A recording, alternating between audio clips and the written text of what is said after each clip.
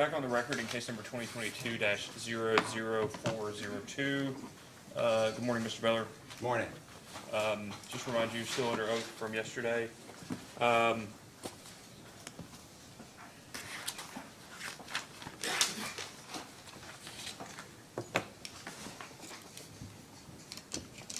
want to pick up on your response yesterday. I don't know that I fully understood it.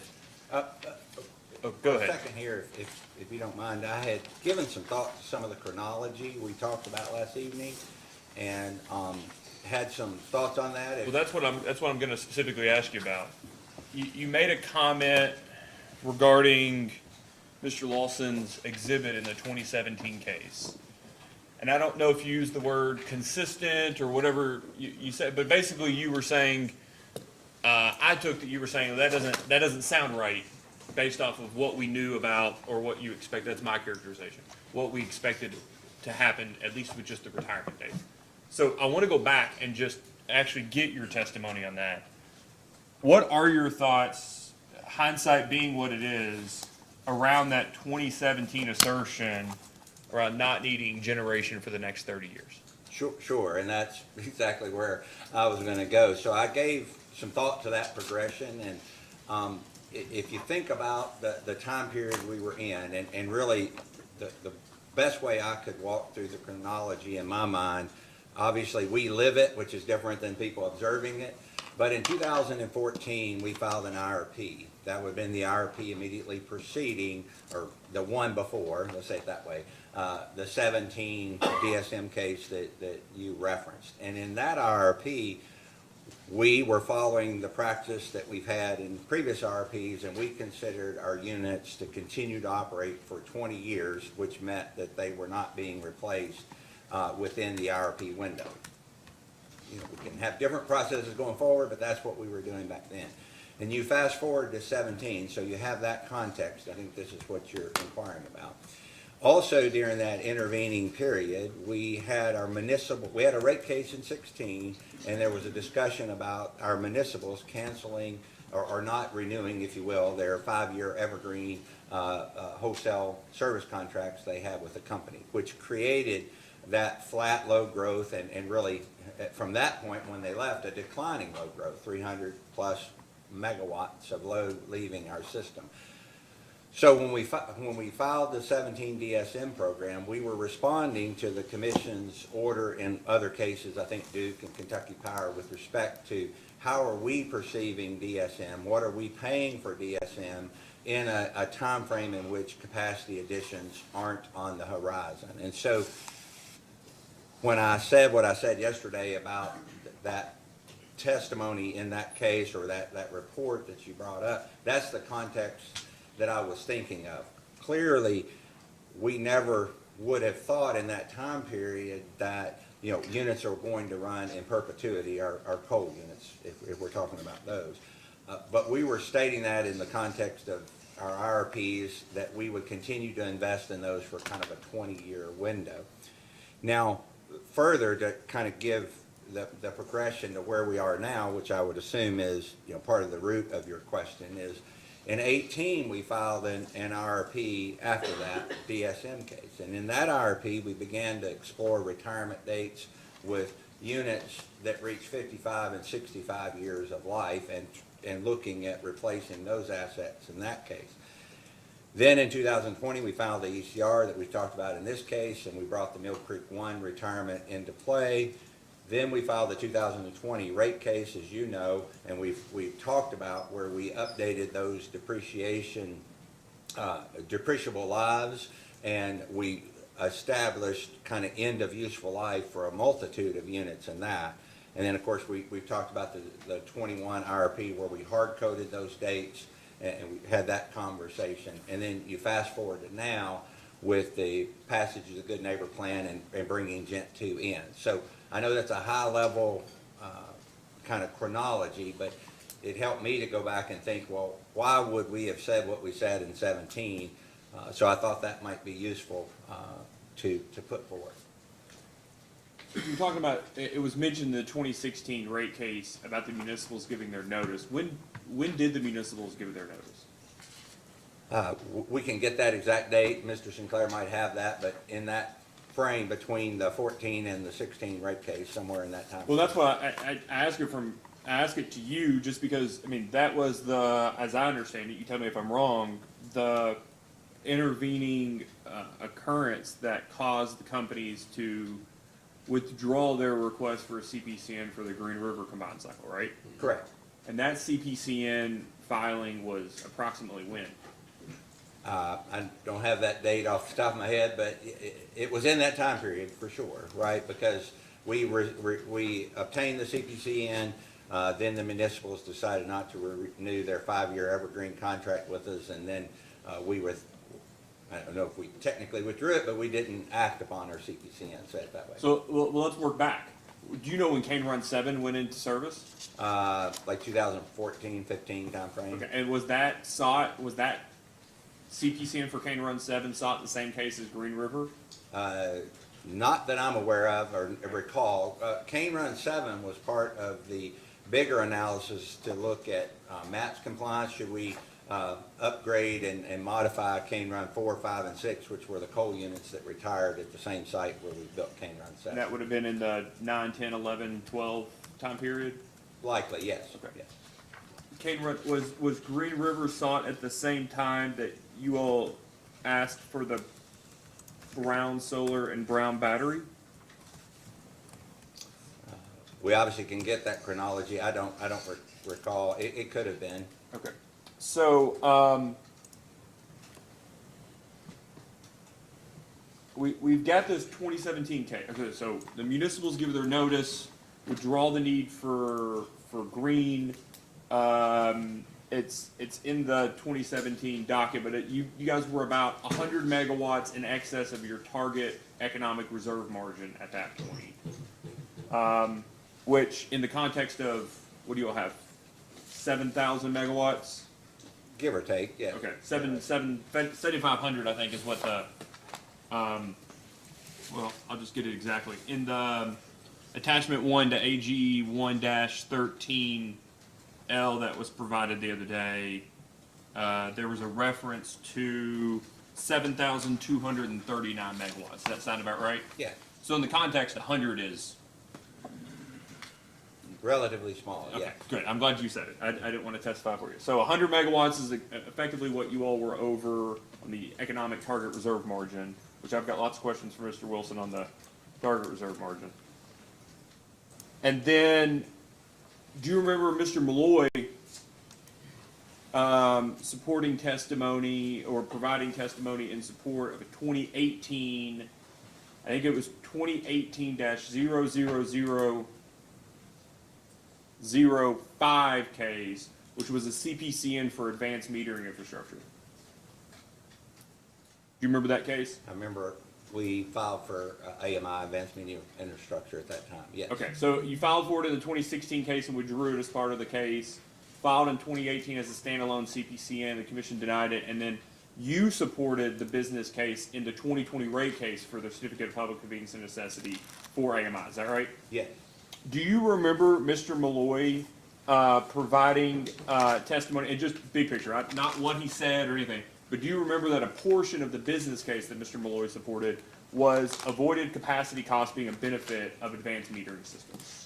I remember that broadly. I don't remember the details of his testimony. Okay, but do you, since you supported the business case subsequently, do you conceptually have an appreciation for what the avoided capacity benefit would have been of advanced metering systems? In the case where I filed the testimony, we did not, to my recollection, have a component of savings for AMI. We had energy savings as part of. I'm sorry. We're gonna just remember the question asked because I'm gonna forget how to ask it for a second. We're gonna need to take a recess. We've got a IT issue that's causing us to go in and out. We'll need to change something out in the back. So we'll take a short recess.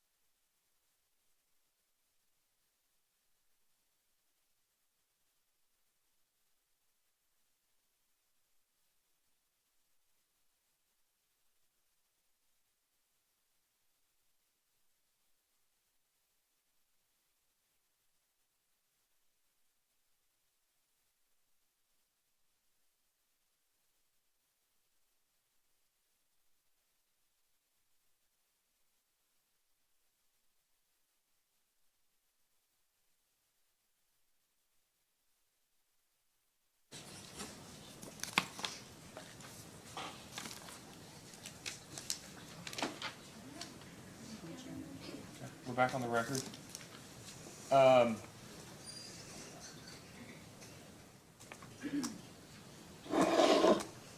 What's that?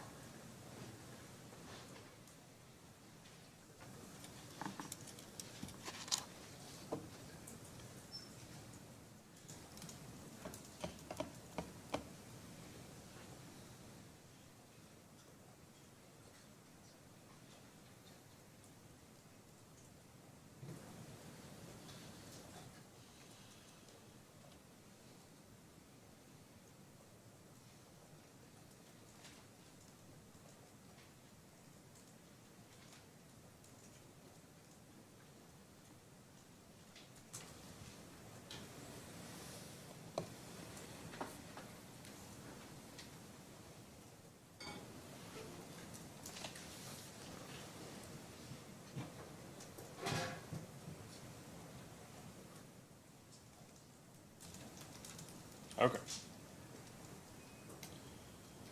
So, Mr. Bellard, you were trying to answer my question about the avoided capacity or avoided capacity costs of AMI. Do you remember that? Yes. Okay. Do you remember that being a component? Well, do you remember in what context it was a component of Mr. Malloy's business case? I don't remember the specifics of that case. I know in general, AMI, all the business cases we filed up and through the case where we received approval to go forward with that project included, a long study period. Obviously, we were trying to study it over the life of AMI. I'm not familiar with the details of that or recall those details, how we presented that study analysis period and what capacity benefits we attributed to AMI at that point. Okay.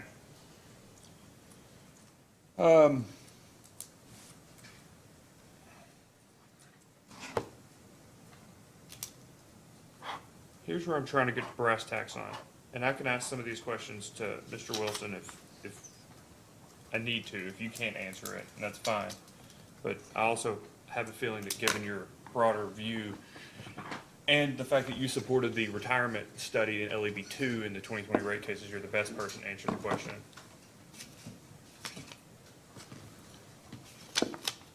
The context you provided this morning is very helpful. I think it's very important.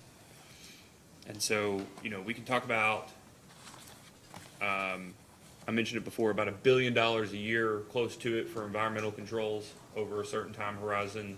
I think there was maybe a 5-year period where it was almost $1 billion a year coming through the ECR, but it doesn't matter. We agreed it was a lot of money coming through the ECR for a number of years, particularly the MATS compliance costs.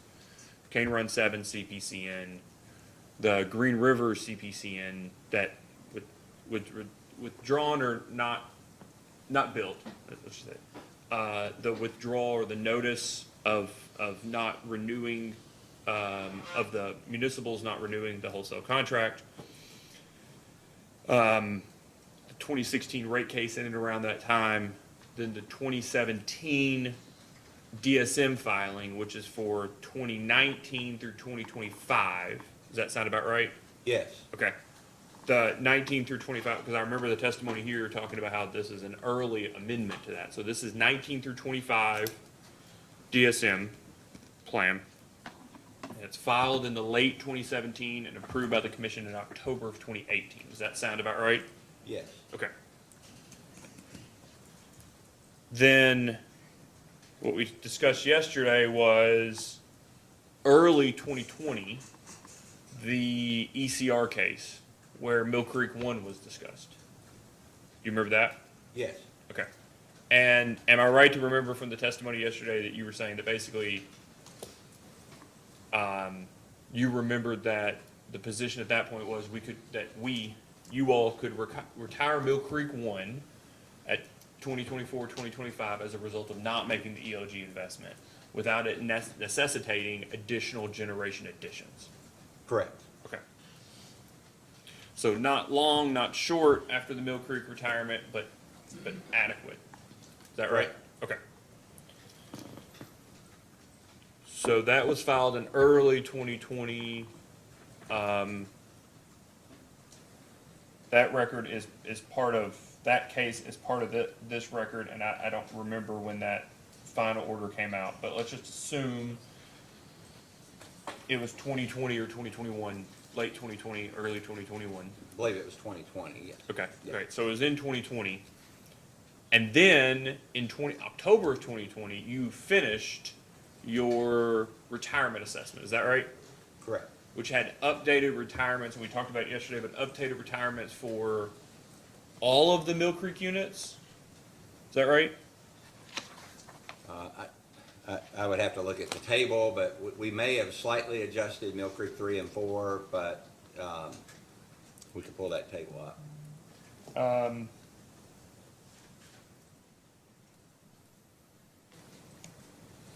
Yeah, we could pull it up, but all of them were adjusted. So Brown 3 was from 2035 to 2028, Gent 4, 2038 to 2037, Mill Creek 1 through 4 respectively, I'm about to read through them, 2032 to 2024, 2034 to 2028, 2038 to 2039, so out for Mill Creek 3, and then for Mill Creek 4, 2042 to 2039, and then Trimble County 1, 2050 to 2045. Does that sound right?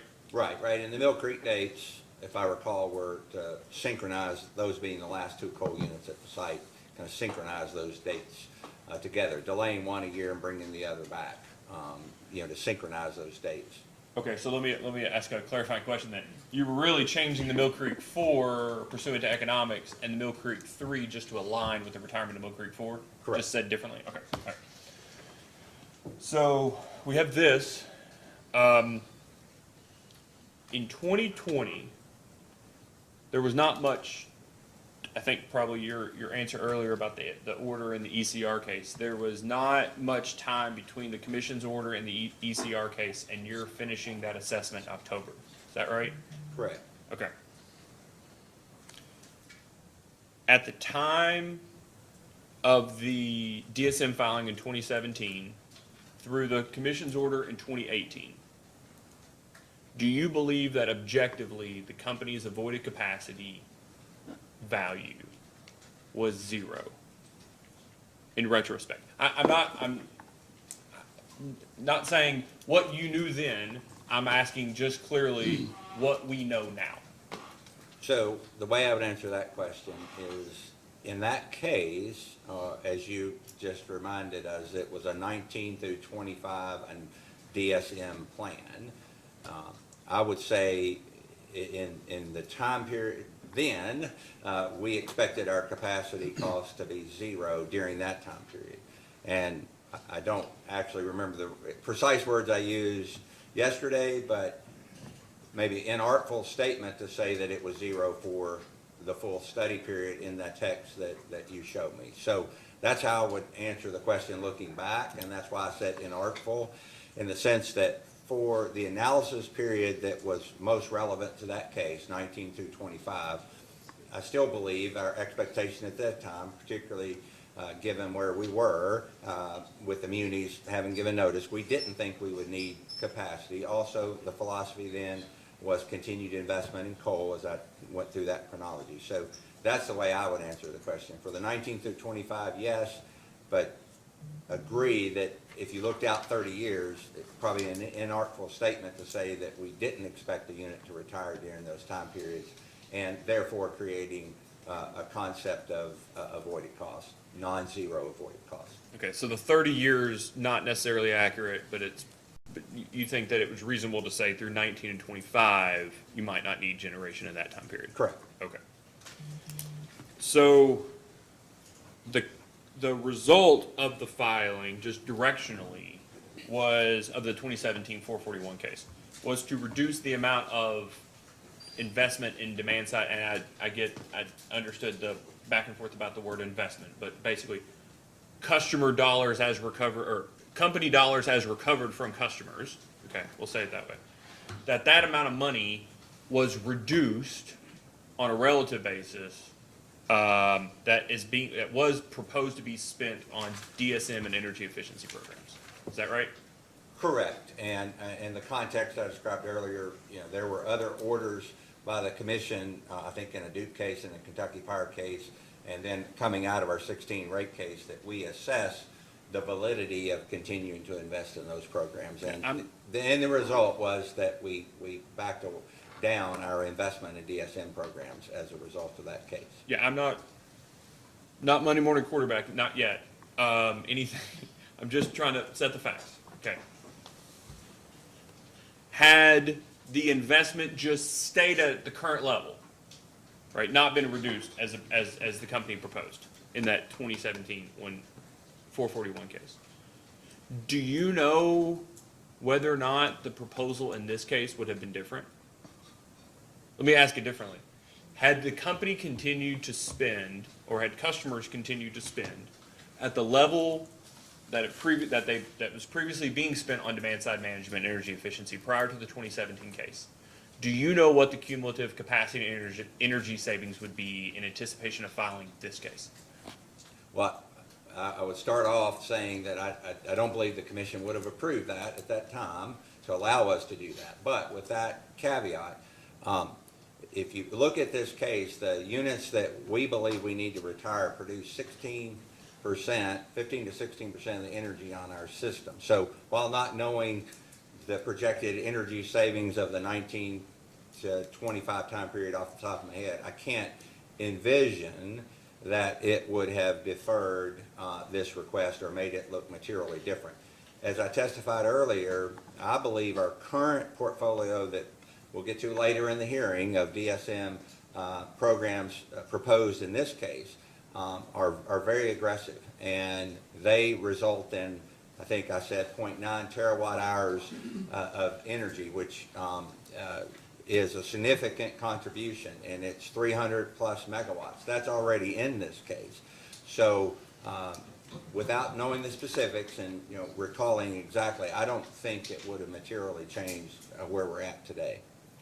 Okay. So over a study period, similar to the one I think 900 billion kilowatt hours, what you just were talking about? Yes. Okay. You don't think that previous program would have made a $900 billion kilowatt hour reduction over the same, I think maybe it's 20 years that you're discussing with your current proposal? Just based on my general recollection that the program we've proposed in these cases are the largest we've ever proposed. Okay. That's how I'm making the connection, just so we're clear. Okay. Because I don't have committed to memory what we had proposed in the 19 through 25 period or the programs that were active at that time. Yeah, and I guess what I'm trying to have an appreciation for is you all proposed a demand side management energy efficiency suite alongside CPCNs in this case, correct? Yes.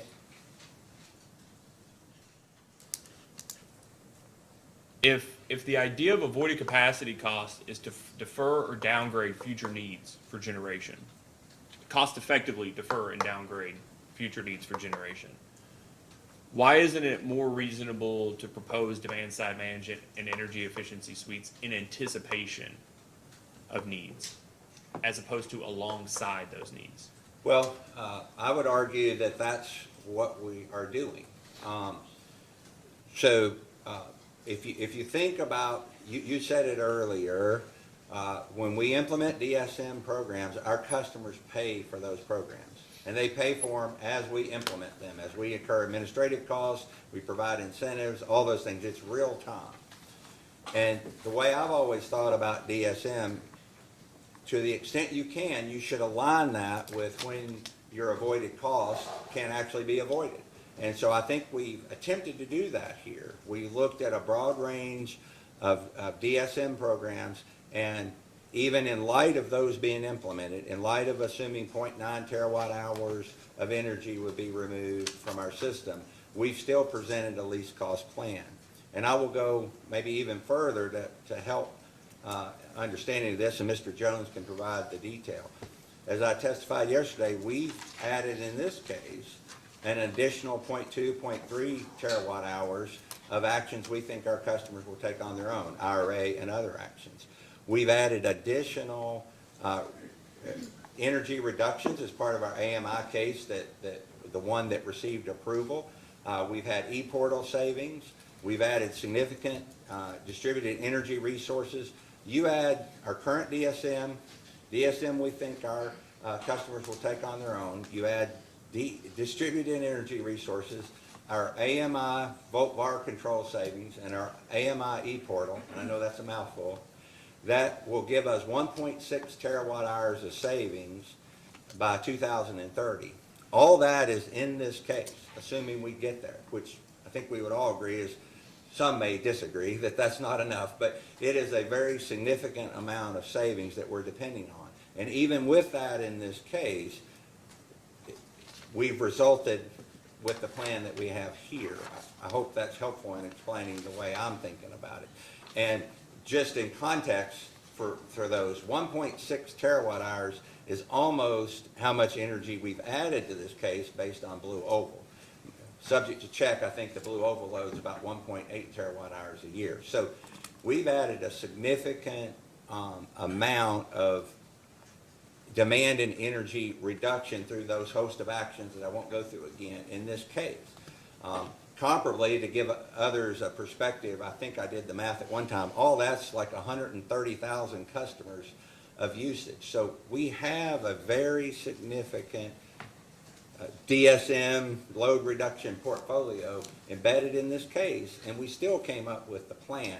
And I think that's what you're asking, if I'm understanding it, is if we made efforts to reduce customer load through a variety of actions, would it have changed our plan? And I'm trying to put into context that I think we have, and we did, and we still came up with this plan.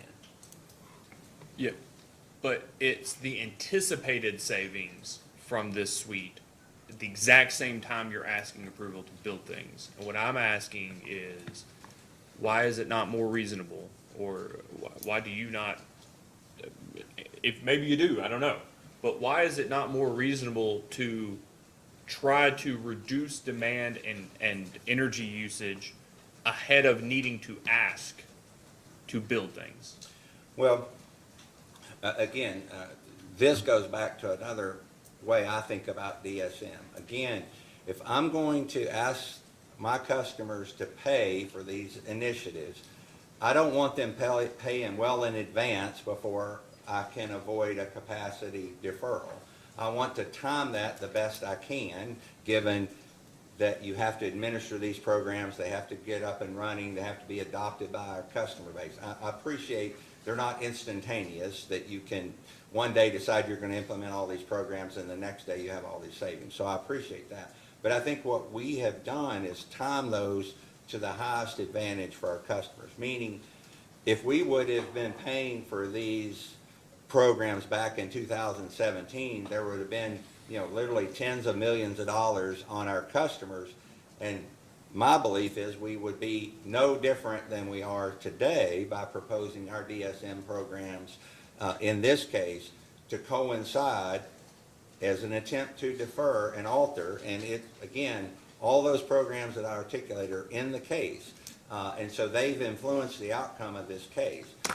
And so I don't think that having invested along the way would have produced a significantly different result with respect to this filing. So let's just walk through chronologically what you knew and when with regards to the company's capacity position, okay? We've got Mr. Lawson's testimony about not needing generation for 30 years, and I appreciate your context with that in the 2017 DSM case, right? Correct. Okay. that was filed in late 2017, approved in October of 2018. 2020, we were talking earlier, Mr. Wilson's testimony in the ECR, Mill Creek 1, your testimony earlier, the idea at that point was the companies could lose Mill Creek 1 or retire Mill Creek 1, not need additional capacity, correct? Correct. Okay. Fast forward to your testimony, your LEB 2 in the 2020 rate cases, where you moved forward the depreciation, or you proposed, I'm trying to exactly get the term. You did a study of what you believe to be the economic retirement dates of generation, correct? Correct. And then the company had a proposal regarding the depreciable life in that case, right? Based off that study. Correct. Okay. And that moved forward, that basically codified, whatever you want to say, but that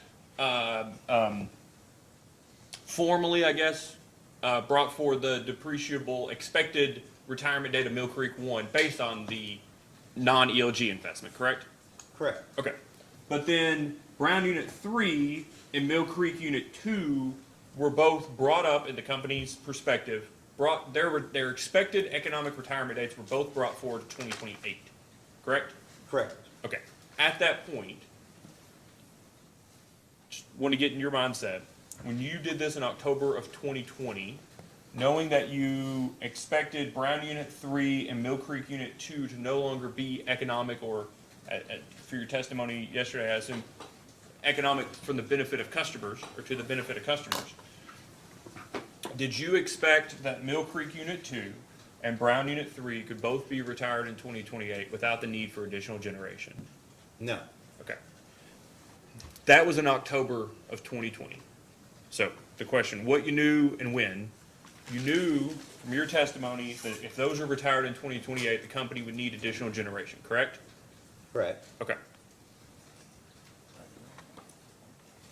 We have the ability to discount future costs and revenues, correct? Like in analyzing things. Correct. Okay. Mr. Wilson seems to be an expert in discounting these things, doing a present value or net present value, or even a net present value revenue requirement calculation, right? Yes. Okay. So to your point earlier, your concern for customers paying for something now, even though the need to defer or downsize something is in an outer year, that can be addressed by discounting those costs that they're paying, correct? Correct. Okay. So what you knew in October of 2020 is that at some point, probably 2028, the company would need additional generation. What efforts are you aware of, personally aware of, that the company took at that point to readdress or to reassess its demand side management and energy efficiency programs? So, we're always thinking about the next filing that we make with the commission, whether that be for DSM or new generation. And we all appreciate this process we're going through. We filed this case back in December of 2022, and we're sitting here today, some many months after, and we'll get an order almost a year after we file that. So we're always thinking ahead is the context of that. And so at that time, we did have the appreciation that you're articulating. We also appreciated, as a whole, my perspective that we don't need 8 years to ramp up DSM programs to optimize what we think we could optimize around a suspected avoided capacity cost. Of course, also at that time, to be fulsome in my response, we didn't know exactly what our alternatives would be to supplying our needs after Mill Creek 2 and Brown 3 retired. So we knew all of that. We had all of that perspective, constantly looking at things. And so we decided, this is what I think you're trying to understand, that we would wait at that time, knowing everything we knew, until we had a better vision on what our avoided capacity costs would be and where we were going with capacity replacement. We felt that the timing, notwithstanding some specific net present value in that analysis, but we felt that the timing of a DSM program we could peak the benefits alongside of this 2028, as it turns out, 27, 28, retirement dates of units. So that was, collectively my view from where I sit of our thoughts around that case and why we did or didn't move at that particular time. Okay. I appreciated your response earlier about what you thought the avoided capacity value was in 2017 when that application was filed, since it was a 19 to 25 timeframe. When you finish your analysis in October, and you probably don't sit around thinking about these things, but just try to put yourself in the position, just knowing what you knew at that time, right? I'm not asking you hindsight 2020 kind of thing, or to look at it with the information you have now.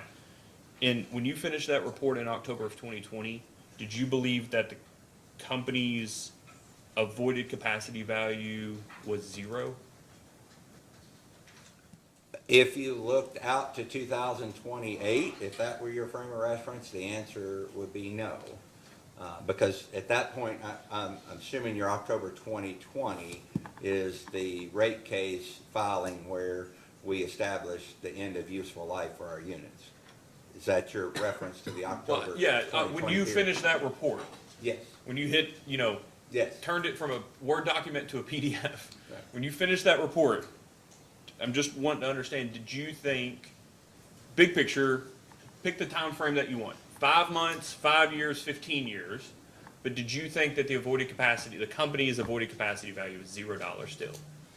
Not in 2028. I appreciated that in 24 it would be because we've established that we felt that we could retire Mill Creek 1 at the end of 24 without any replacement capacity. So if you're asking, my thoughts would have been in 28, yes, it's going to have a value.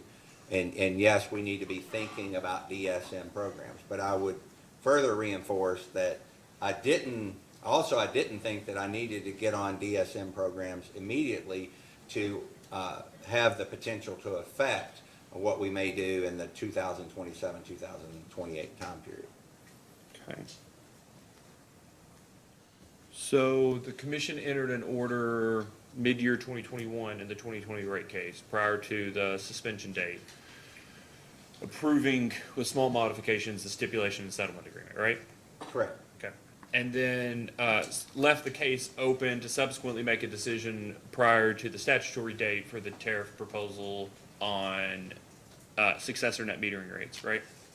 I believe that to be true, yes. Okay.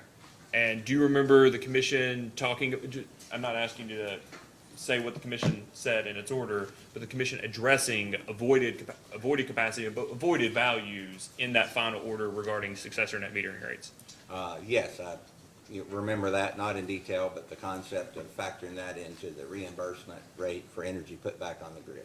Okay. And just to be clear, was it your takeaway that the commission at that point had taken some position on what the company's avoided capacity value was in any given year? I don't recall what that decision was, but yes, Just I taking would a agree position. that the commission took a position in that case. Okay. That was in 2021, right? Correct. At that point, just again, if you could go back in time, did you believe that the company's capacity value was zero? Again, from my standpoint, it was zero up until we needed new generation based on the retirements that we'd established in the rate case, which would have been 28 at that point, or it turns out now with Good Neighbor Plan and other inputs to the process, 27 and 28. Okay. So, if you could for a second, try to put yourself in a commissioner's shoes. I got two of them. Shoes. The need that you guys are proposing or underlying the CPCNs begins in 27 and 28. Is that right? It begins when we retire those assets that we've established in this case that need to be retired, yes. Well, the final answer was yes, but is it 27 and 28, that's the year in which the need exists under Yes. the proposal? Okay. And then it's the need for energy and capacity subsequent to that, correct? Yes, after those units retire, yes. Okay. So you're coming in 2022, the application was tendered with us in 2022, officially filed January 6, 2023. Okay, so you're coming in 2022, asking to build something in 27, 28 to meet demands in 28 through 48, 58, 68, right? Yes.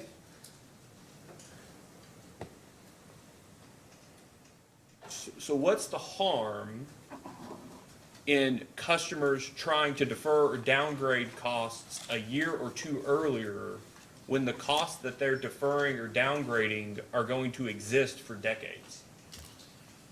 Well, you mentioned present value before, so, and this is the way, I'm thinking about it, I think the way the company thinks about it. The harm would be those customers are paying something that they didn't need to pay. So our belief is that, again, in this case, we filed DSM. We think we can achieve the maximum potential of energy savings, capacity savings that would have the greatest effect on our portfolio, whatever our needs are, and we think those are well timed. And I understand from your perspective why you're asking the question. And the simple question was, would our case be materially different if we would have backed that up some period of time, 18 months, 2 years, and filed for it earlier and asked for customers to start paying for those initiatives earlier?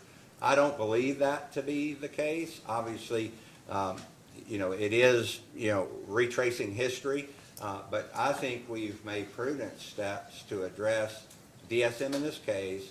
Obviously, we had the MI filing, we were looking at energy savings there, and I think we have a very robust plan that was baked into this analysis and did not change what we're recommending here. And the harm I would see is asking customers, notwithstanding net present value, but if they don't have to pay for it, you don't need to do a net present value analysis to determine that we should do that. We should avoid any costs we can on the customer's behalf. Yeah, but the other side of that equation is the question of, did customers have to pay for the investment? Had the demand side management and energy efficiency been implemented, would that have negated the need for something else that customers are being asked by the company in this case to pay for? And my argument is no. Okay. That our case, and I went through all the things we have in our case, did not, our proposal is in light of all those actions taking place. And that's exactly what I'm saying is the customers, it makes sense for them to pay for the energy efficiency and the investment. And my belief is if we would have started it sooner, they would have just paid more and we would have made the same investment proposal we have in this case.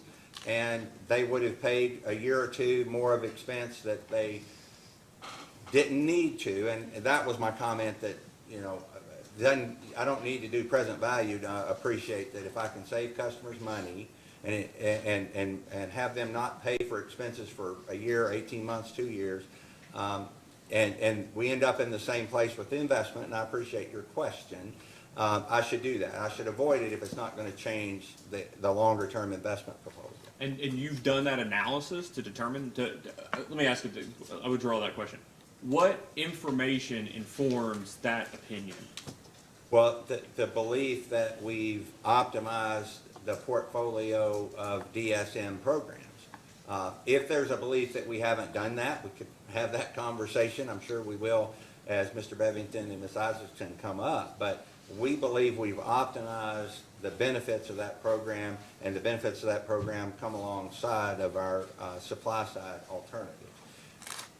Obviously, we didn't make a energy efficiency filing, which is your this line of discussion that we're having now in 2021 or even early 2022. We haven't gone back and redone that analysis, but I'm just trying to give you insight as to the way we came to the conclusion that we did. But how is that any different than starting a race on the second day of a 3-day race and saying that you're comfortable you did all you could because you're going as fast as you can on the second day? Well, I'm sorry, I withdraw the question. let me just, you got the order in the 2021 rate case. You got the order in 2021 setting the successor net metering rates, and you discussed, you remember there being, the commission made some determination on avoided values, right? Yes. Okay. At that point, did you think that the company's avoided capacity value was $0? At that point, I appreciated what the commission ordered, and I thought our avoided capacity cost real time was zero, but there would be avoided capacity costs in 2028. Okay, so that was in 2021, right? When did you all find out about the Ford facility? When was the Ford facility? Certainly, I mean, I assume now we can say certainly, but like, when did you have confidence that the Ford facility was coming to the KU territory? The best of my recollection, the pitch was in June of 21. I participated in the pitch to Ford when we made our case for having them located in Kentucky. But I can't remember when they committed. It seems like it was the governor's press conference here in Frankfurt was in the fall, late summer of that year. It was in 2021. Is that fair to say? Just Yes. Calendar year 2020. That's the best of my recollection, subject to check. How many terawatt hours, or do you expect them to use a year? Again, subject to check, the load is about 270 megawatts and 1.8 terawatt hours A year. a year. Okay. So that's almost 2 billion kilowatt hours, right? Correct.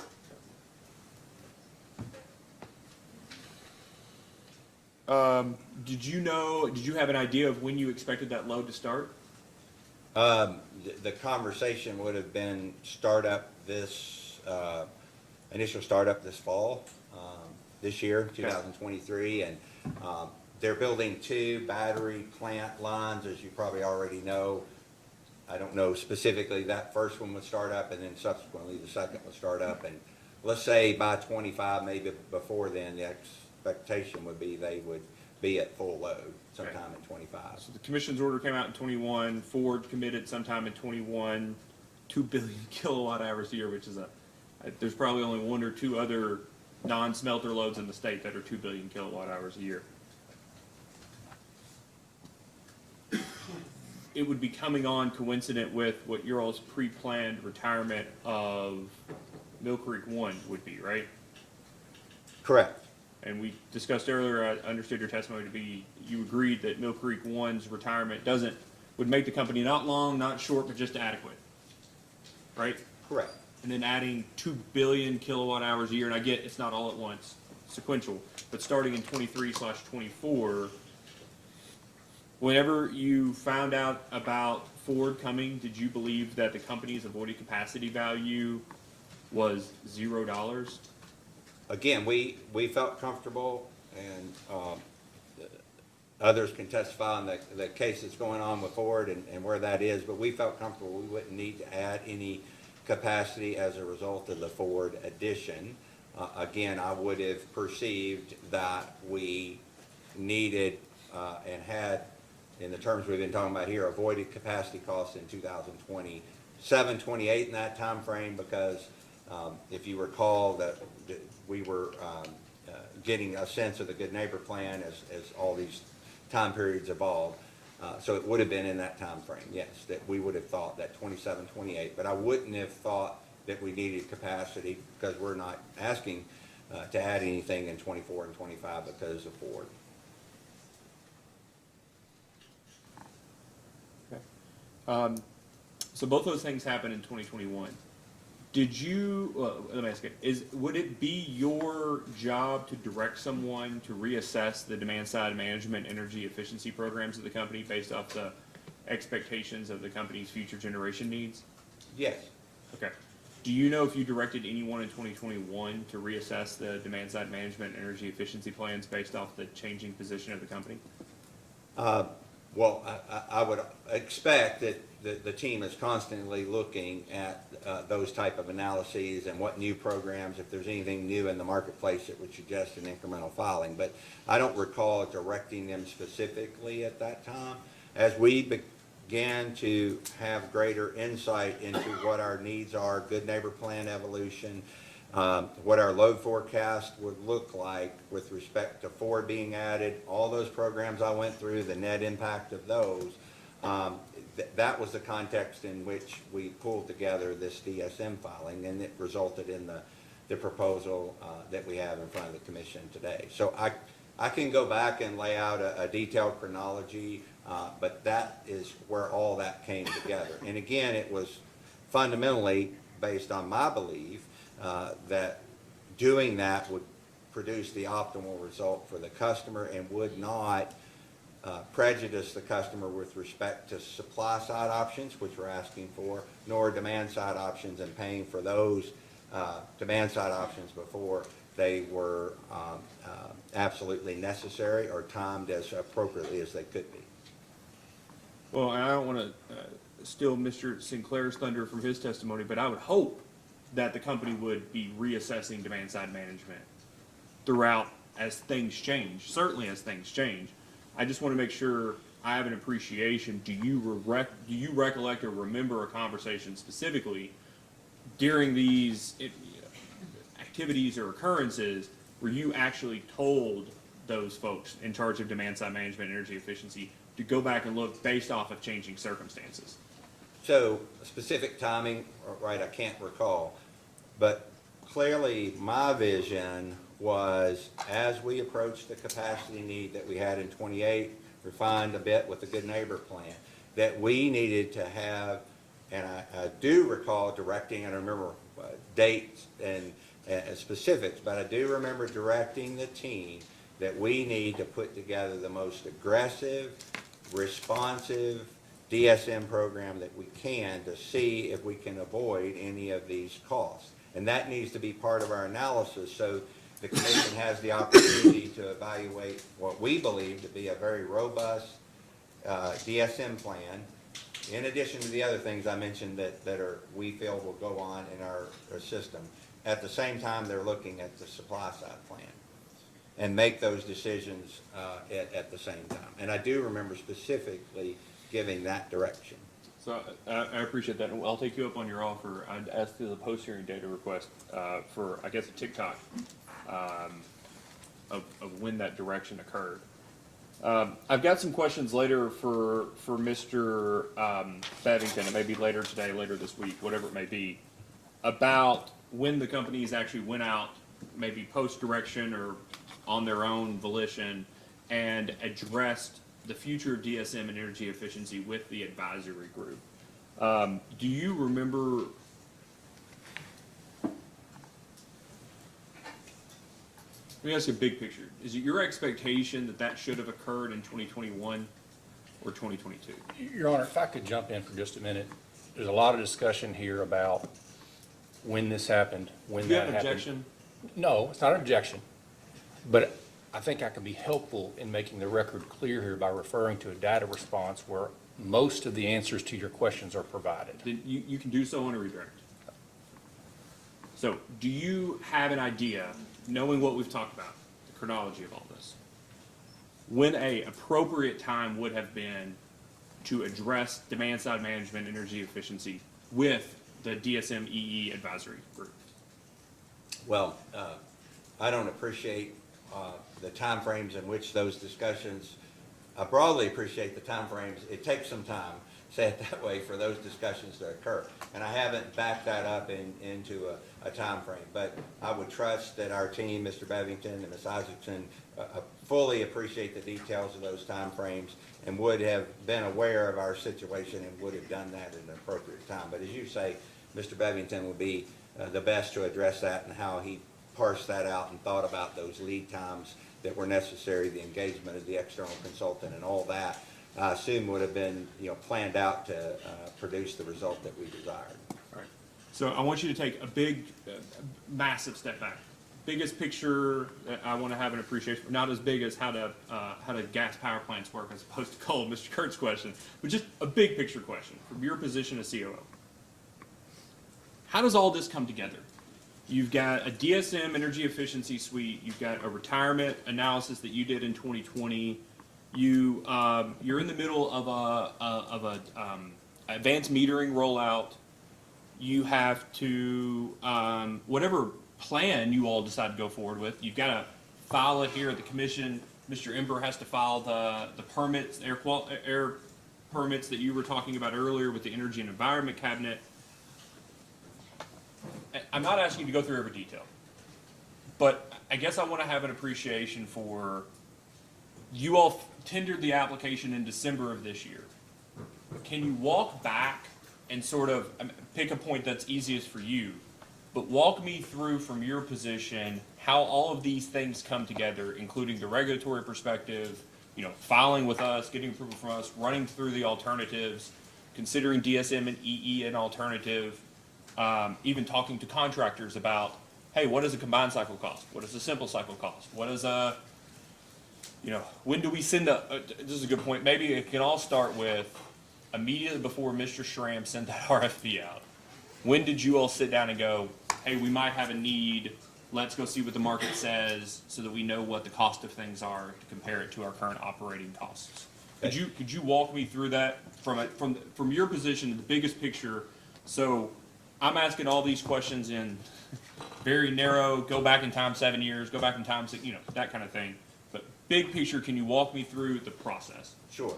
So you just articulated, and I won't repeat, various groups in the company have taken actions, would have needed to take actions to end up in this filing and get us in this room today where we're at. I think that's kind of what you're asking, right? How did all that transpire? Well, the first thing I'll say is all those people are really smart. Most of them a lot smarter than I am.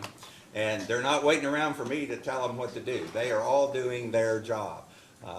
Mr. Ember, for example, is constantly looking at permitting, what options there are. Mr. Schramm's constantly looking at the market, and I could go on and on without belaboring the point. So all of these things are known to the companies. We have business plan processes that we go through. And so it happens more organically than perhaps you would think. We didn't get all in a room one day and all this work start.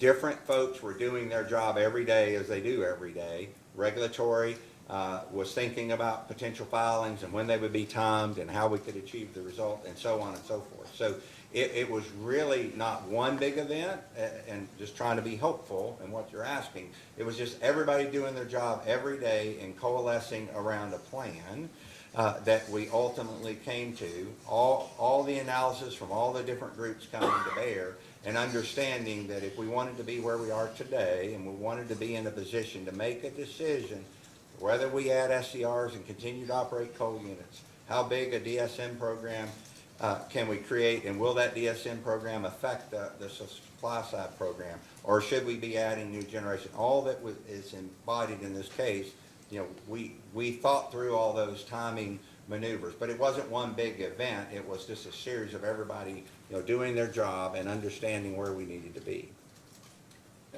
The reason I asked the question big picture is because it all culminated, whether everybody's doing things organically or not, it has funneled down into effectively a single proceeding, right? All the retirements, all the replacements, the PPAs, the batteries, the it's not really self-built, but self-owned solar, the retirement of the big power plants, the retirement of the small CTs, which you all have been talking about for a number of years, right? The small CTs. Correct. Not having an extended future, expected future. Okay. Is it happenstance that it all ended up in the same filing, or were things just happening all at the same time that it made sense to make them in the same filing? No, I didn't, in my description, mean to think things weren't in a planned way, but we didn't have the answer is what I'm trying to get to. We didn't have the answer or know exactly where all this would lead us. Obviously, we issued the RFP. We didn't know what responses we were going to get or how they were going to evaluate out, which is detailed in the case that we have here today. So collectively, we would have, as we got more information, continued to make decisions, and then ultimately, the whole process ended up, as you just articulated, in combining those two filings and making, in our view, what we thought was the right approach, a DSM filing along with the CPCN filing. Again, we all knew that we were going to take an aggressive effort on the DSM side, regardless of where we were at elsewhere, what other answer we got from the RFP and the other things that you articulated. But ultimately, we made the decision to combine those into one proceeding. Some of the questions, if we filed DSM 3 months earlier or 6 months earlier, would have been very tied into the case that we have now.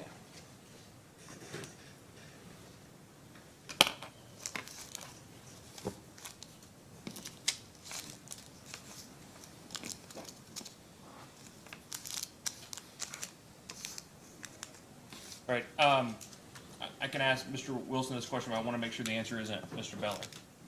Who gives Mr. Wilson his stay open costs? That would be our generation group. We have obviously folks that are in charge of operating the units, planning for the units. We have a generation services group that's inside that group that does all that planning for generation. So Mr. Wilson would have requested from that group, the one that's intimately familiar with every asset that we own, what are those stay open costs, what do they entail, and when would you think, based on your detailed knowledge of those assets, those expenditures would be required? All right, so let me ask the direct question. Insofar as the stay open costs that Mr. Wilson used in this case are different than the stay open costs presented to the commission in the the record that's incorporated in this case, 2020-61, insofar as they are different, who would be the best witness to ask questions of those differences? Because they're both in Mr. Wilson's testimony, but knowing what I know about Mr. Wilson, he's not coming up with the stay open cost. So is there a witness that's best that you're aware of that's the person I should ask those questions to? Well, I would be the best one to ask those questions. I haven't laid those two sets of costs down next to each other and debated those with the generation team, but I would be the one to explore those questions with. Okay.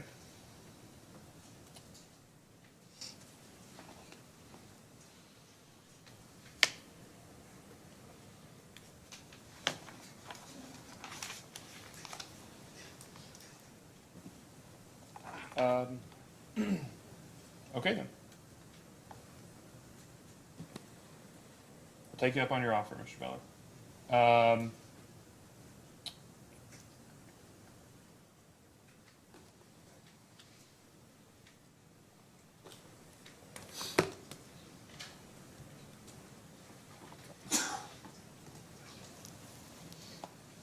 When the company generally says stay open costs, like in the concept of or in the context of the 2020 ECR case, does that include the number of categories that that Mr. Wilson uses in his testimony? Well, here, I'll give you an example.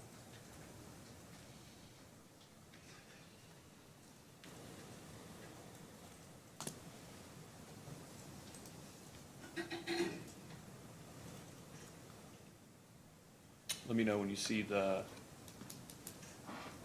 on your right-hand side. Right-hand side, sorry. Is it on today? Yes, Okay. it is on today. All right. And is this, what case is this from? This is this case, sorry. This is part of,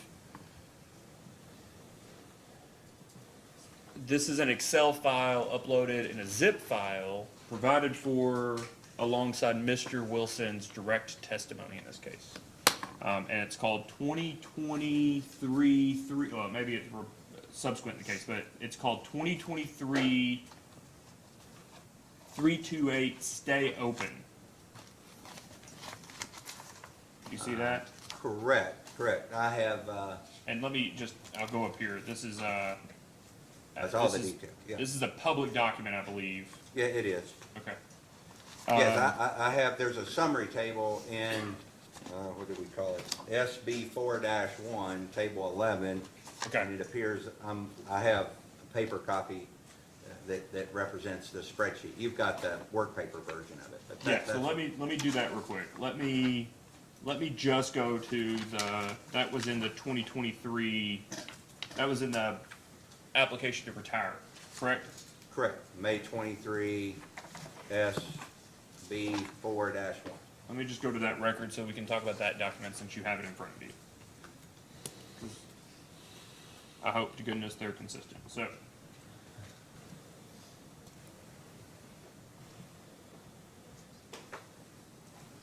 SB 4-1, that was an attachment to yours or Mr. Wilson's testimony?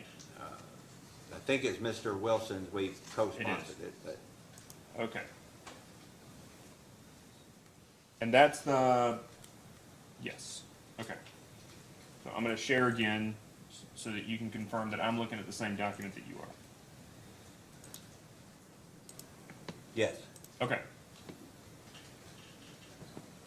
The table is entitled Stay Open Costs, right? yes, Does stay open costs include ongoing costs, standard overhaul costs, life extension overhaul costs, environmental compliance costs, and other expenses or investments required for future use of the assets?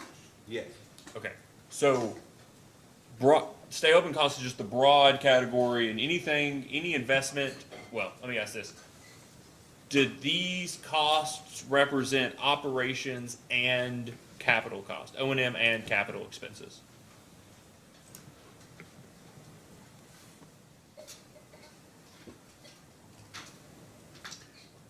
They should, so just to be helpful on that, one of the costs in here, we call them overhaul costs, standard overhaul costs. And those would include both O&M and capital. And so subject to check, I don't believe there's a corresponding table that breaks this out. Maybe the data you quickly referenced through scrolling through the prior spreadsheet, it may have had that breakout in it. But Okay.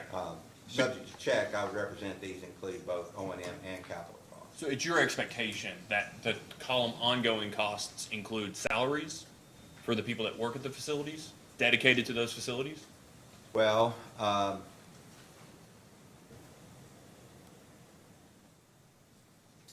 would have to think in terms of, Well, let me ask a very direct question. You can tell me, the Brown 3 ongoing costs are, I think, fair to say relatively high, correct?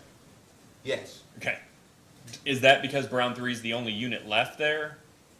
yes, And that's because there are costs incurred at the Brown station that are, because there are less generators there than used to be, it's being allocated a greater proportion of joint costs, is that right? exactly. So Okay. to edify that point, we have 90 employees at Brown today, and they operate one plant.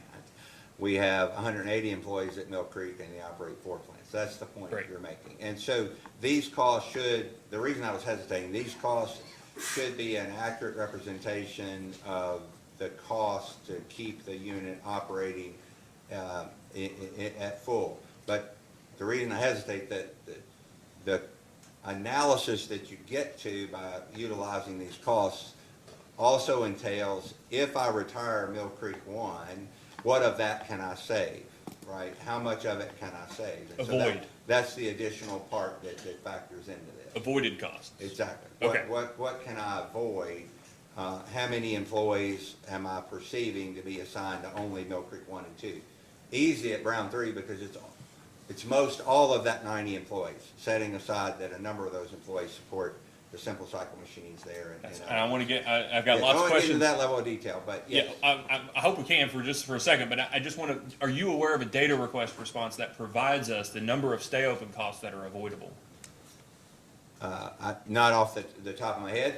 It's in the analysis, though. If we Okay. haven't responded to a DR with that specific detail, that's clearly exactly what we evaluated. When we looked at retiring Brown 3 and replacing it with a combined cycle, we took that 90 staff and said, how many of those people can be repurposed? What's the final staffing we would have at Brown if it's Brown 12 and the combustion turbines? So all that is baked into the analysis with respect to dollars, but as we're discussing here, it comes down to people and process and projects. That's, so, if you're running a calculation that retires Brown 3 and doesn't include Brown 12, Brown 3 is more expensive or less expensive with the inclusion of Brown 12 being built. So you can avoid more cost, if this is the root of your question, by retiring Brown 3 with respect to personnel, let's use that as an example, than you could Mill Creek 1 and 2. If I recall correctly, if we retire Mill Creek 1 and 2, and let's use people just as there's investments and we can talk about those too, but my recollection is we had roughly 24 people we think would we be able to reduce and repurpose by retiring Mill Creek 1 and Mill Creek 2. That number is much higher for Brown because, as we've just been discussing, it's a single unit station, and therefore you could avoid labor and a host of other expenses. You don't have to operate any CCR work and all those things, whereas you would still continue that work at Mill Creek, right, to handle bottom ash, maintain a landfill. All that would still happen at Mill Creek, but you'd just do less of it. At Brown, you would just eliminate those activities altogether. Okay. Hopefully that's helpful in what you're trying to get. It is, and that's what I'm trying to, so I get that part of your analysis in 2020, the economic retirement of Brown 3 was in large part a result of that $26 million investment necessary in 27 to that overhaul cost in 27 to keep the unit going, plus the fact that its input costs are high, correct?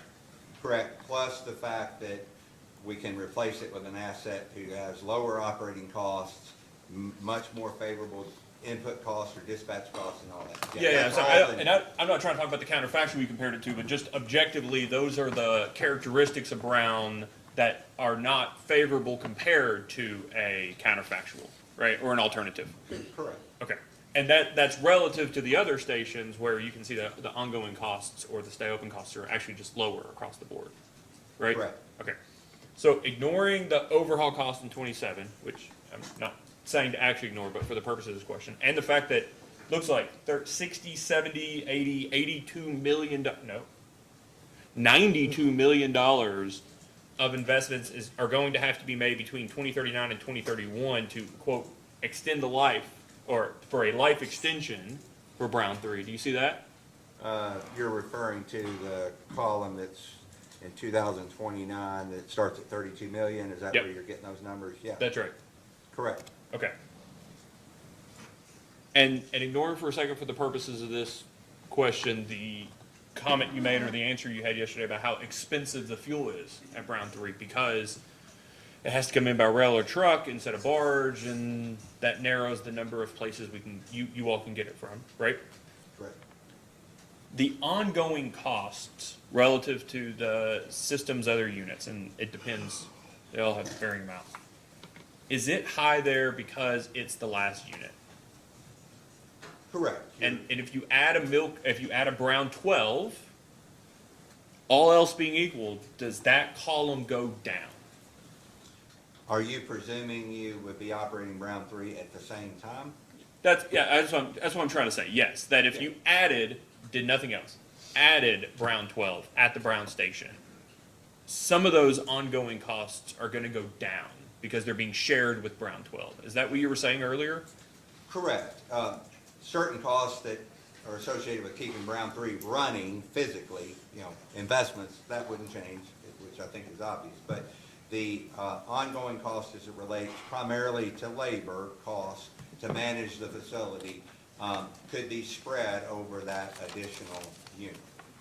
Okay. And said differently, these are ongoing costs that if Brown 1 and 2 were still operating, would be lower for Brown 3 because they would be effectively allocated and shared with Brown 1 and 2. Correct. Okay, that's helpful. So I'm gonna stop sharing that for just a second so I can pull up the other document.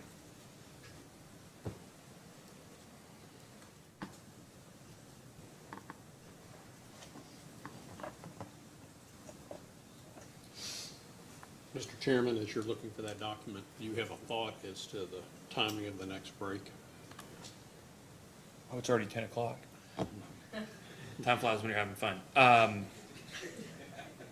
Well, why don't we just, it's been an hour and a half, so why don't we go ahead and take a break now, and then we'll come right back after 15 minutes. All right. Is that all right with you, Mr. Riggs? Yes, sir. All right.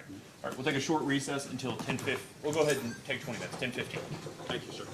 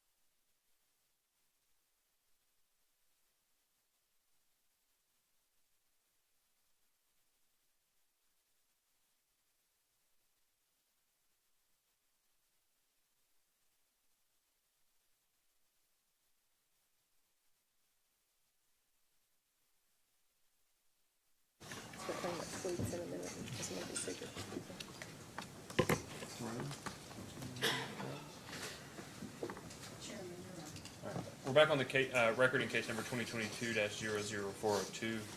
Mr. Beller, I just, real quick, you have in front of you that exhibit from 2023-122, the SB 4-1, is that right? The the table 11 stay open costs? Yes. Okay.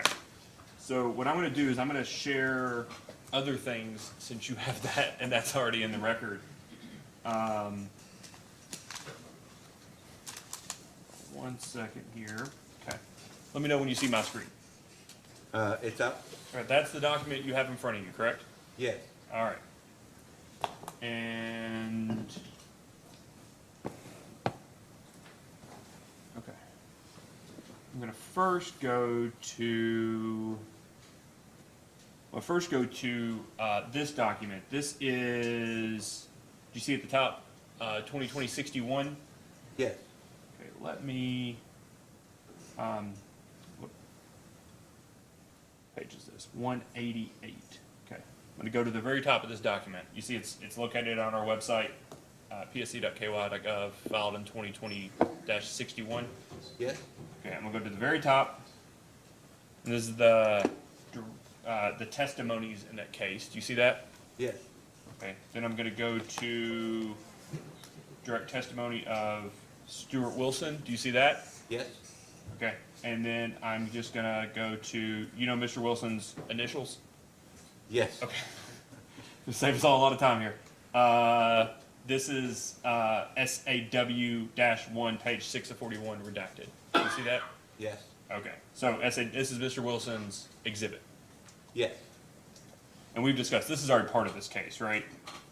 Yes. Include the record. All right. So this has stay open costs for the Mill Creek, the Gent, and the Trimble County units. Would you agree? Yes, yes. Paragraph before that, total stay open costs include costs for regular maintenance and major maintenance. And the analysis assumes additional costs for major maintenance within 8 years can be avoided and scaled down. Yes. Okay. Regular maintenance, major maintenance. Just direct question here. Is this different? Are these costs included in stay open costs different than the costs, the categories of costs, different than the categories of costs that make up the table that's in front of you in SB 4-1? So from the descriptor, and that's the reason I read it, looking at this table, it doesn't appear to include life extension costs, which is another column in table 11 that I'm looking at here. It does not Okay. appear to include those costs. So can we just pick do you mind to pick a year just to compare for one of the units at issue in this case? Sure. Can we just pick Mill Creek 2? Okay. All right, do you see that in Mr. Wilson's testimony, the information that, well, let me just take a step back. Mr. Wilson wouldn't have come up with this information on his own, right? This was, to your answer earlier, provided to him? Yes. Okay, so Mr. Wilson was provided this information. Mr. Wilson was provided that the stay open costs, as calculated here, for Mill Creek 2 in 2024 was $29.7 million. Correct. Okay. Do you mind to go to that other document that you have? Yes, it's the The table 11? Yes. Okay. Do you mind to look at Mill Creek 2 in 2024? It is, the ongoing costs are 21 million, nothing listed in overall cost, and in 2024, in table 11, nothing listed as life extension, and of course, the SCR costs are included here, which would not have been in that case. Okay. That's in excess of an $8 million difference. Is that right? Correct, and I think there are two possible things going on here as we started this line of questioning. It does appear that the ECR table does not include life extension costs. And we can pick other years. For Mill Creek 2, for example, those are included on table 11 beginning in 29. But We do move maintenance around at facilities, and so that can change the cost, ongoing cost profile. I haven't, as I think I started before we took the break, laid these two tables down, but it would be a snapshot in time. So what I'm trying to say, I wouldn't expect the numbers to be exactly the same. As we assess unit conditions, we move expenses around, we move outages around, constantly to optimize, our spend on the units. So I wouldn't expect them to be exactly the same, and without going into the detailed background, couldn't explain, $4 or $5 million differences in the numbers. What about an $8 million difference? And I just picked a random year. No, There's no. a lot of differences here. But $8 million is 40% of, and a 40% difference, right? Correct. So okay. Before we go any further, your last answer.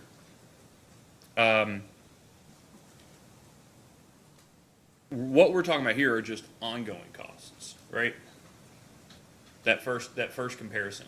So to be clear, the table 4 that was up previously, I'm sure it's somewhere, but it's not exhibited in that table how we've broken those up. The text. I'll and bring that's it up why- for you. It's on the other window now. Okay, There you that's go. where I read it, where it looks to be regular maintenance and major maintenance is included in that. In table 11, we broke that up between ongoing costs and overhaul costs. Those two columns were combined in table 4.2. Are you following that explanation? No. Okay, so if you look back at table 11. Okay, I can. Okay, so the column table labeled ongoing costs and overhaul costs appear to be what is reflected in one number in table 4, the other table that we're looking at. Okay, so taking a step back. When table, well, let's just look at it real quick. 4.2, you read earlier, your first qualifier before we even started the line, I think, was that you read the definition of what the total stay-up in costs represent in 4.2, right? Correct. Okay, when it uses regular maintenance and major maintenance, is that equivalent to the terms overhaul cost standard and overhaul cost life extension? No, I was stating that it appears to be, subject to check, more consistent with ongoing costs in this table that you have up, and overhaul costs with the parentheses standard. Okay, so let's go back. You're still seeing 4.2 here? Correct. Okay. And I'm not saying that explains the difference in any numbers. I'm just trying to interpret without having gone and looked at its component parts. That's fine. Do you mind, after the semicolon, it goes on to describe another component? Do you mind to read that? I know it's small, sorry. No, that's fine. And I'm sorry, where are you at? It's okay. So you read the total stay open costs include costs for regular maintenance and major maintenance, and then there's a semicolon, Okay. and then it says the analysis. The analysis assumes the additional cost for major maintenance within 8 years of retirement can be avoided. Okay, do you know whether major maintenance means overhaul cost standard and or overhaul cost life extension? Again, my presumption, and you can ask Mr. Wilson, that it only includes the standard overhaul costs and does not include life extension. Okay. And I base that on the first part of that sentence I read doesn't say life extension costs. Okay, so I guess what I'm trying to, with MC2, for example, 2024 is significantly higher relative to 2021 through 2025. Would you agree? Something like $7.5 million higher than the second highest year. And which table are you looking at, 4.2? 4.2, the one that's on the screen. Okay, once on the screen, and 2020.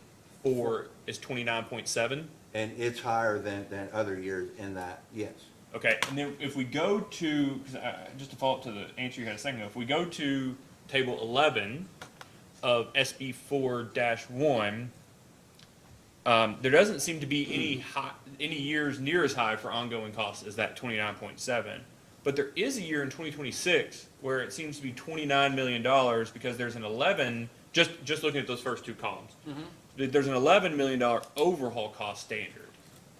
Is that the type of investment you were talking about earlier that can be moved around amongst units or back and forth amongst years? Yes, Okay. overall costs, there are other costs, but those would be the most significant. When we have a major overhaul, the unit's out for 8 weeks, we can move those around in time and they could be moved around. Those are also the costs that in Mr. Wilson's exhibit, the prior exhibit in the ECR case, talks about if we anticipate retiring a unit, we can seek to defer those, or if the timing of the retirement is close enough to when we think we need to spend those Is it dollars. reasonable to assume that the higher costs in 2024 on this table 4.2 or table 4 from the ECR case, that higher cost in 2024 is because that's the year that, at this time, you assume that the overhaul standard was going to occur? Is that a reasonable assumption? It could be, again, we have the detail behind both of these sets of numbers and could do, a unit by unit, year by year comparison of that. I think the major difference between the two tables is in the ECR case, the life extension costs weren't part of that. I do recall in the ECR case, different than a capacity replacement case, right? We're looking at, I think that case was for $400 million for the whole fleet. Obviously, not near the cost even for the whole fleet of one combined cycle. We did break even analysis in that to determine how long a unit would need to operate. So, but we can take these two tables, which is what we're doing effectively now, and explain any differences that we have in those two. Yeah, time periods. and my question is, I'm using this as an example to ask a bigger conceptual question. Is it possible, likely, whatever you like to, what's the possibility that a overhaul standard, using the term that's used in the table 11 in SB 4-1, what's the possibility that overhaul standard reasonably could have been delayed for a unit between 2024 back to 2026? Is that a thing that happens, that it gets moved forward a year or two or back a year or two? It can. Typically, delays are more frequent than accelerations because it takes a lot to plan one of these activities. You bring in significant workforce. But if we see an emerging condition on a unit that we had planned, let's say 2 years from now, to address in a major overhaul, and it's a long repair event, right? So context, a major overhaul, give or take a week or two on either side, takes 8 weeks to complete. And so we don't often take our units out for 8 weeks at a time. So you sequence work that have long duration within that time period. So if emergent work that had long duration came in, we could accelerate that. Likewise, if everything's running really well on the system and we don't see any emergent work that has long duration repair time frames or planned maintenances that take a long time frame, we could delay it. But that happens constantly. We move those around in time to optimize, our spend and optimize, the availability of those units to meet load. Okay. And that's that standard column, not necessarily the life extension column. Is that Correct. right? Okay. So going back to this table 11 in this case, the SB 4-1, can the overhaul cost standard for Brown 3 be delayed a year or two? Well, most definitely, right? We have it in the time that we think is right to maintain, reasonable reliability. Anytime we make that decision that I just articulated, you would take some incremental risk. We can look at that time frame. Obviously, the only thing that I would caveat that with, if there are components that we think cause an employee or business partner safety issue, we're not going to defer those, right? Even if they take multiple weeks to perform. So with that caveat, as I said, we accelerate and move those outages around in time.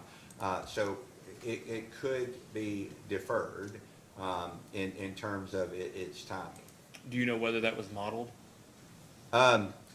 No, but I Sorry, will can I clarify? No, you don't know, or no, it wasn't modeled? I'm not aware that Mr. Wilson can speak to that. But while it was a factor in the analysis, and this may be why you're asking, was it modeled? There are a lot of other factors that went into recommending Brown 3, a lot of economic factors, and obviously we could do an analysis of delaying it 1 year and see if that would change, which I don't think it would alter at all the economics of justifying Brown 3, but we could definitely run that, but I'm not aware that we have.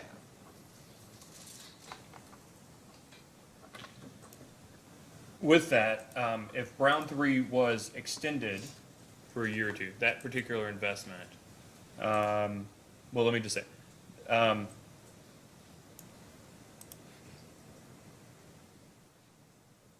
want to ask this in the most accurate way possible. So just give me a second, please. If Brown 12 is added in 2027, 2028, whatever, and the Brown 3 overhaul costs are deferred until 2 years, forward, backward, whatever, 2 years. To our line of questioning earlier, that would impact both, in your economic analysis that you did in 2020, that would impact both the overhaul costs, correct? If the overall costs were deferred. Yeah, and the ongoing costs, correct? If we add Brown 12, correct, we would Okay. need the staffing that we have there today, plus the incremental staffing, the non-administrative staffing to operate the new combined cycle. And the constants in the economic analysis as it relates to Brown 3 would be the input costs on an operating basis, is that right? The fuel expenses that you were talking to Mr. Kurtz about yesterday.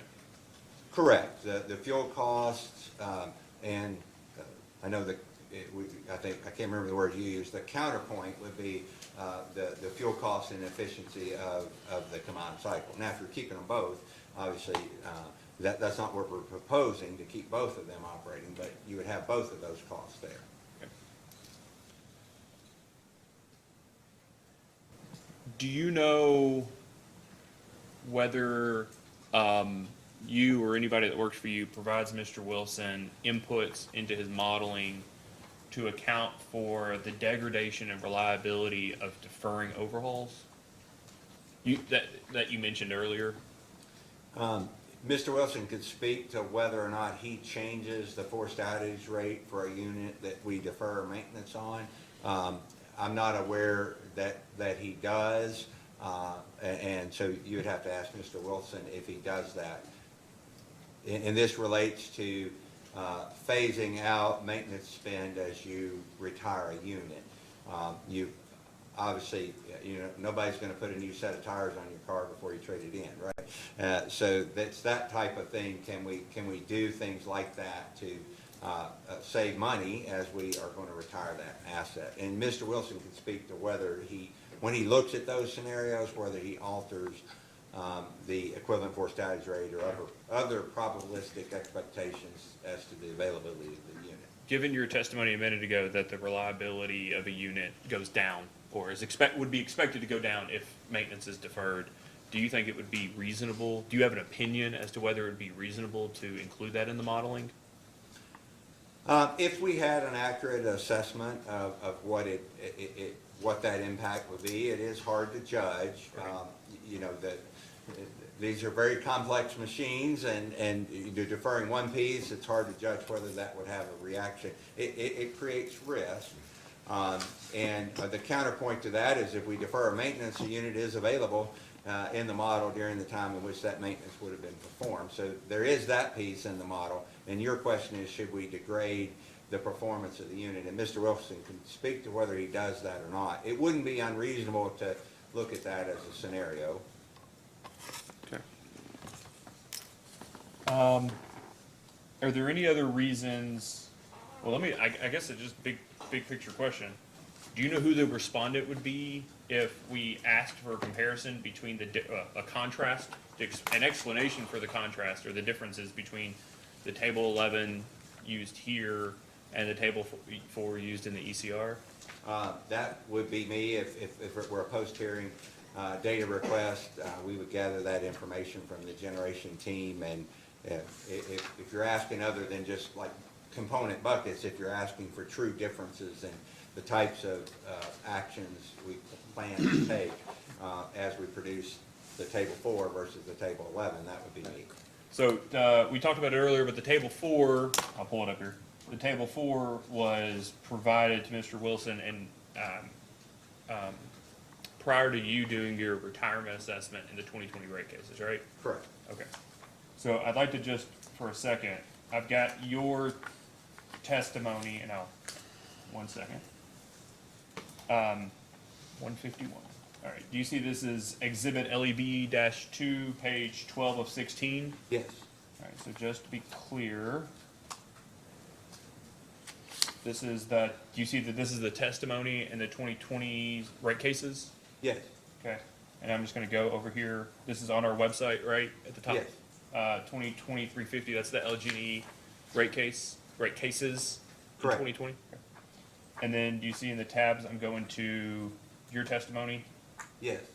Okay. And again, to save us all time, I'm just going to go to page 151 to your exhibit LEB-2. Correct. Does this look familiar? Yes. Okay.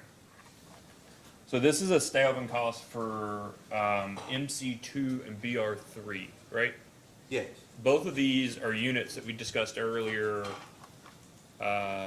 that proposed the economic retirement. You reassess the economic retirement of those units as part of this assessment, right? Yes. Okay. Do you still have the SB 4-1 in paper format in front of you? Yes.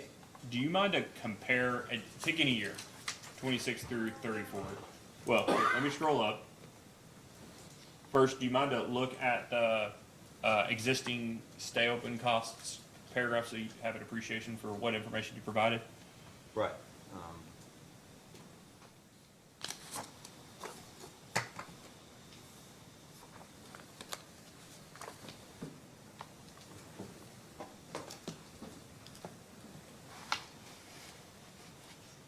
Yes, very similar to the descriptor in the ECR case. Yeah, and this one explicitly says your exhibit in the 2020 rate case, or your retirement assessment as provided in the 2020 rate case, says that the stay open includes ongoing capital and fixed O&M.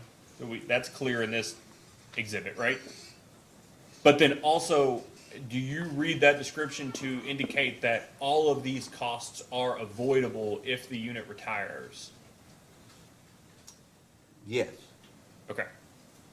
So these would be upon retirement, they'd go away, not necessarily be reallocated to other units at the station. Is that how I should read that? Correct. Okay. So if you could just look at MC2 for 2026. So the major maintenance is 10.5 and the annual is 26. 26. I suspect you're already looking at that before I can move over. You're already, okay. So hold on one second. 10.5 plus 26. Comparing that to table 11 for Mill Creek 2, the ongoing is 18 and the overhaul standard is 11. Is that right? Right. The overhaul appears to be almost identical, but there's a difference in the ongoing cost. Okay. Going back here, you presented these as stay open costs. Well, help me understand how these are the stay open costs without the inclusion of SCRs.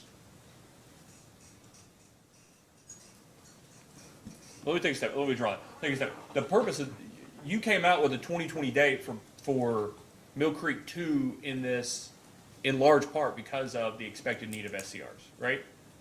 Or an SCR. Correct. Okay. And for Brown 3 because of that overhaul, that 20-something million dollar overhaul, right? Correct. Those were the big capital costs that you could avoid by retiring them prior to making them. Is that accurate? Yes. Okay. So the stay open costs, when you're looking at it here for MC2, should include effectively the environmental compliance SCR costs that you have Mill Creek 2 incurring from 2023 through 2026. I would have to go back and look at that exhibit again. Okay. But yes, the anticipation for Mill Creek at that time for local ozone attainment was that we would need to add an SCR. Those costs may be reflected or presented in a slightly different format. I'd have to flip through that exhibit LEB2 to see where they would be included. Okay. And again, we would have to ask a post-hearing data request for you to give us an indication of what the difference in the annual, what does Exhibit 11 call it?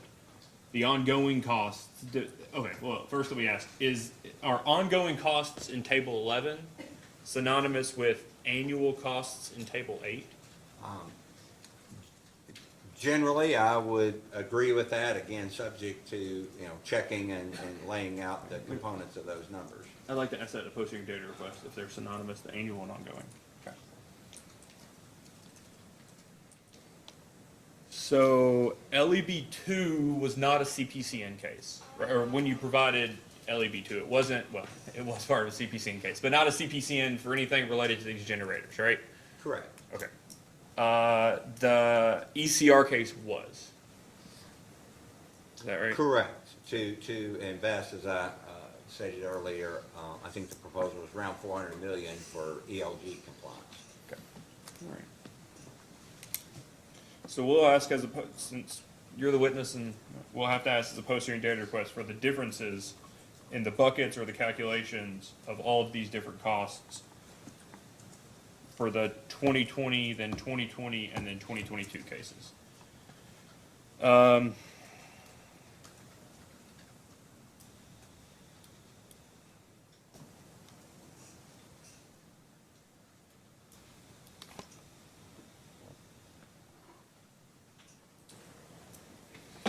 right, do you mind, I'm done here.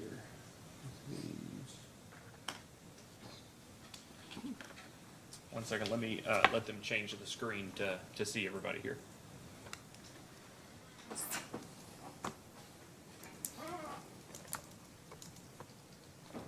Could IT move the go to meeting so that everybody can put it on everyone?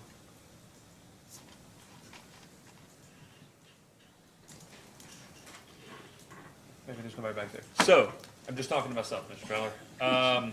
Do you have the document that was identified as SE1, which is the attachment 1 to response to AG1 question number 13L, that 9-page document as Huddleston went over with you yesterday? I keep calling it a TikTok, but it's effectively thank you, Mr. Ingram. It's entitled Winter Storm Elliott Events in the LG&E and KU Balancing Authority Area, December 23rd through 24th. Yes. Okay. So the question, a clarifying question yesterday, this doesn't go through all the generation in the balancing authority area, right? Correct. It's just owned or contracted assets that you, the companies, own or contract. Correct.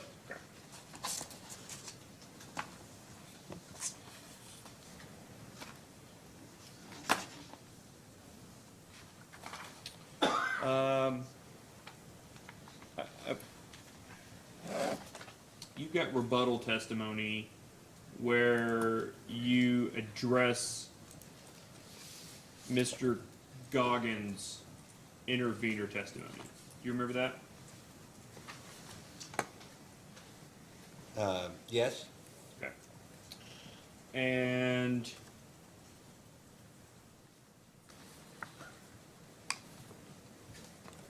well, I got lots of questions about this. Okay.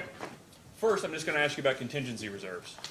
You all have a contingency reserve. You're part of a contingency. Are you part of a contingency reserve sharing group yes, with TVA. with TVA? It's just you and TVA, right? LG&E, well, LG&E, KU, TVA.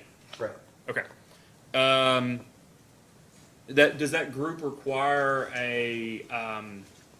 as part of being, is there a requirement of being part of that group that there be a minimum level of transfer capability between the three entities, transmission systems, so that reserves can move back and forth?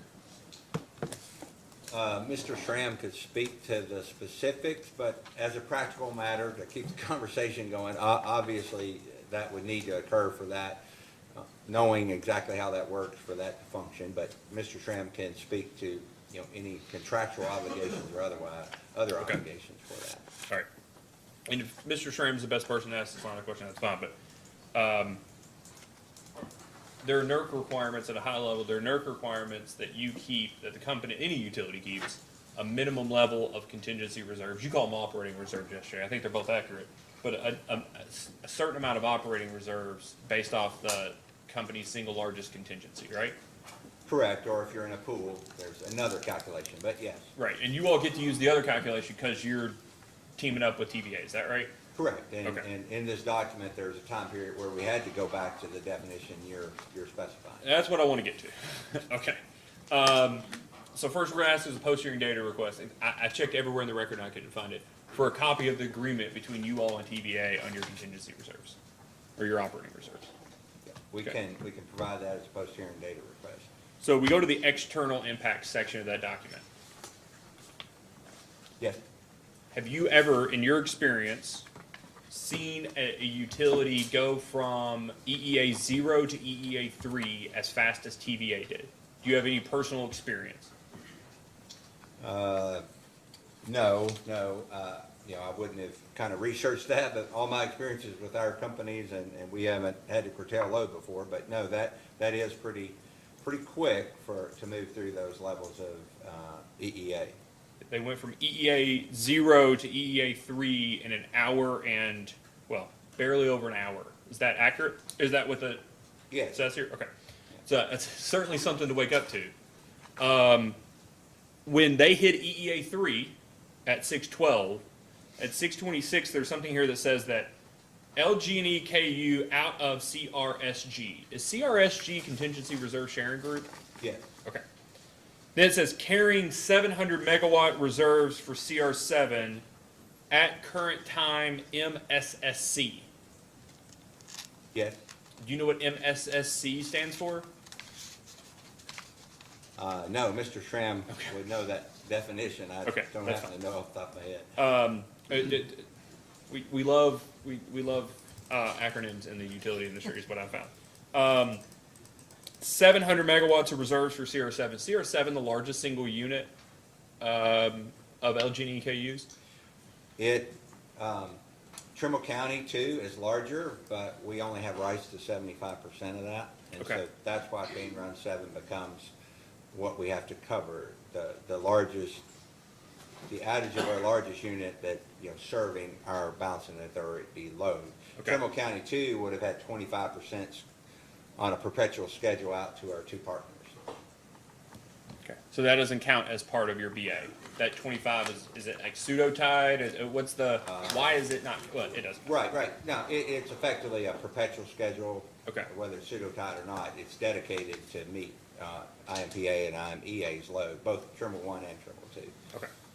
So between 612 and 626, am I to understand that the companies went from having to carry your portion of operating reserves to the entirety of operating reserves equal to your single largest unit? Correct. Okay. Have you, since you've been at the company, are you aware of any instances in which TVA has called, well, let me ask you, did you know that if TVA called an EEA3, like before all this happened, that if TVA called an EEA3, that you all would be forced to carry the entirety of your contingency reserves? Yes, Okay. I believe, and Mr. Schramm would probably have better recollections, but I believe that's happened before. Obviously not during this type of event, but it's happened before. So obviously, we were fully aware of that and obviously appreciate the difference in those operating conditions. EEA3, just in terms of how people can understand, is effectively you all have to institute load reductions. You have to turn power off, correct? Correct. Okay. Is the level that you have to turn power off, you have to reduce demand to the point that you have enough so that you are carrying enough reserves equal to that single largest contingency? Is that right? No. Okay. Mr. Schramm can give you the details, but at that point, we're just balancing load with available, and when I say generation, I mean collectively, any imports you have collectively, your rights to generation. When you're in that curtailment, you're just meeting load. You're not carrying any reserves at all? Mr. Schramm could confirm that, but Okay. it's my belief we were matching load when we were in that EE80. And is it you can get out of EEA3 when you have enough excess to equal your single largest contingency? That is at least one of the major components of getting out. All right, so TVA hits EEA3, they notify you all, I guess, they tell you, or do you all find out Yes, they would. through GADS or something? No, they would tell us, yes. Okay, so somebody let you know, or you found out somehow, LKE, which is both of the utilities, right? Yes, Okay. Called the CSRs, the curtailable service riders. That's a demand response, an industrial demand response program that companies have? yes. Okay. What is, the next bullet, what is requested CSR assistance?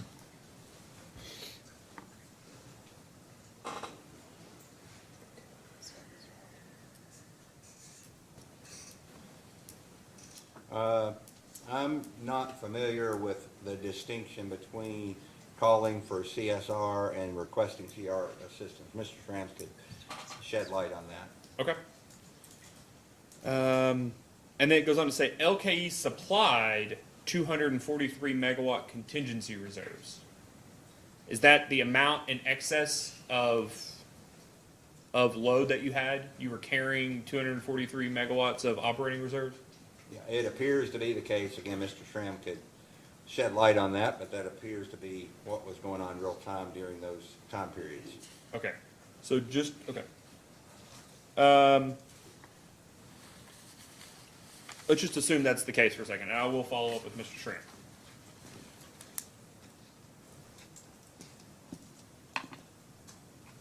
If that's the case, you all had 243 megawatts of contingency reserves before, only 243 megawatts of operating reserves, before you had the issue with Texas Gas. Is that how I'm supposed to read the timing and the sequence of that? Right, before that issue resulted in the pressure dropping below the contract limit. Not saying we weren't aware of pressures being lower than typical, but it looks like we specified the exact time frame in which. So when we contract for firm transport from the gas pipeline companies, there's a minimum, whether it's the LDC or generation, minimum supply pressure at the delivery point, the city gate. And so it looks like we called out specifically the minutes at which that dropped below that contractual limit. What I'm trying to say is we probably knew that pressure was lower than typical before that time. Yeah, and if you go to the previous page, page 4, it wasn't until after 1 o'clock that pressure drop started affecting generating units. Is that right? Correct. We wouldn't set, that contract limit right at the, if it dropped 1 below it, we have an impact. We want some margin there. Okay.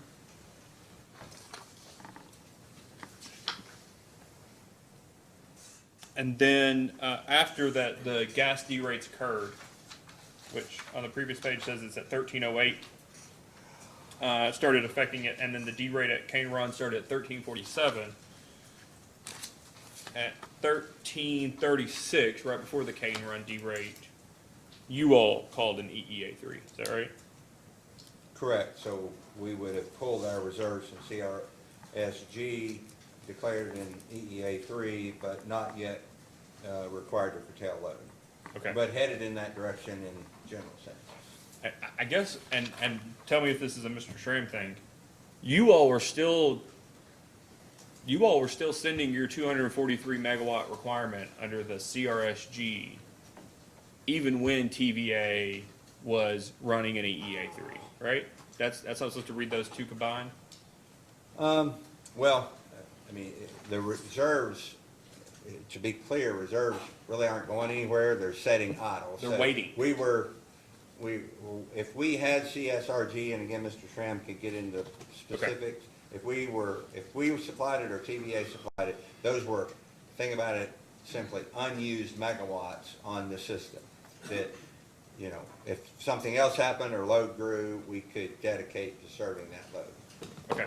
So TVA went back to EEA2 after you all went to EEA3, is that right? About 25 minutes later, or Yes, 15 minutes later? Yes, there were specific back and forth. You all finally moved to EEA2 a few minutes after that? Yes, Okay.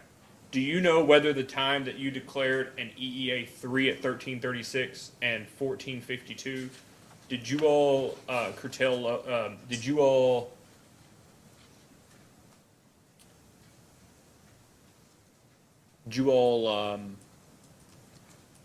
open breakers? Did you all cut customers off in that? no, time period? no, Okay, that's, not during that time. would you all have instituted voltage reductions during that time period?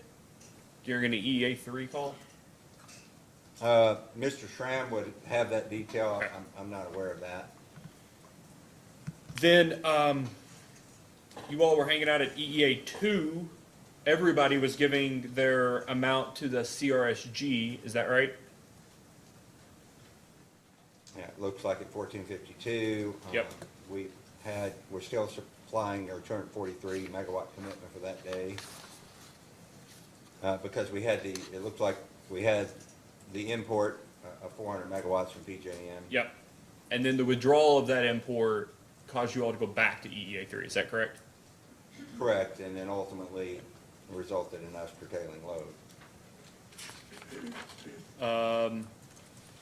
Then the next day, you all declared another EEA3, is that correct? Yes, very early in the morning, yes. Did you all have 24. to open breakers? Did you all have to cut customers off on the 24th? No, the timestamp of the event looks like, it's another table. It was roughly the 4 hours and 12 minutes, or whatever that time frame is, started roughly 6 and was over at 10. So we did not have curtailed load on the 24th. But you were in a EEA3 for 10 hours. Is that right? Between 1:55 and 12:22? Looks to be the case. Yes, Okay. 1:55 a.m. to 12:22 p.m., yes. Okay. And then I should ask Mr. Schramm about whether voltage reductions took place during that time. Correct, correct.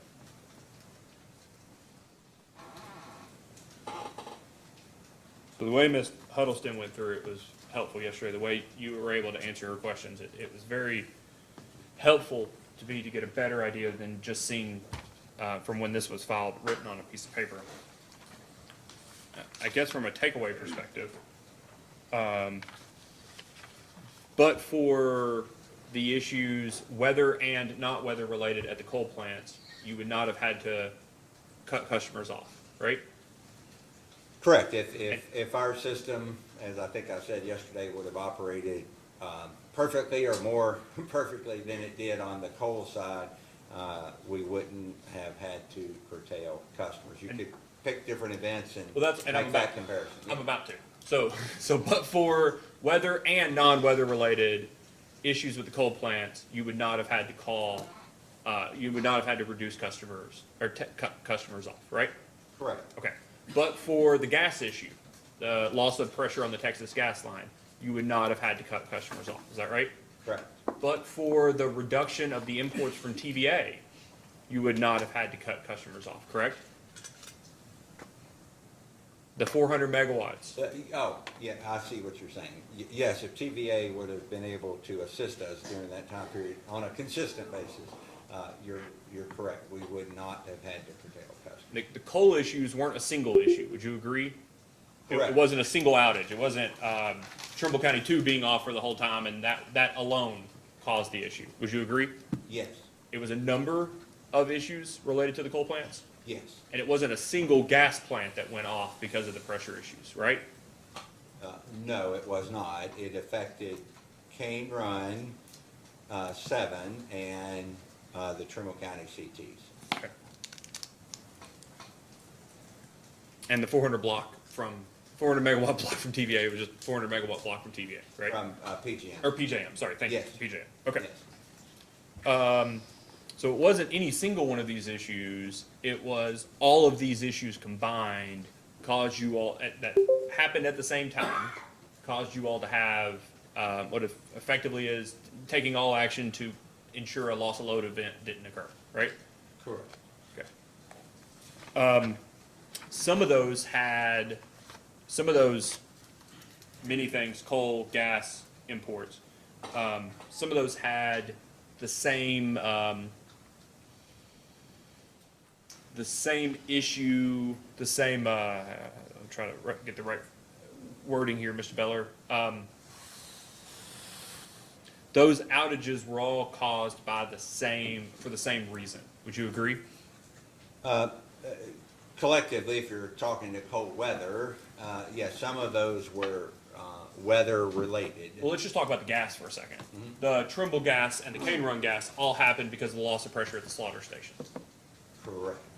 Yeah, Okay. driven by the outage of the compressor at the slaughter station, yes. Yeah, the frozen valve at the slaughter station. Correct. Okay. A number of the coal, and sounds like the issue at the slaughter station, those were caused by the temperature, correct? Temperature, wind conditions, all the things that led into that, yes. Okay.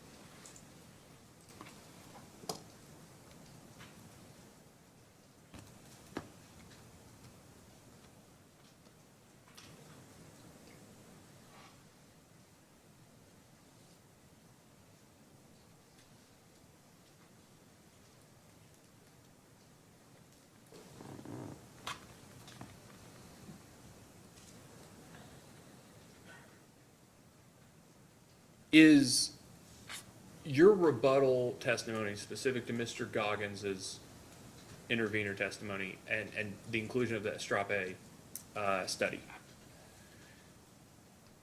Should I read your rebuttal testimony to be that you're not concerned that common mode or correlated outages don't impact the companies, or that you all are taking steps to mitigate correlated and common mode outages?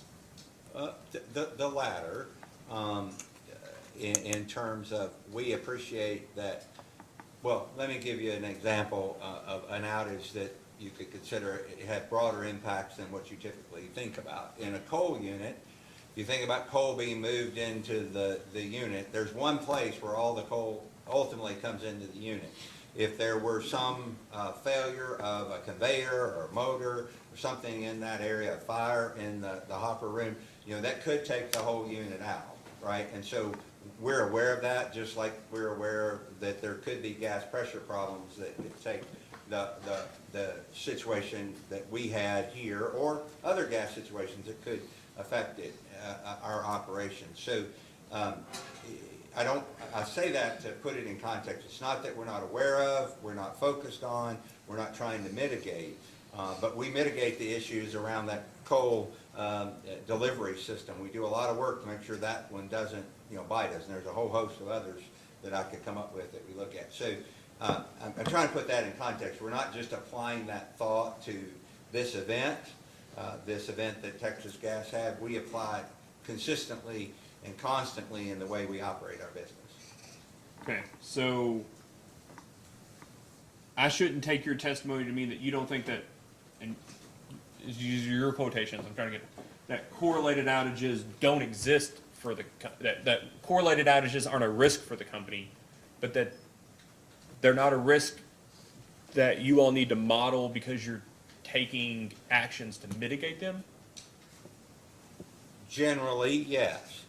That those type risks that have extremely low probability, correlated outages fit into that category. Our view is the best way to deal with those is to, again, continue to push them out on that probability distribution, if you will, make them even less and less probability. And we believe we've done that with the particular issue that we've had with Texas Gas. I won't go through all the actions that we have taken or we will take. And to further that, the issues we've had with our facilities during that weather, we mitigated those issues too, or looking to mitigate those. The coal units, for example, that we went through yesterday at length. So when those things come up, we attack them very aggressively to the best of our ability, ensure they don't happen again. But it's not because we don't recognize that they exist. Do you think you all model for the probability that those outages will occur on a common mode or correlated basis? Well, I think we do on our transmission system, right? Okay. Because it obviously affects other companies. We do look at some of those studies where you have more than, it's usually a N-1 single contingency type situation. And we do studies on our transmission system to look at some of those other events and how they may affect the grid. On the generation system, we don't explicitly model those. We take the approach that I was describing before in order to minimize those. And of course, up until this event, the effort in the history of our company had been successful in that regard. Okay. So when you say like transmission, you're talking about like an N-2, N-1, -1, a contingency analysis? Correct. Okay. So, but on the generation side, I just want to make clear, you acknowledge the probability that any single unit is going to be out or going to have these issues is randomized, right? Correct. Okay. But, well,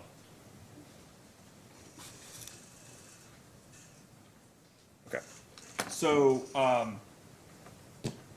would you agree that, well, there's testimony in this case, and I think it may be yours, that the companies need to move now on this no regrets proposal, if for no other, not for no other, but one of the reasons is because a concern that there are not quite a duopoly, but very few people who build these things, these combined cycles, and they're going to be in higher and higher demand. Is that right? Yes. Okay. So more people are going to be depending, probably like LG and KU, I take it your testimony is they're going to be retiring coal plants because of the Good Neighbor Plan or GHG or whatever they are, and replacing them with combined cycles. Do I understand your testimony to, at a big picture, mean that? Yes. Okay. So that is going to just by default increase the demand on the gas system. Would you agree? Yes. All but, else being equal. If I would back up to that comment that I made about the turbine vendors. There's 3 of those vendors in the world. It was not solely based on what's happening in the U.S.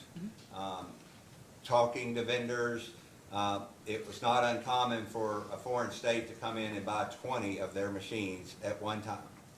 They don't have a process like this to go through. They decide they want 20 machines, they buy them, and that affects production as much, perhaps maybe even more than what's going on in the U.S. So I wanted to clarify that. This is not a U.S.-centric situation. And those 3 vendors, They make more combustion turbines than they do combined cycles because they sell simple cycle machines also to people in the U.S., people in the world, foreign countries, Asia, other places. And so they have very limited capabilities in the context of the global environment.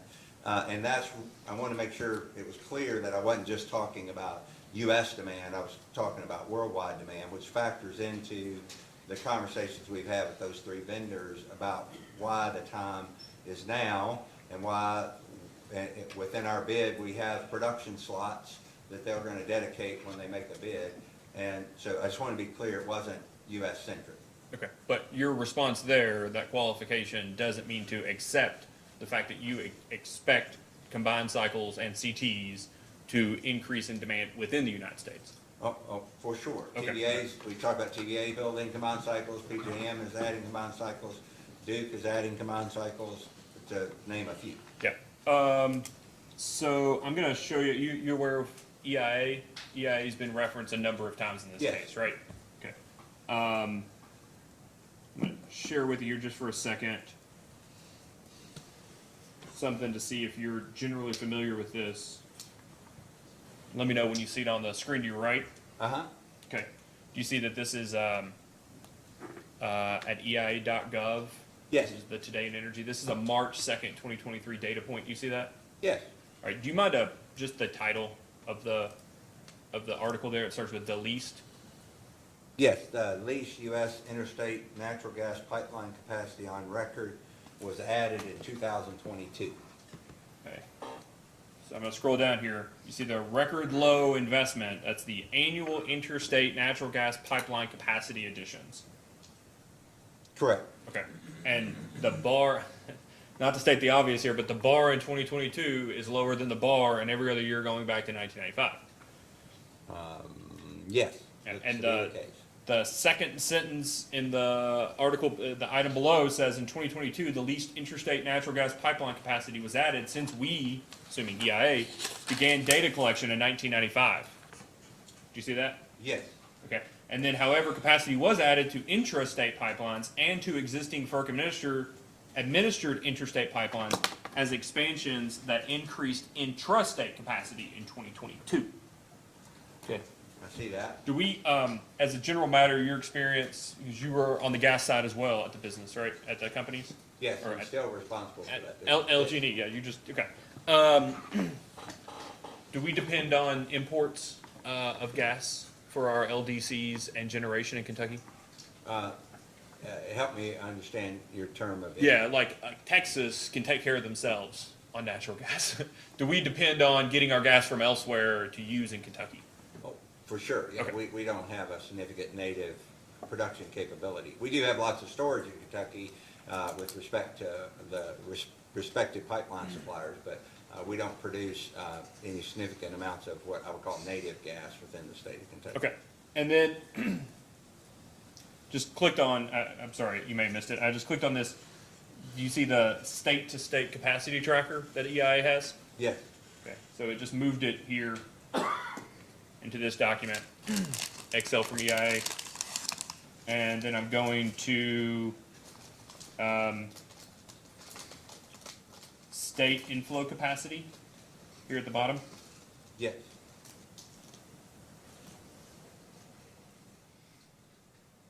Sorry, hold on one second, Mr. Beller. And I'm just going to go down to Kentucky. Do you see the Kentucky total? Oh, I'm sorry, I was on Kansas. Okay. Yes, I do. Oh, yeah, I can get over there. I'm sorry. Hold on one second, Mr. Beller. Okay. All right. Do you see that the Kentucky total is fairly static since, well, row H, which is 2017? Yes.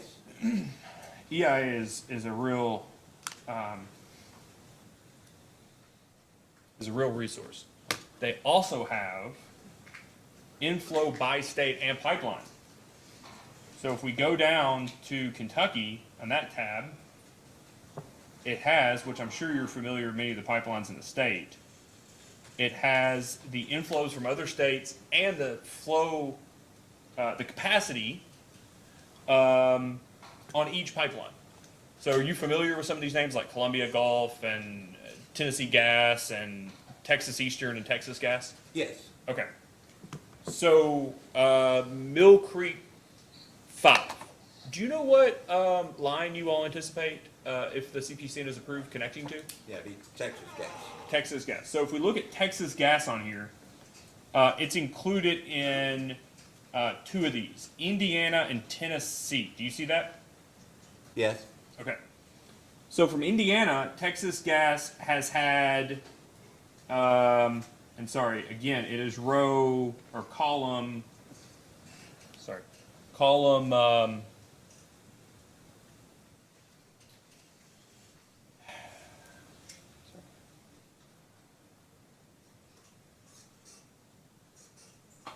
G there. It's had the same capacity since column G. Do you see that? Yes. And we're gonna go find out what column G is in terms of years. Since 2017. No, 2017. Do you see that? Yes. Okay. And then the other state that Texas Gas has inflows into Kentucky from, capacity for inflows, is Tennessee. Do you see that? Yes. And that's had the same capacity for, gosh, a number of years, right? Yes. Okay, so I will go back to the question you were asked, and I forget who asked you, but about like if TVA increases a significant number of combined cycles, do you? The question to you was, do you know whether there's room on the gas system for that additional capacity? Do you remember being effectively asked that yesterday? Correct. And your response was, tell me if I'm wrong. Basically, I know about us, but I'd be surprised if there was enough for us and them. Is that right?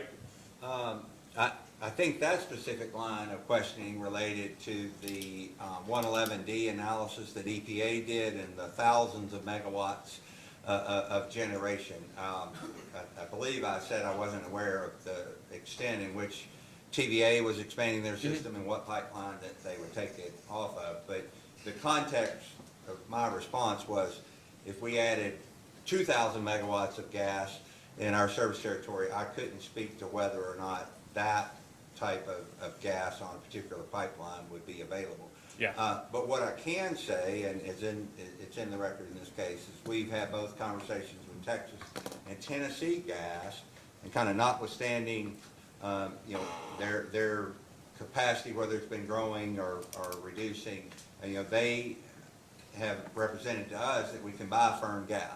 And so the way the gas market works is Tennessee Gas, Texas Gas, all these gas companies, they don't oversell their pipeline. They sell the space they have in their pipeline. And so from our perspective, knowing how all that system works and been doing that for many, many years in both the LDC, we believe if we get a place in that pipeline, granted, I appreciate if we need 3 more spaces, they may not be there, but that's not the case for the 2 units that we're proposing. And we have, the way that contracting world works, you get renewal rights if you get your place in the pipeline. So as long as you renew and continue to buy that capacity, it's available to you in terms of the transport piece. LG&E LDCs had gas for as far back as any of us could remember on Texas Gas Pipeline and Tennessee Pipeline. Does Cane Run 7 have no notice service? Cane Run 7 has some no-notice service on the gas, as does Trimble County. We have firm transport for all of Cane Run 7 and Trimble County. Okay, so what portion of Cane Run 7 has no notice? Mr. Sinclair could speak to the specific quantities there. But it's at least firm at Cane Run 7, and the portion of it is no notice. Is that right? Correct. Okay. No notice is contractually better, I know, is not necessarily an objective term, but no notice is, you all have more, it's better from the company's perspective to have no notice than firm. Is that right?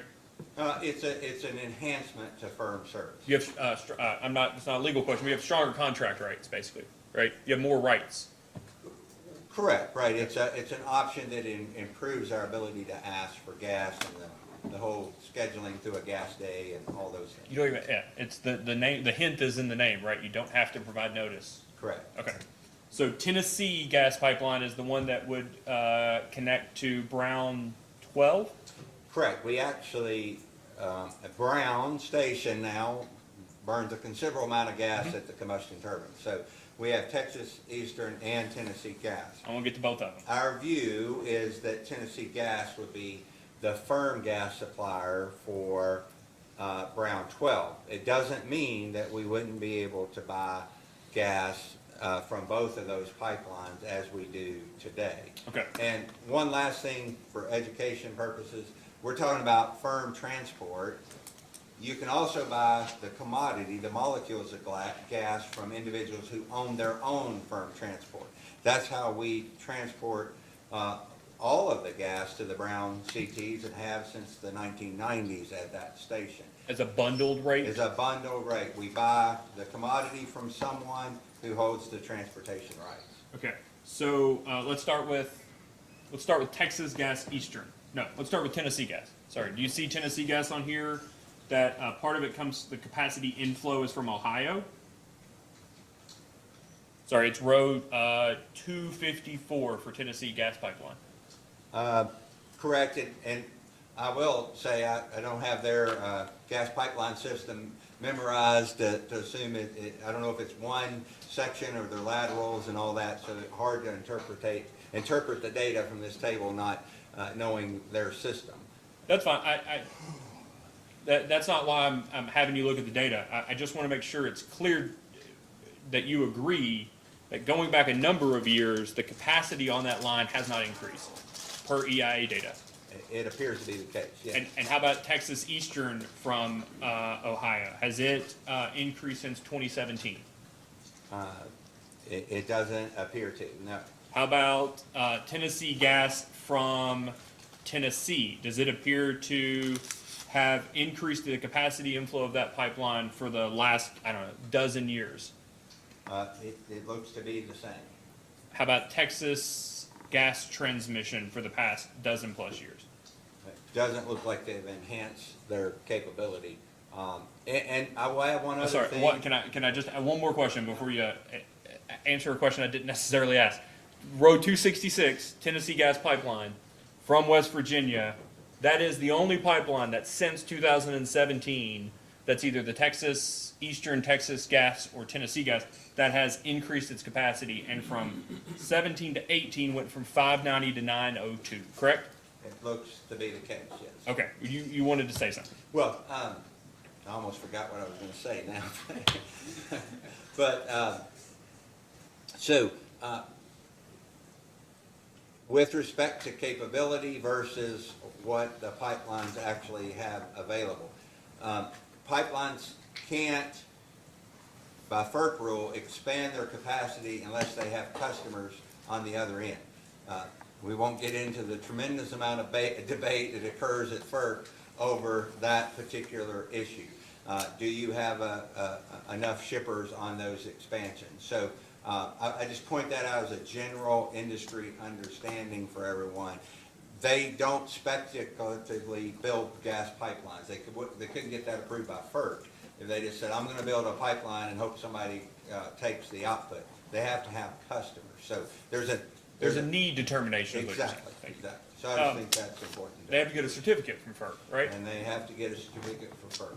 Do you think there's less need in 2022 for gas pipeline capacity than there was in any given year since 1995? I don't know at an incremental basis. I would assume most pipeline providers would want to expand their system any opportunity that they could, as it's more investment for them, more margin for their share owners. Okay. So the reason I ask you all this, I think you're very smart. You undersell yourself. You're a very smart man, Mr. Beller. Is I get your testimony about taking steps to mitigate the risk of correlated and common mode outages. Increasing dependence on a fuel source that everybody else is also increasingly dependent on and per EIA is being invested in less and less, has a risk, doesn't it? Well,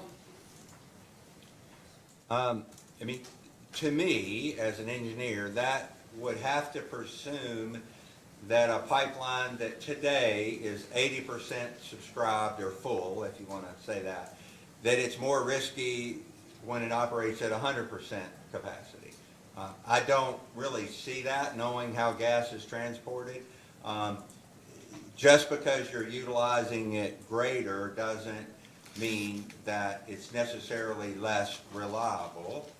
Now, I would appreciate that, or we all should appreciate, these gas companies, they put contingency into their systems also, in terms of their ability to run compressors. We talked about the Texas gas situation where they had an unfortunate set of events where their redundancy was not available to them during the event that impacted us. But generally that exists on the system.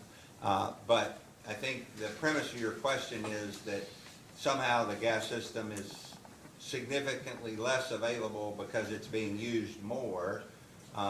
There could be a little bit of credence to that, but I don't see that as a major difference given, you know, the professionalism of all the gas companies that we have and that we deal with, and of course their incentive to deliver gas and sell gas on a consistent basis.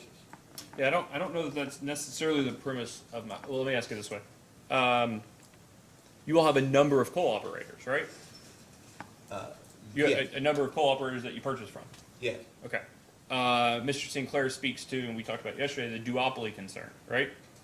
Correct. If you all were entirely dependent on a single mine, right? That in and of itself has a risk. Would you agree? Yes. And there's also a risk, well, let me ask this. Do you mitigate that risk by diversifying the number of places that you receive that commodity? That is one of the factors in our coal buying practice. Obviously, trying to get the best deal for our customers, but yes, that's part of the thought, is don't put all your eggs in one basket. Okay. Price aside, don't put all your eggs in one basket thing. With this, your eggs would be in 3 baskets. Would you agree? Texas Eastern, Texas Gas, and Tennessee. So there are 2 pieces to this. The piece that we've gone through at length is the transportation piece. Those providers don't provide us the commodity. No notice, setting aside, taking from storage, set that aside for a moment.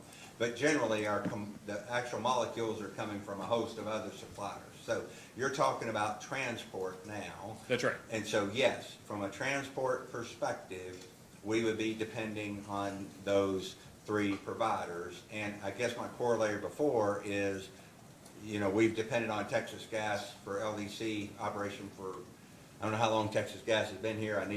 I've used this analogy before, I need to learn, but 50, 60, 70 years, and for CTs in the Louisville area since, 2000. So we have been in that situation, and then I think this line of questioning is that going to become more risky as they start utilizing their facilities more to their fullest?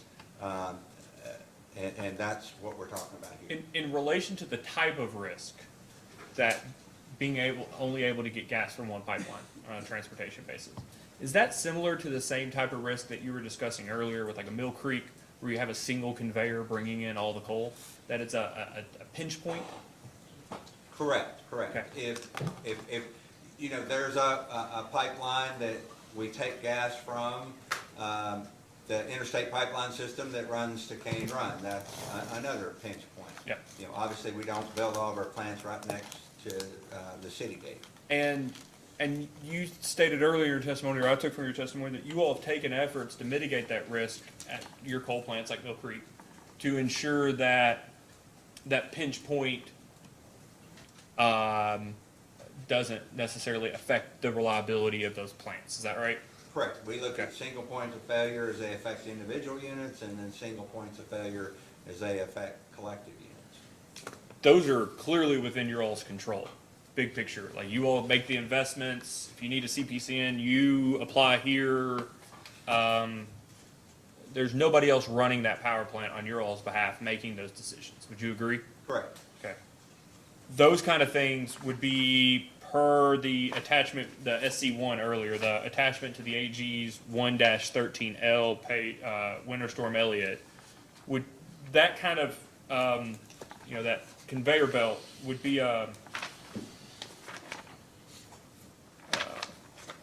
you would not describe that as an external impact or external issue, right? Correct, that would be internal. The gas pipelines, by definition of this, is an external impact. Would you agree? Yes, And then your testimony, your rebuttal testimony in regards to Mr. Goggins' direct, discusses a number of, page 18 of your rebuttal, to give you the benefit, starting on line 17, the companies will focus on the following 3 improvements, because you all, it says, with the more precise causal factor understood. And that was with relation to Winter Storm Elliott. You listed 3 items. Do you remember that? yes, And let me know when you're there. I'm here. All right, Mr. Lovecamp's a whiz over there. The first one, monitoring the mitigation plans developed by Texas Gas to harden their system, which mitigates this concern holistically. Yes, Okay. That is not within your all's control, right? What they do is not within your control. You yes. can monitor them. Sorry, I Yeah. withdraw the question. You can monitor what they do, but it's not within your all's control. Would you agree? Correct, and we do have influence on them, and they have obligations under our contracts to deliver firm gas to us. So I wouldn't agree that we have no influence over them. We're not making individual decisions for them. I would agree with that, but I wouldn't say that we have no influence over them. Then the software at Trimble County, which, quote, will mitigate roughly 33% of the capacity reduction and 95% of the load shed noted by Mr. Goggin. Correct, that's something we are implementing as we speak.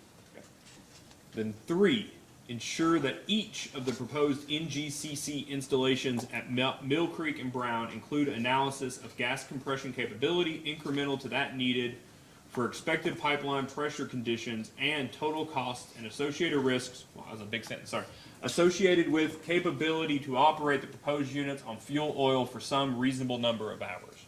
Did I read that correctly? Yes, Except for my comment in the middle of it. Sorry, I should have taken more than one breath, but I tried to do it in one breath.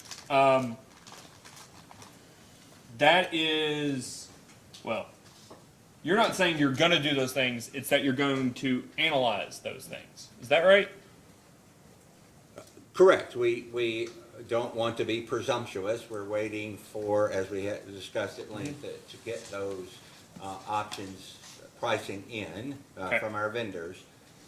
Item 2 and 3 should, all else equal, make your current and proposed gas plants more reliable. Is that right? Correct. Okay. So did you take into account, or do you know whether it's taken into account when the companies did the risk modeling, the current level of reliability expected from those generators without these additions?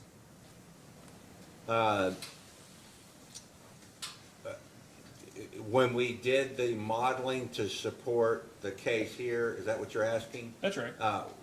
We did not look at a Texas gas type event. No, we did not. We presumed that these efforts were going to go forward and these units would be available. Yeah, so I'm trying to understand, Mr. Beller. These are investments that would make the units more reliable. Is that right? Generally, yes. But that you're not considering the lack of a reliability without these investments in the current proposals. Is that right? Correct. We did not, I mean, these are focused on having gas unavailable for either existing or new units due to, let's say, a pressure event, which is the focus of this situation. And no, we did not factor that in as we, into the analysis, the probabilistic analysis going forward. As we just stated earlier, we assume that those are going to continue to be, and we're going to force them to be, extremely low probability events. In the same category as the coal conveyor example I gave you, and so on and so forth. But they're not taking into account, to your question yesterday to Mr. Bellamy, they're not taking into account the calculation of the unit's E4D, correct? Correct. So if the NGCCs in the risk modeling that Mr. Wilson performed were only derated by their E4D in any given year, and the probability was randomized, it would be impossible to take into account the risk of a Winter Storm Elliott type pressure loss, correct? Well, we have not done that. No, we've not tried to modify that, assuming that we're going to take the appropriate actions, whether it be additional compression and fuel oil or fuel oil. And we'll either take that, these things, to be clear, they can happen when we build the unit and they can happen anytime after we build the unit. None of these are irreversible. And so that's why we didn't say we're going to do A, B, C, D, E with respect to the new units. We always think the best thing to do is get the information, get the costs, and make the assessment at that time. We may not have that, well, so when did the bids come back? September 11th. September 11th, so that's in excess of 2 weeks, right? Yes. So we won't have the benefit of those bids during this, well, I hope not during this hearing. I hope we're not here for in 2.5 weeks. But we won't have the benefit of those during the hearing in this case, right? Yes. Okay, okay. But we've agreed to provide those as a post-hearing data response. Which I appreciate. You mentioned that earlier. We're certainly going to ask for, but it does raise, evidentiary issues, which we'll take that up at the end of the hearing in this case. Okay. Do you believe it would be reasonable, similar to the way, okay, in the ECR case, you mentioned that the companies ran stress tests of it effectively to determine the equilibrium of life of the Mill Creek units, and I think maybe the Gent units as well. How long they'd have to stay open to make the ELG investment worthwhile? Do you remember that? Yes. And you all try to find like a break-even year. Yes. Okay. Keep that in the back of your mind as I'm asking these questions. If the GHG rule goes into the NSPS, the 111, whatever, if the rules go into place as proposed, you all have modeled those in the outer years as effectively initially a 50% reduction or a 50% max 50% capacity factor. And I got questions from Mr. Wilson on this, so I'm not going to get the details. But a 50% capacity factor, and then the cost of abatement is effectively zero after that, because the presumption is the cost of abatement is equal to a 45Q tax credit. Is that right? Well, the only thing I would add to that is that cost of abatement being zero applies to all other units. That's helpful. In a base scenario of the whole fleet, including the units that we are planning to retire in this case. Okay. And this is what we're trying to construct this without going over all the concerns with 111 and ability to understand the cost of the components are in that. But, we assumed in the base scenario that all of the other units could be made compliant, including the units in this case, for the cost of the equivalent 45Q tax credit. And as you know, they expire, and so we had to assume that they just keep going in perpetuity, and the government basically funds decarbonization efforts for coal. Okay. So the capacity factor applies to CTs and NGCCs. Well, it's regardless of the way if it's gas fired, it just has to have a certain capacity factor, and it's the capacity factor that dictates whether it's intermediate or base or whatever, right? Correct. Okay. Could you run, similar to the equilibrium of years or the break-even of years for ELG, could you all run an analysis to determine where the break-even is on the capacity factors for those units would be, whether NGCC or CTs, whether it makes sense in those outer years? Makes sense with respect to other options? Just Yes. Yeah. I just like running a scenario. I guess what I'm trying that solves for the proposed. Yeah, the proposal. I guess here's what I'm trying to find out. You all have run it. And I understand from 5.2 to basically say, or maybe it's 6.1, but one of the subsequent PSE data requests to basically say we still believe that using the 50% capacity factor and the 45Q break even, that the proposed CPCNs and retirement makes sense economically, right? Yes. Okay. Under a number of scenarios, but maybe not every single one of them, high gas price, coal to gas ratio, whatever, but under a number of scenarios, it pencils out to where your all's proposal is the least cost, right? Yes. Okay. Have you all run, can you run it backwards to find out at what capacity factor that's no longer the case? Like below 50%? Or even above 50%? Well, Like at what, obviously, if you can run it more, it's below, better. below, yeah, it's always better, but Yeah. below, is it 49? Is it 12? And at that point, would you need to start including CTs? Because if it's 10, then a CT may start making sense, right? Right. You could speak to Mr. Wilson, but, broadly, yeah, ask him the same question, but obviously, we could look at that. We could look at that and see if, for some reason, that limit was changed. I'm getting your question, if that limit was 35%, not 50% any longer, what would be the advisability of our plan in that Yeah, regard? if it's 48%, you would want to know, wouldn't you? Right, I don't, given the numbers in the analysis, I can tell you it's not 48%, but particularly when you look and you a little bit stress test that very unfavorable assumption that, effectively the government's going to fund coal-fired generation for the next 35 years through a 45Q tax credit, and there not be any incremental costs. Once you test that, I can say without running numbers, it's not 48%, but I appreciate the desire to know that, and I would ask you to explore that with Mr. Wilson. He's more familiar with that, but I'm sure we could do the analysis.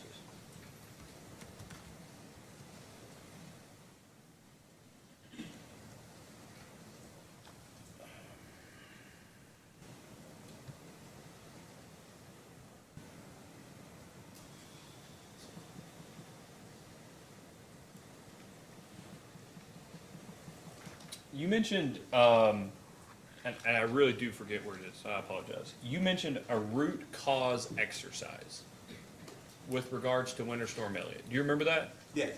What was the root cause exercise that the companies conducted?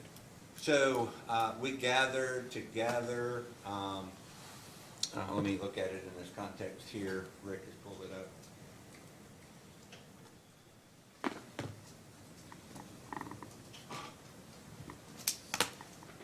Right, so trying to make sure I appreciate it. So we pulled together a team of folks who were involved, which was a large team of folks who were involved in this event, no matter how it transpired or what their play was. So it was the bulk of the company, even the gas side, the LDC side, to look at how they managed through. Didn't have any issues, but what were their issues? And so we looked at every avenue we could think about, what we could do better, what were the outages, the same examination you took me through, what were our internal issues, what were our external issues, what influence do we have over those external issues, what can we do to improve those. We looked even on our communication side, how did we communicate with our customers during this event. We looked at, the customers interrupted, we've never performed an interruption on our customers like this, as we've discussed many times. So how did we do that? So we went back and just trying to give you an idea of how holistically we looked at this event. Is there a document that indicates the outcome or the determination of that root cause exercise? Yeah, we have some summary documents. We didn't put together, one finalized report. Some of the things are still being worked through, but we can, if you're interested, we can summarize with a series of documents that talk about what we're doing.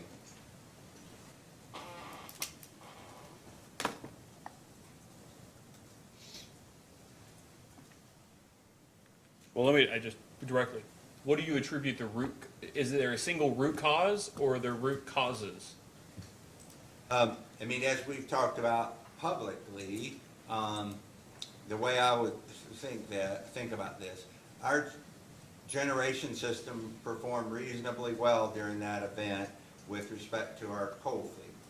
As we've said multiple times, we had these number of issues, some weather related, some not, but it performed reasonably well, probably not too different than it would on days that weren't near as cold as that. I think there's some analysis that we've done in Mr. Sinclair's testimony that shows that. So to me, I think about the driving cause was, as we've said publicly, the lack of pressure that forced us to derate, up to, I think it was 950 megawatts of gas-fired generation, if you're thinking about a singular clause. As we testified at length yesterday, you could go back and say, well, if Trimble 1 was available, we wouldn't be talking about this here, and that's true. But to me, the root cause is the low pressure event on the Texas gas system.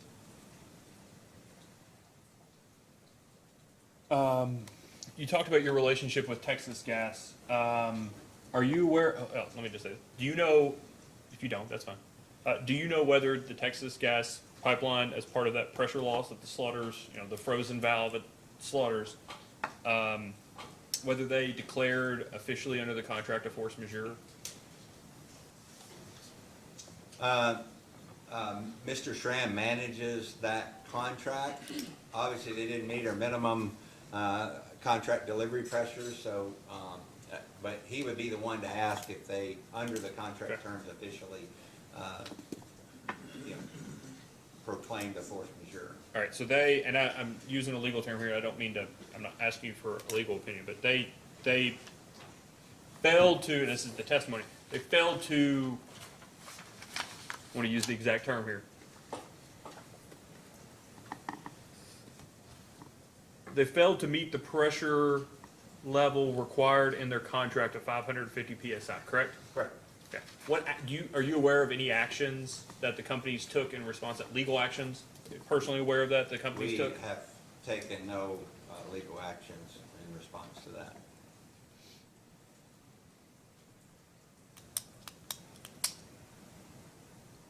All right, so back to, sorry, I missed it. There's an incremental cost to dual fuel capabilities at the natural gas combined cycles, right? Yes. How do you, when determining whether to make the investments, how do you, what's reliability worth? I guess what I'm trying to ask, at what point does it make sense to make the investment for the incremental reliability improvements that dual fuel would have over whatever the status quo is? So, it is a system view, right? We have to look at the system we plan to operate when those two new combined cycles are on system and operating, and what options we have at other units. We have dual fuel at 4 of the combustion turbines at Brown, as you may appreciate. We do not have dual fuel at Trimble County. So it would be an evaluation of dual fuel for these units versus would we want to dual fuel Cane Run 7 instead or in addition to, or Trimble County. I can't. So if you aren't modeling the risk of unavailability of fuel at the combined cycles, how do you compare the incremental reliability benefit of dual fuel at the combined cycles versus, say, adding another simple cycle CT to a different, just completely different gas pipeline? Well, and if that's a question you want me to ask Mr. Wilson, I'm fine with that. But no.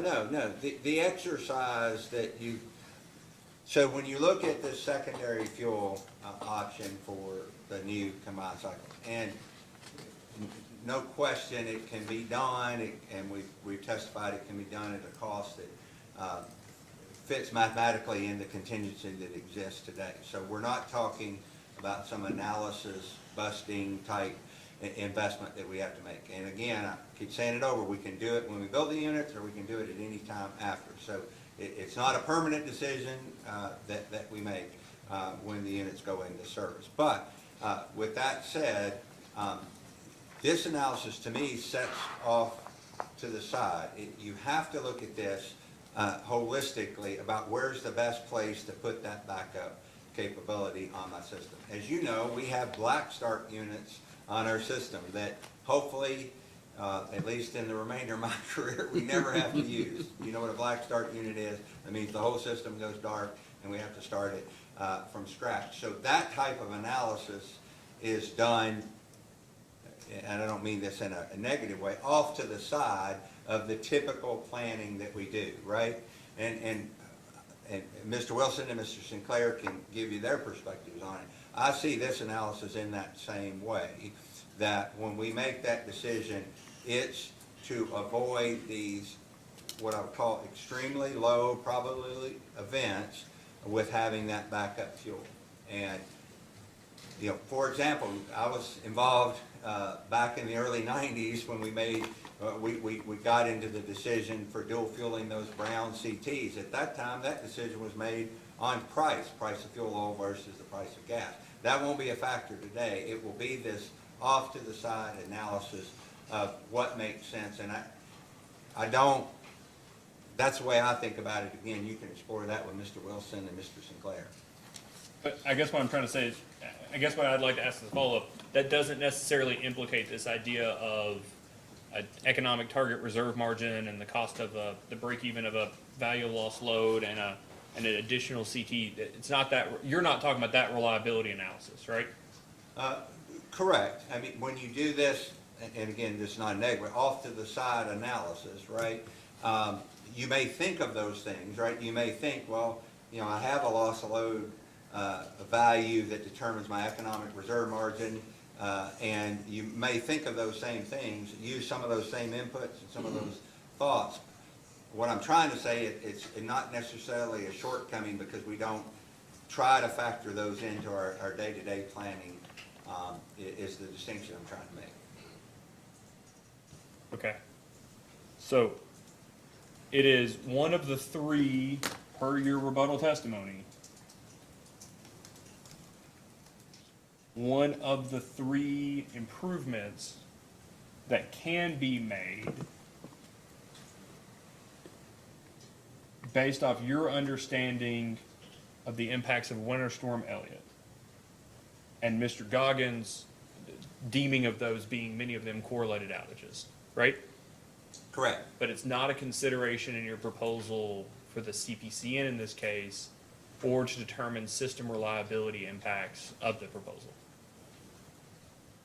Or the flip side of that, the lack of their addition and the relative reliability without those additions. But we did not alter the forced outage rates of the new gas units to reflect that type of event, nor did we alter the forced outage rate of coal units that would continue to operate for the type of event that I mentioned to you earlier if we don't build these new units.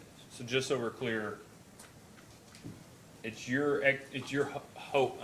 I can't think of the word hope now after Mr. Sinclair. Use the word hope now after Mr. Sinclair uses so much. But is it your expectation that we'll take your assertions in your rebuttal testimony to take the opportunity that dual fuel provides, or the possibility of dual fuel, as a qualitative determination in this case?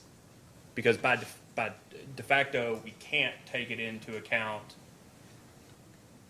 as a quantitative factor because it's neither modeled for reliability purpose or included in the cost estimates. Correct. I think you, back to my prior point, you could assume, given that it could be constructed dual fuel capability within the contingency, you could assume that it's part of that. Okay. But as I said, on both sides, whether you're talking about the alternative to not building the combined cycles is continuing to operate the coal units. We didn't model, you know, impacts that could affect them very similarly to this issue. We didn't model them there, nor did we model them on the combined cycles. Okay. So it could include incremental capital costs, but you're saying that the incremental capital cost you expect is less than the entire contingency for each one of the units. Correct. And is that a detailed contingency, or is that just a like 10% extra kind of contingency? We put 10% in, which in round numbers is 140 million. So round into the nearest time. Yeah. Okay. Big numbers, yes. Yeah. Okay. All right, Mr. Ingram, we're gonna take a lunch recess, give you an opportunity to both eat and maybe talk to your witness ahead of redirect. But if you don't have any redirect, that's fine. But I want to give you an opportunity to. I do. It will Okay. be short, so we can. I promised folks we'd have a hard stop at 12. So if we'll take a short recess and then we'll come right back and let you conduct your redirect to Mr. Beller, and then Mr. Wilson. and then we'll take Mr. Wilson. All right. We will come back at 12:30. All right. We're in short recess.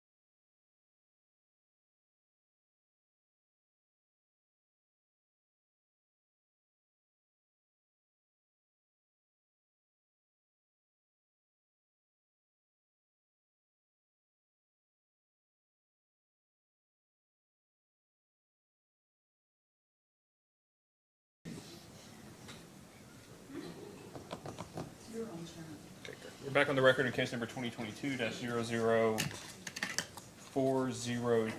Mr. Ingram, would you like to redirect on the witness? Yes, just a few minutes, Your Honor. Mr. Lopez, would you pull up PSC 1-2, please? And let me know when you have that up, Mr. Beller. Yes. There were a lot of questions this morning that you got, Mr. Beller, about the company's DSM proposal in this case.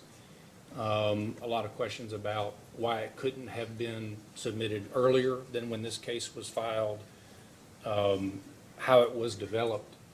And one of the things that I wanted to point out to the commission is that there's a data response on those exact questions. So as you see PSC 1-2 there, particularly subparts B and C, do those two subparts address some of the same questions that were asked of you this morning about the DSM plan in this case? Yes, and they have the dates organized better than I was able to recollect. So could you summarize for us the responses there to B and C in terms of what goes into the development of a DSM plan, who's involved in it, and more importantly of all, when all of that happened relative to the company's 2021 IRP case? Sure. You know, the first part of the response to B and C relates to the issuance of the Good Neighbor Plan, and we've talked at length about the impact of that on the company's plans. We also talked extensively about the 28 date and that being a need date for us. We also talked about in the 21 IRP proceeding, we looked at the timing of the capacity needs and effects and a PV of the capacity cost and energy efficiency calculations. And to go down, Rick, then we go on to talk about the creating the avoided cost for the DSM energy efficiency filing. And we also reference as a side point that during that time we did look at some enhancements to the existing program. And the rest of the response really goes on to repeat some of the testimony that I gave that explains how we got to the point in the decision to bring all this to a head, and this particular filing includes the engagement of CADMAS, the engagement of the DSSM advisory group, and gives those respective dates. Now, on the timing of when a DSM proposal is made, I heard you say this morning several times that you don't think your CPCN requests in this case would change if your DSM proposal had been filed, say, a year ago. And why is that, Mr. Beller? Predominantly, as I stated earlier, it's because the impacts of our current plan are included in the analysis today. Those benefits are already embedded, plus some other benefits that I articulated. Okay, so all else being equal, the projected need in this case accounts for the DSM proposal projections that the companies hope to achieve, correct? Yes. Okay.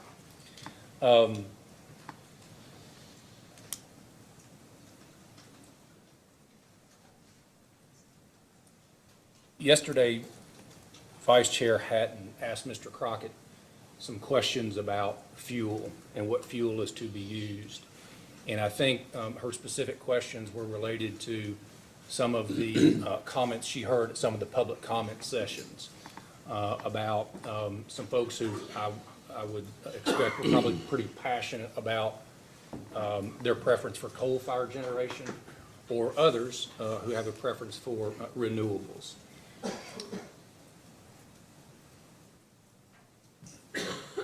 What is your understanding of what the vast majority of the company's customers want in the way of service by LG&E and KU? Sure. I listened to a number of those comments, not at the length I'm sure the commissioners participated, but I did listen to a number of those comments and appreciate, again, the passion that each of those folks bring, and I think it's an important dialogue that we should have, and I've included that in my rebuttal testimony. But if I step back, our customers on the whole have told us the entirety of my career. They want reliable energy, and they want it at the lowest possible cost. And, you know, we firmly believe that our scenarios that we put forth and our plan we put forth is the best way to deliver that. And we have, you know, over 1 million customers, and we feel a direct responsibility to those customers to do exactly what we think they want from us. Some of your largest customers are your industrial customers, correct? Correct. And are some of those industrial customers members of the KIUC? Yes. Could you give some examples of who those customers are?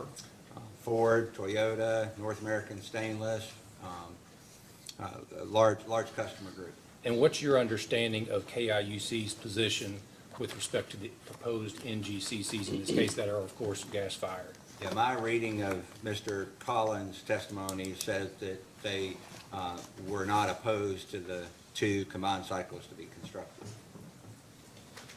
Now, if you could turn to your Senate Bill 4 direct testimony, Mr. Beller, at page, I think it's on page 20 at the bottom, well, the bottom of 19 and the top of page 20, where we talk about table 7. Do you see that table?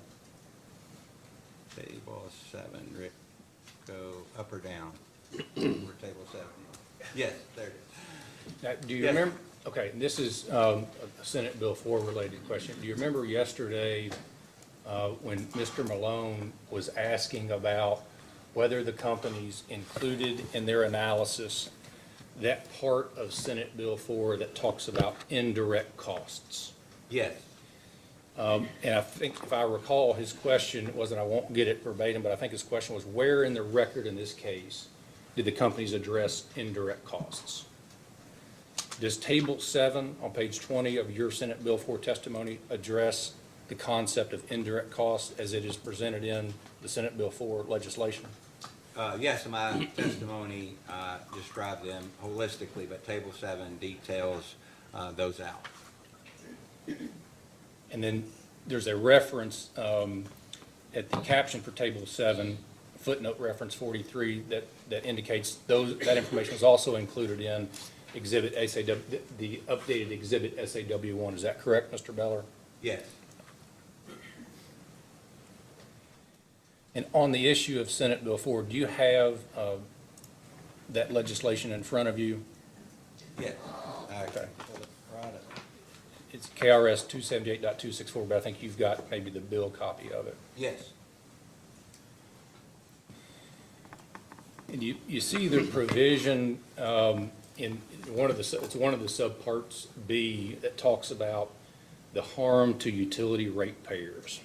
It Yes. starts with the retirement will not harm utility ratepayers. Do you see that provision? Yes.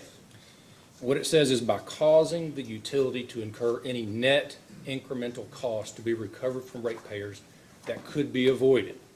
Did I read that language correctly, Mr. Beller? Yes. Do you, you got questions yesterday about a rate impact analysis. Do you recall those questions? Yes. Is there anywhere in Senate Bill 4 or in that provision particularly that requires a rate impact analysis to demonstrate the issue about harm to utilities ratepayers? No. And have the companies in this case calculated and disclosed present value revenue requirements for the cost of the projects they propose in this case? Yes, extensively. And how would those revenue requirements help the commission understand what the impact to ratepayers would be if these proposed projects are approved? As I testified yesterday, they represent the impact to ratepayers on the whole with respect to perfect rate treatment.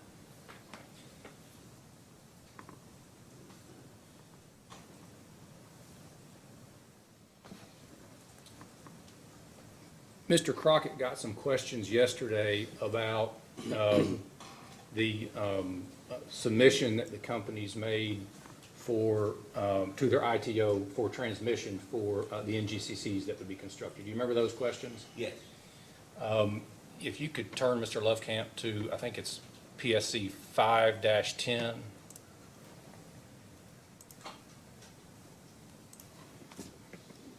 tell me when you're there, Mr. Beller. Can you I am. repeat that, Mr. Ingram? Yes, it's PSC 5-10.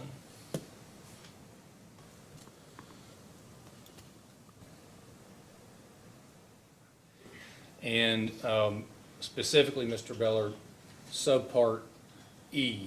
That subpart asks about, well, would you mind just reading the question of subpart E to me, please? Says, explain how the LG&E and KU affiliate or division that made the interconnection request identified by Q numbers, I won't read those, was able to do so on June 21st, 2022, a day before LG&E and KU sent its 2022 request for proposals for new generation. Okay, and then if you turn to the answer to subpart E, that first paragraph, and it spills over to the next page, but the first paragraph, the second sentence says, there's nothing inappropriate about what happened here. And Mr. Crockett, I think, did say yesterday that you would be able to elaborate on that. So with that response in front of you, could you add more detail to the answer that Mr. Crockett gave yesterday about that activity and how it happened and how it is appropriate? Sure, I won't read the response. One thing that's not in the response that was a bit related to Mr. Crockett's explanation is what requirements do we have to keep information siloed in groups within our company? And so a general comment is we have an open access transmission tariff. So our transmission employees, in simplistic terms, have to provide what we call non-discriminatory service to anyone who wants to take service under that tariff. That includes LG&E and KU customers, people in our balancing area, anyone else who wants to take service. Other RFP respondents who want to connect to our interconnection grid, or just anybody that wants to interconnect. So there is a hard separation between marketing employees and that group. That's where the hard separation exists. There's nothing inappropriate, though, for our project engineering team who developed these RFP responses for the self-build options, if you will, and submitted the request to that independent transmission group. Nothing inappropriate with that group, speaking with Mr. Schramm's group, who was tasked with submitting the RFP, or anyone else really within the company. And so just wanted to make that clear. Now, one protection that we put in, which is it's a protection we have with all RFPs for anything we request to buy, is we require that anybody that responds submit those bids, and all those bids are open at the same time, and nobody gets to see the other person's bid when that happens. And so we believe that prudent practice, so we do have that practice in place. So just to be clear on that, when our project engineering team submitted their response, they submitted it the same day that all other responses came in, and they were evaluated after that on a standalone basis. And our team was not able to look at other responses and change their response accordingly. And then I think again, the response speaks for itself. The other important point, as I think about it, and this part is in the response, is I believe that it's clear that we weren't prejudicing anyone else. We were actually trying to benefit our customers. If a third-party RFP response would have come in and withdrawing our position in the queue, the position in the queue that we got a day, or we got in the queue, let's say a day before the RFP response was submitted. If we could have withdrawn that and benefited our customers, we would have done that in a second. And all that would have, if that situation would have developed, it would have been part of this case, because we submit every single RFP response.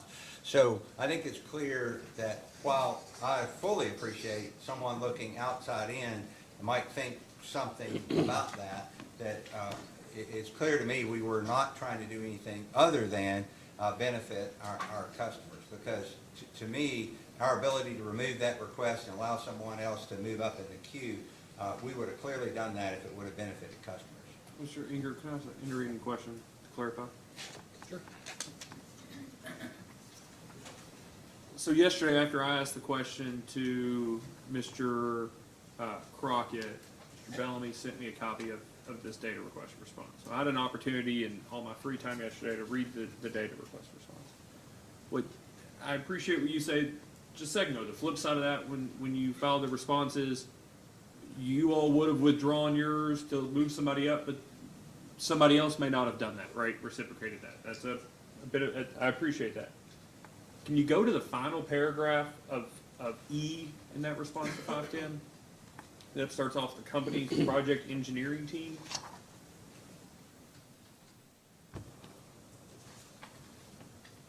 Yes, I'm sorry. So that's fine. I just want to make sure that this is the genesis of the question that I asked you earlier about the soup to nuts. How does all this work? Like, how do you get to the point where you identify a need, you try to address a need, you get the DSM, you get the, proposals back, everything, and then show up at the commission with the CPCN filing? The statements here were the genesis of that question. And what I still don't have an appreciation for is what's the chicken and what's the egg? Right? What preceded which action? Was project engineering always working on a CC or two NGCCs, or were they providing that information in response to Mr. Schramm? So, that's a good question. So, when the Good Neighbor Plan was proposed, that, we've talked at length about retirement dates, but that brought an additional piece of actionable information to us and that we needed to respond to that. So maybe this will help with your question. The project engineering team was working on combined cycles. Project engineering team was working on estimates for simple cycles. The project engineering team was working on estimates for SCRs. Same group, all part of that, inartfully, maybe I call it organic. It wasn't really organic. It was, activities. They knew that those were viable options to comply with a Good Neighbor Plan, right? All professional groups understanding what environmental regulations mean. So that group, I know we've selected their combined cycle proposal, but it's the same group that submitted the price estimates to Mr. Wilson for building the SCR. So they knew that they were going to be asked to provide information to help the company make a decision. So they were actively working on all of that when it became clear that we were going to need to respond to the Good Neighbor Plan. Project engineering, in order to understand the impact of particular generator additions and retirement, would have to ask someone else to study the transmission impact of those additions and retirements, right? They would have to ask someone else. They would all appreciate, though, what I explained yesterday, the size of a one-on-one machine, which we're proposing, is comparable to the output of existing units at those sites, and that it's a one-for-one replacement, and there likely wouldn't be any requirement for upgrades. But they would also, based on that separation that I described, have to ask our, effectively they're asking our independent transmission operator. Right. I know we talk about it as being the transmission affiliate, but as a technical matter, as you appreciate, Chairman, they were asking our ITO to study that place, study this swap, if you will, the retirement of Mill Creek 1 and 2 and so on. That's Transserve? Correct. Okay. So would they have studied that before they put those positions in the queue? Would they have Would they have requested those studies being completed before they put those two combined cycles in the queue? They would not have studied that before they put I think their basis for understanding the response that they were going to get would have been their detailed understanding of our system. Again, these were going to be one-for-one swaps based on megawatt capacity. And so they would have had that general expectation, but they wouldn't have known the answer from our ITO until they asked them to put them in the queue. Okay, then the second sentence in that paragraph, where the RFP was to compare what the public, the market would offer compared to what the utility self-build option would be. So is that different than sort of a, hey, we have a need, everybody give us your proposals? Or, I mean, is that what that is? Or is that, we have these two options, please give us some alternatives to these two options? Now, it was the former. As I stated, the one process we did put in place is that project engineering put bids in at the same time that the rest of the universe did in response in the same format that everybody else replied to our RFP, and those were all open on the same day, and our execution team, if you will, took it from there, right? Looking at which ones were favorable, getting more information from both our internal team and those external proposals to determine what the right course of action was. And I don't want to split hairs, I just want to have an appreciation. Did Mr. Schramm's group seek the two combined cycles separately but in conjunction with the RFP, or exclusively in conjunction with the RFP? Well, as I described earlier, there are no restrictions for Mr. Schramm to talk to project engineering, and you can ask him what conversations he did have, but there are no restrictions to whatever those conversations were. Yeah. But I would say that the evaluation was of RFP respondents. Said another way, if project engineering did not mail in, send in, email a compliant bid following our bid requirements, they wouldn't have been considered in the process. So if that's helpful, that's my take on it. We were clear, they needed to submit a bid at the same time all the other suppliers did.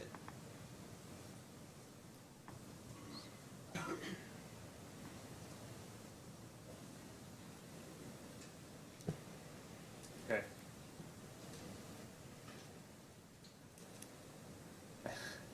I don't guess I get the way you answered the second sentence, the first part, that the June 2022 RFP sought other options to compare to the company's own proposals. Well, Do you see what if you read it the way appear to be reading it, that's not the way I intended it to be read.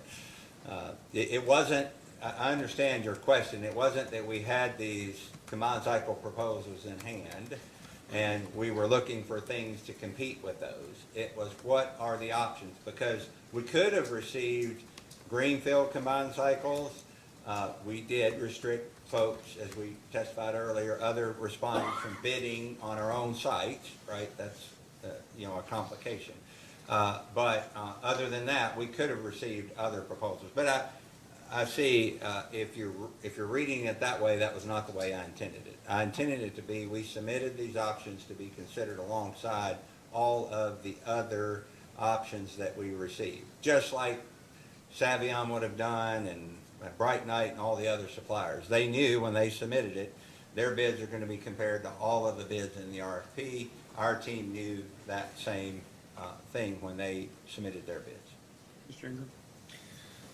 Mr. Beller, you got a lot of questions yesterday from Ms. Huddleston on Winter Storm Elliott, and then some more questions this morning from the chairman on that same topic.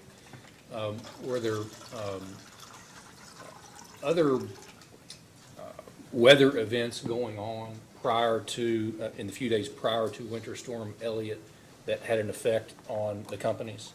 Yes, and I think it's important for people to appreciate the kind of perspective here, and this isn't to diminish the impact or the historical significance of the event, but immediately preceding Winter Storm Elliott, or really part of Winter Storm Elliott, there was significant wind and there was damage to our transmission and distribution system, and it impacted more customers than our interruption event for a much longer duration immediately prior to that.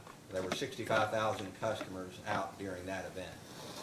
And on that, can you talk a little bit about service interruptions to customers that happen on a more regular basis than Winter Storm Elliott, to put into context the whole outage situation or interruption situation? Sure. We, as you would all imagine, meticulously keep up with how many customer minutes are interrupted on our system for our million customers. And so if you look at the Winter Storm Elliott event and you look at a typical year, we would have 5 to 6 events on our system that are equal to or greater than that type of event in terms of customer impact. And again, I say this not to diminish,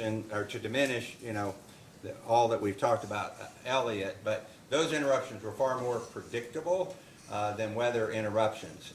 Those were sequenced, and customers who impacted by that had every expectation that those durations were going to be relatively short, as they were.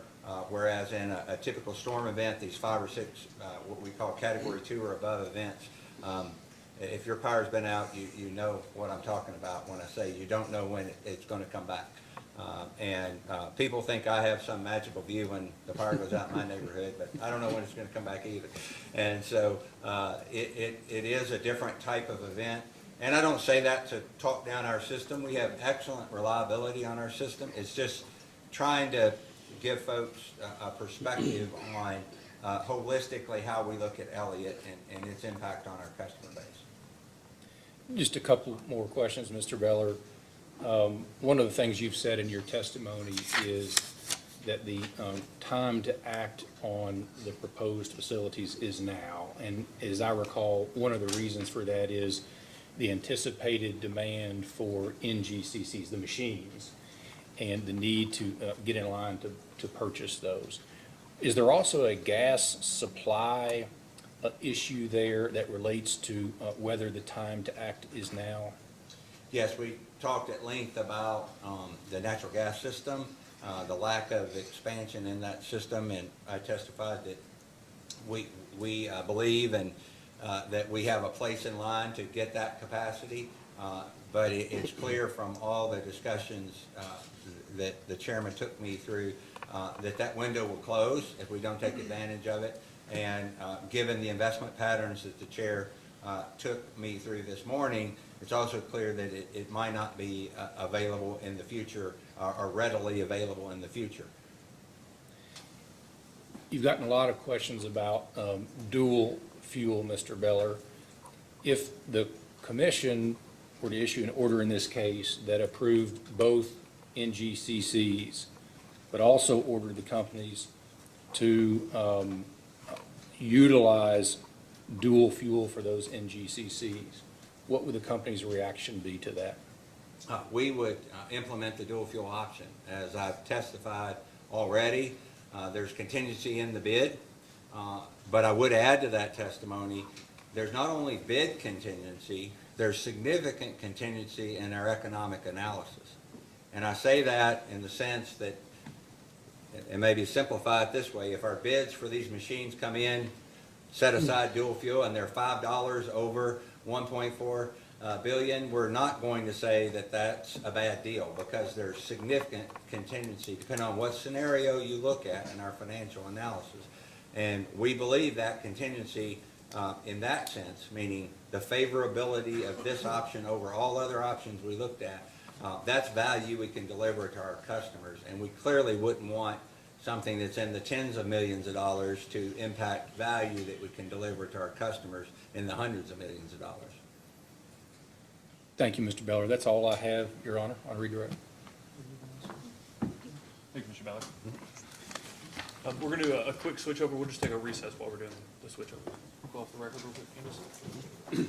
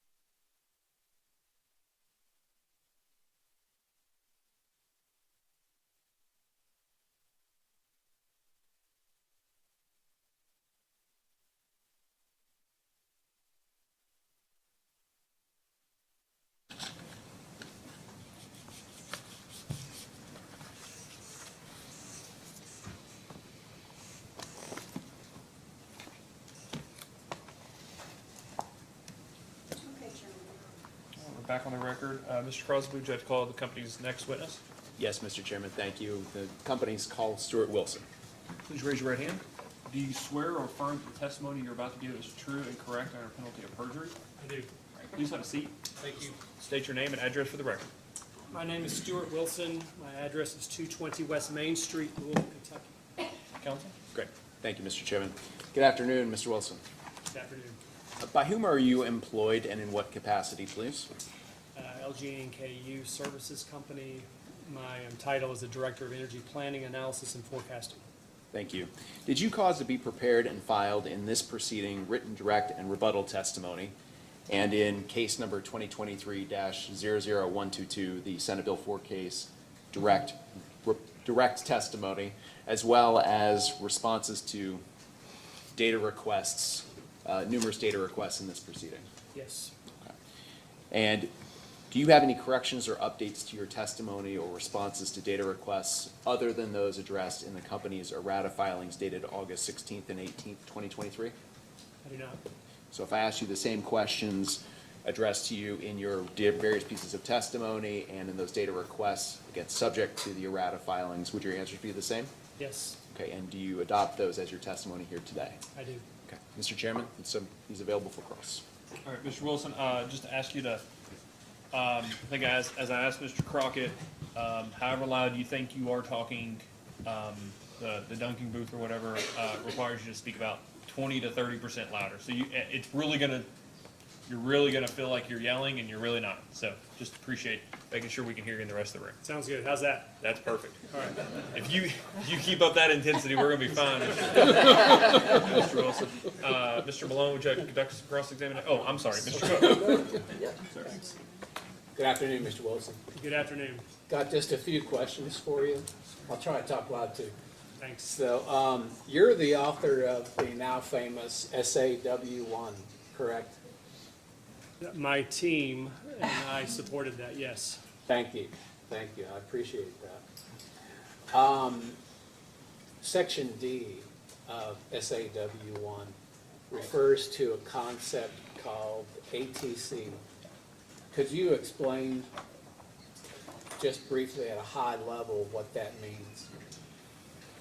Yes, ATC is available transmission capacity. That is the metric that we use to evaluate our import capability for our resource adequacy analysis, our reserve margin analysis. And specifically for that analysis, we focused on day-ahead firm ATC to assess the availability of ATC. Okay. And if I recall correctly, I believe there's a table there in section D that appears to indicate that 43% of the time, the companies do not have the ability to import power from outside of their service territories. Is that correct? I believe the number is 42% of the time, but yes. All right. What would it take, just again from a high level, to cure that, to increase the ATC?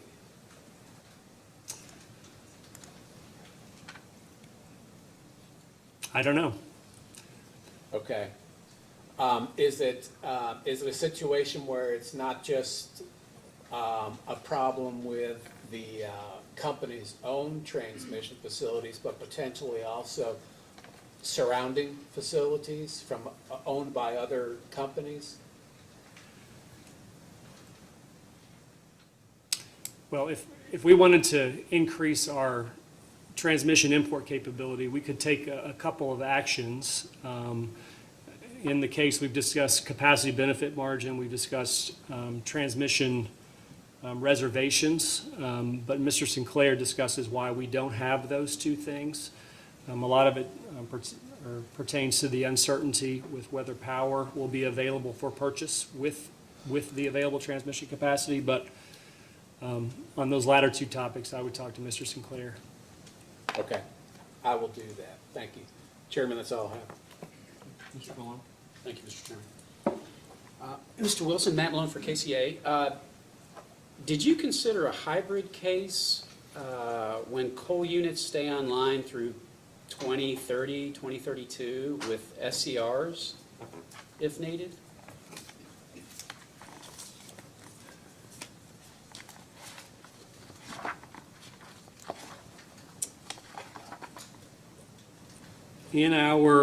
So referring to Exhibit SAW1 and what we refer to as our Stage 2 portfolio, we evaluated the addition of SCR on Mill Creek 2 and Gent 2, but we assumed that those units operated through the end of the analysis period in that case.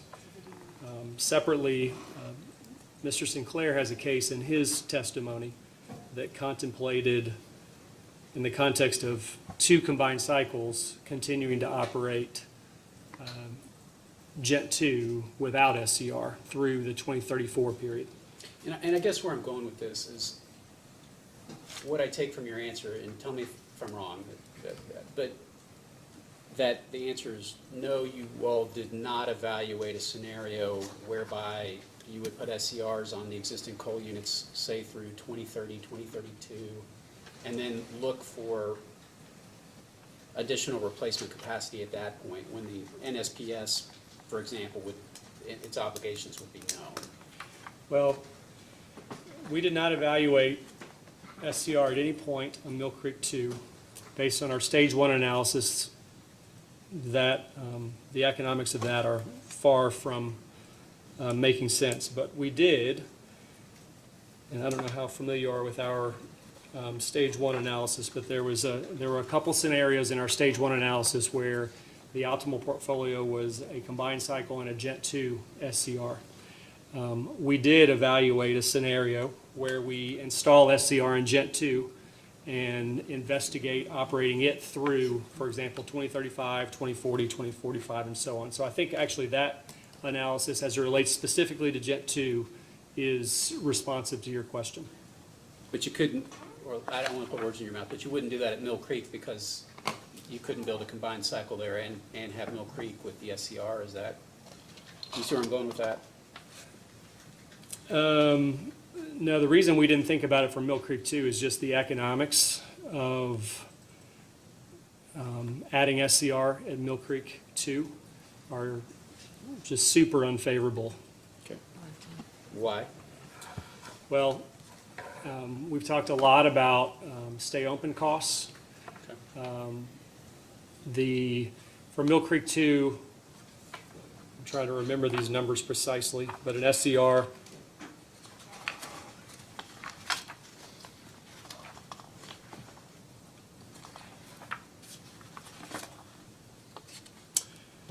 for Mill Creek 2, we're looking to, the question is should you spend $110 million on a 300 megawatt unit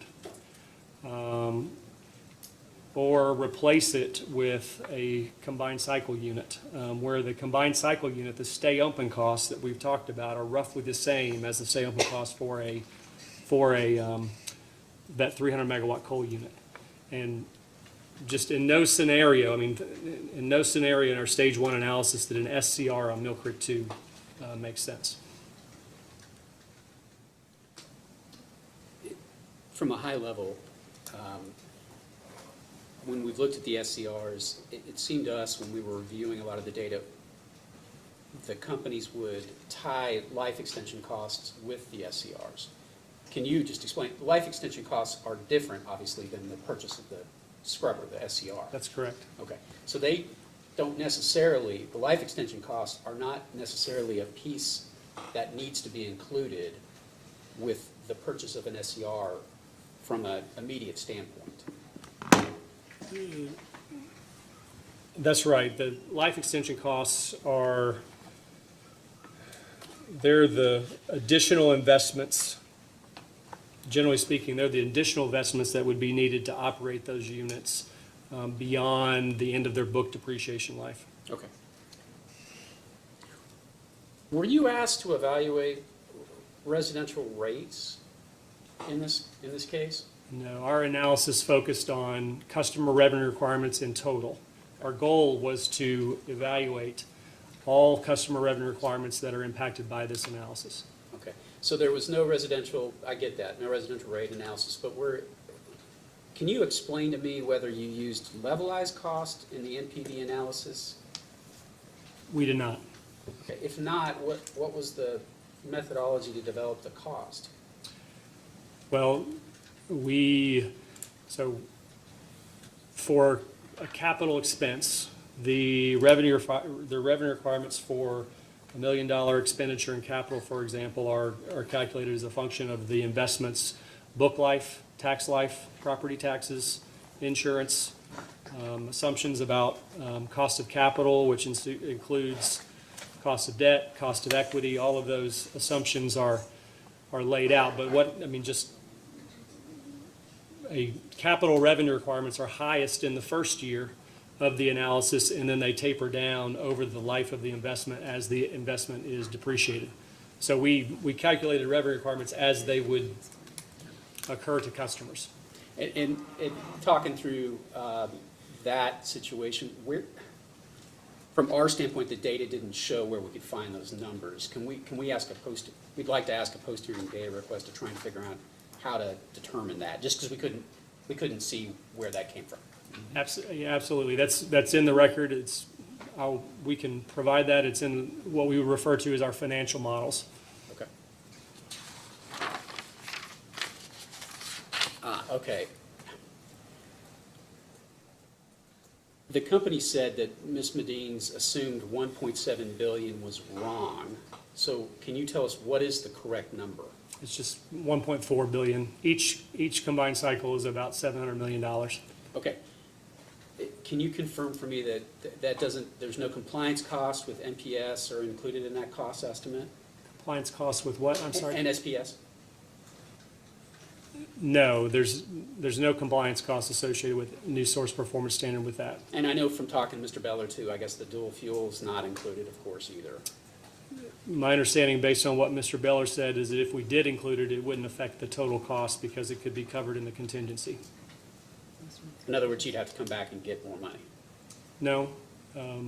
Okay, there's a reserve margin. Yeah. There's a contingency, Yeah. and the cost of dual fuel, if that was determined to make sense, would fall within that amount. But it's got no firm transportation costs in that 1.4, correct? Well, we do absolutely model firm gas transportation costs, but that's an operating expense. Okay. So that's, when I mentioned the $20 million in terms of each combined cycle's operating cost, that the $20 million includes firm gas transportation, labor, and significantly the cost of the long-term service agreement. Yeah, you guys have bids for that? We will receive those bids on September 11th. Okay. Were you ever directed to consider a 22-year depreciation period for a new NGCC to be compliant with the net 050, or how's that? I'm sorry. Yeah, there's a lot. Let me slow that down. Were you ever directed to consider a 22-year depreciation period for the gas plant to be compliant with the net zero policy? We did get one data request from the commission, I believe, and asked us to do that. Okay, but when you were modeling for the case, for the CPCN, did you guys consider it, did you internally consider a 22-year depreciation period? No, we did not. We do not think that is appropriate or necessary. Okay. So, all right, just a broad question, then how do you guys, I should say, how do the companies intend to meet, for example, the interim goals of 80% by 2040 and 70% by 2035 and net zero by 50? Well, generally from my perspective and my pay grade, that is not a consideration in the work that I do. I understand. But as Mr. Beller explained, and Mr. Sinclair can talk to this more, the 2050 goal assumes technology development, and then if that doesn't happen, the opportunity to purchase offsets. But that, again, has no impact on anything that my team thinks about in evaluating what's reliable service at the lowest cost for customers. So you agree it would, not meeting that would significantly increase costs in the first 22 years?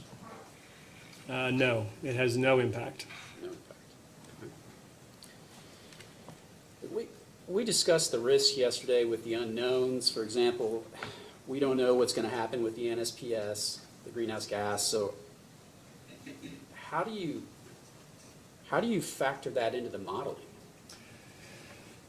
The way that we did it, and I would argue, given the uncertainty, that this is the best way to do it, is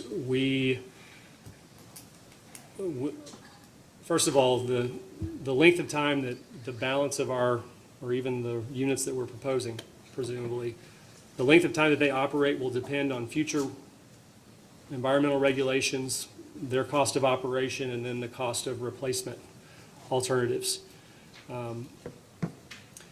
Lots of uncertainty about those things, and as far as it relates to environmental regulations, almost certainly those regulations will be focused on reducing CO2. At least as we stand here today, that is what we should be thinking about.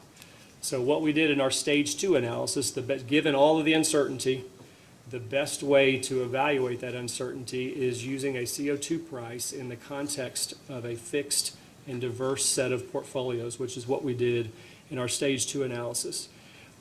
The reason I say that's the best way to do that is that analysis effectively assumes that the investments required to reduce CO2 moving forward are going to be greater for units that emit more CO2. I think that is completely reasonable. So specifically, it assumes that the investments required to reduce CO2 from a combined cycle for a unit are less, or for a combined cycle are less than they would be for a coal unit. But with that assumption, and based on our stage 2 results, the favorability of our proposed changes actually increases as the cost of reducing, when a cost of reducing CO2 emissions. So that's significantly when the cost of reducing CO2 emissions increases. So that's significantly why we say we have a no regrets portfolio. Well, let me ask you this. You know about scope 3, right? We did not consider scope 3, and that may be a better question for Mr. Sinclair, the consideration of scope 3 emissions. Yeah. Because obviously if they stepped in, that could change the analysis as well, right? If you're required to account for the methane. I don't know. I would touch base with Mr. Sinclair on that. Okay. All right. Do you agree that if this decision, the CPCN was deferred 5 or 10 years, there'd be better clarity as to the available resource options? No.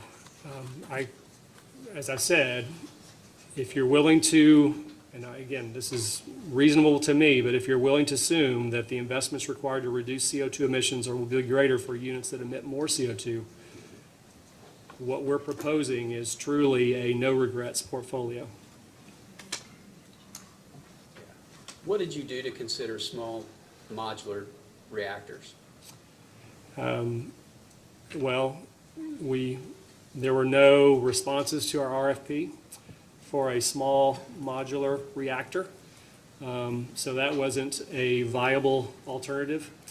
And my understanding of that is Mr. Sinclair can talk about this because we spent a lot of time thinking about this, but that's a technology that would be available decades in the future, certainly not for a 2028 replacement.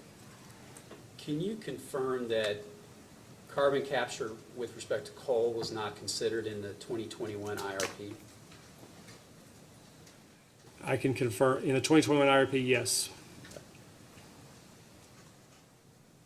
Can you confirm that carbon capture with respect to coal was not considered in the resource assessment? Well, in our response to 5.2, and this, we've effectively evaluated the net cost of carbon capture, the net cost in terms of using a carbon price. So you could, Yeah, I guess where I'm going with this is there was a significant change in the Section 45Q tax credits in the IRA.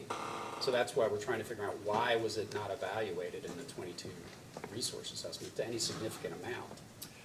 Well, I would argue that we evaluated that uncertainty using a CO2 price, but we evaluated that uncertainty specifically in our response to 5.2. Okay, can you explain how?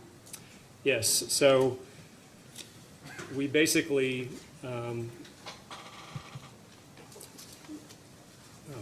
the 45, the big uncertainty with the cost of carbon capture is what is the investment going to be required? What is the cost of pipelines, for example, to transport CO2 to where it can be sequestered? That's a huge uncertainty. We don't know what that certainty is, but we also know, so there's a huge cost, or there is a cost.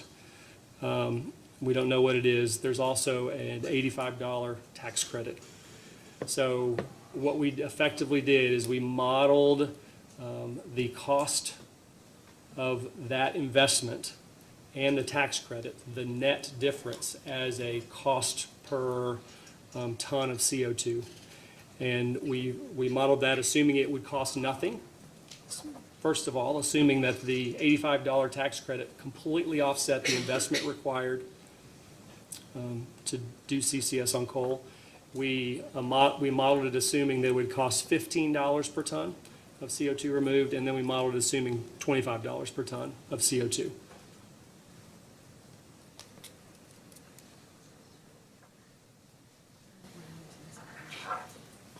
Just a second, Mr. Yeah, as opposed to, we just don't know where the analysis was provided. Oh, it's PSC 5-2. We can definitely point you to that. Okay, all right. You want to, just for the benefit of here, Mr. Luscombe, do you mind to bring that up so that the data request of 5-2, PSC 5-2? Yes. Do you mind, Mr. Wilson, to point the scenario out that you're discussing? Oh, sure.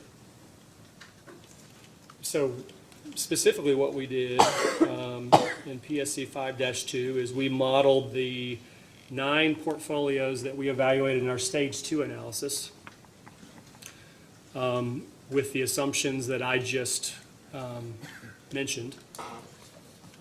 And Scenario 3, the advanced tech for EPA compliant CCS. say that again, I'm sorry. That scenario 3, advanced tech for EPA compliant CCS, where you added SCR to Gent 2 and Mill Creek 1 and 2 in 2028, installed CCS with 90% capture starting in 2030 and retire anytime after 2040, and a complete overhaul of Brown 3 in 28, install CCS with 90% capture starting in 2030 and retire anytime after 2040. Are you reading the question, Chairman? That's right. Is that the scenario that you're referring to that you did the study? That's what I'm... Well, we explained in our response that given the lack of data, we couldn't model the specifics of this request. So the best thing that we could do is model. So in this response, what we did is we effectively modeled the worst case scenario for our combined cycle, which was the 50% capacity factor. And then we used a CO2 price to model the uncertainty related with the balance of the fleet. And effectively, what we did in doing that is we modeled the net cost of CCS on our coal units. Again, is assuming it costs nothing, assuming it costs $15 per ton a net cost, and assuming it costs $25 a ton a net cost.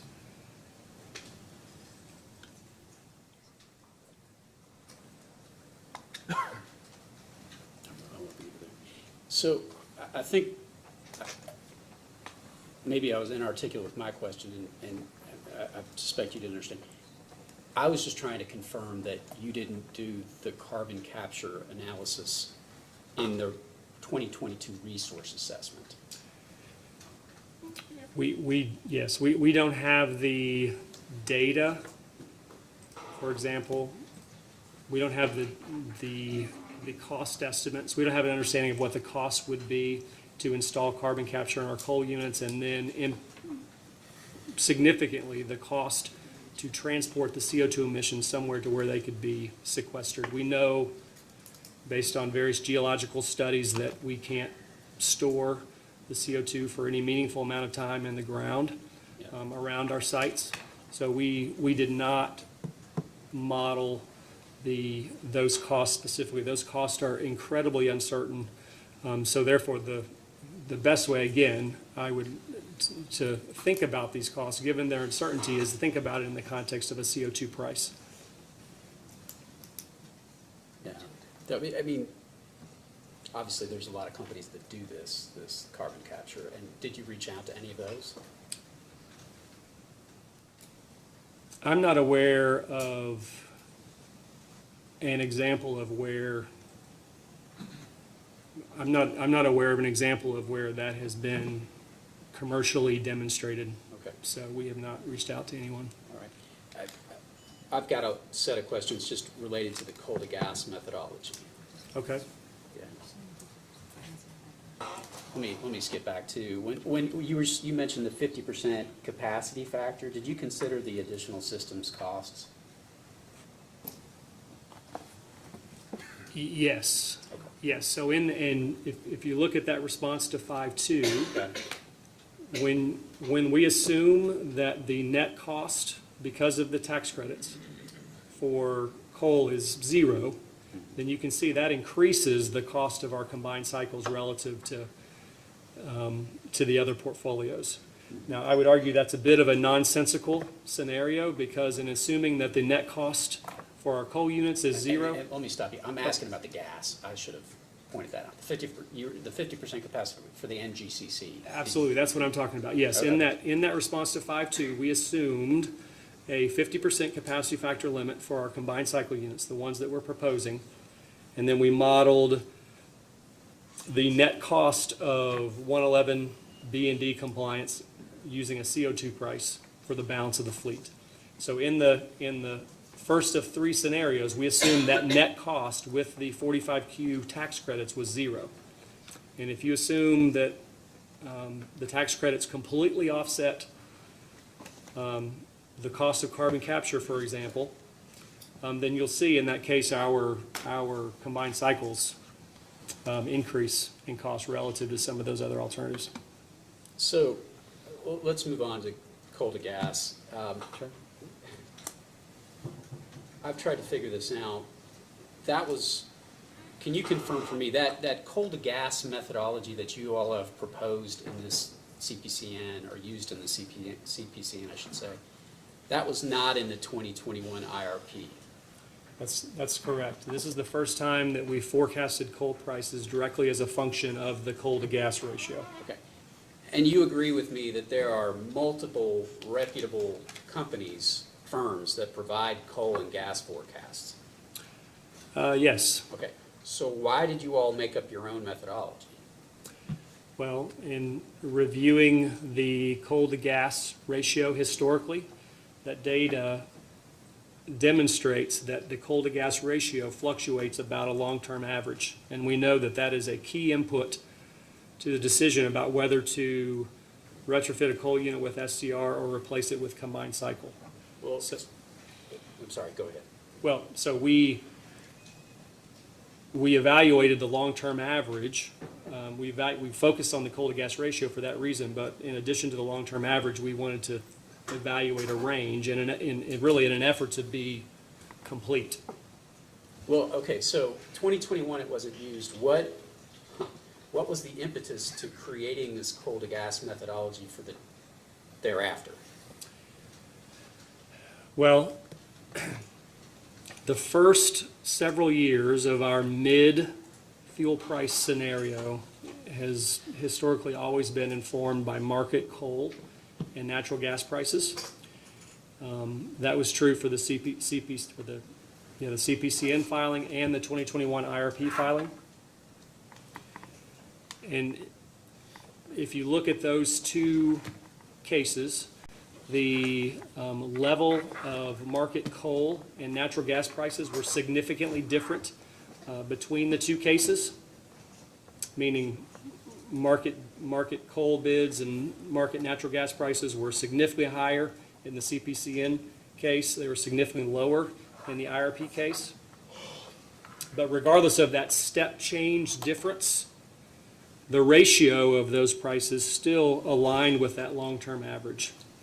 Is the market coal price based on a portfolio of coal procurements? No, the market price that we look at is the coal to gas ratio that we focus on is a ratio of, I think it's the prompt quarter coal price, spot coal price, and Henry Hub natural gas price. Well, from a fundamental standpoint, are you aware of anyone else that uses this coal to gas methodology? We did not perform any research to understand how other folks think about, So what's the significance and what's the basis? the significance is the key input to this analysis, but the basis, as I just said, is both for these are just two examples, but just in the context of the CPCN, in the context of the IRP, the market coal and gas bids, market coal bids and the natural gas price in the CPCN, which were a step change different in the CPCN than the IRP, both of those aligned with that long-term average, which I think it's clear that coal and natural gas energy are economic substitutes. So at that average, the cost of coal and natural gas energy is approximately the same. So that's why it makes sense to focus on that. But again, we recognizing that this is an important input, we considered a range. We didn't consider just one value.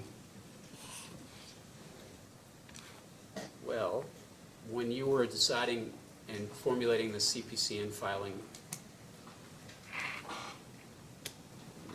why, I'm sorry, but I'm just trying to wrap my head around, why did you not just reach out to a forecasting company? Why create this kind of out of thin air?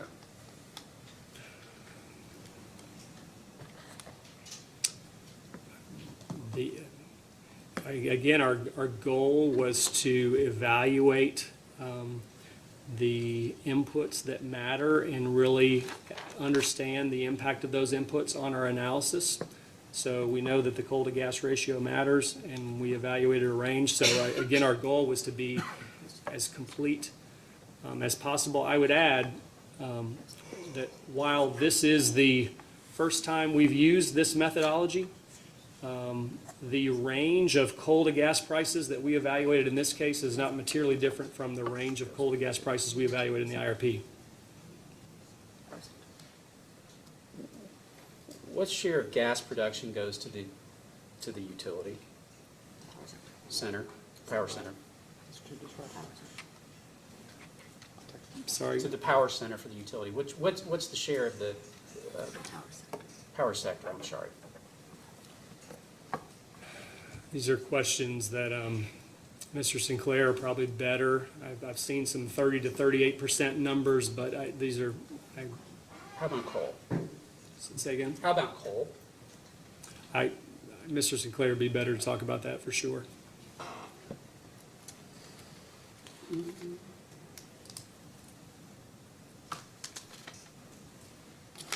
think that's it. All the questions ever, Small? Yes, Mr. Chandler. No questions. Ms. Huddleston, do you have a number of questions? That's a, yes. I've got ESPN. So we'll take a short recess until 2 o'clock. A whole cable suite. We'll take a short recess until 2 o'clock, and then we'll come back with Ms. Huddleston. Thank you.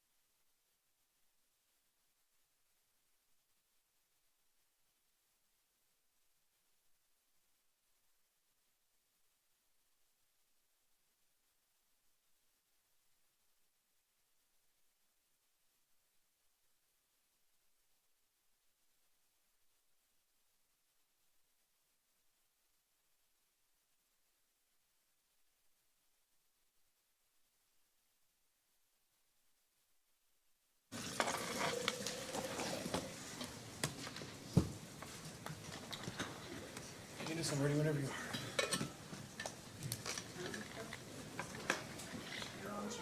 We're back on the record in case number 2022-00402. Ms. Huddleston, do you have any direct cross-examination for the witness? Yes, Your Honor. Please proceed. Thank you. Mr. Wilson, my name is Kate Huddleston. I represent Sierra Club in this proceeding. Afternoon. And good news. So I think there's a mystery that's really been hanging over us since this morning, and that mystery is the abbreviation MSSC, and I'm wondering if you might be able to resolve it for us. I'm not going to be able to help you. You don't think it might be most severe single contingency? Was that in the context of the report, the TikTok Yes. report? That could very well be it, but that would be a question for Mr. Schramm. And the reason I'm asking you that is because if you look at UOL's, LGNKU's Commission Staff Supplemental Response 74-C, you are one of the sponsors of that. Which one again? I think Round it's. two? Yeah, round two.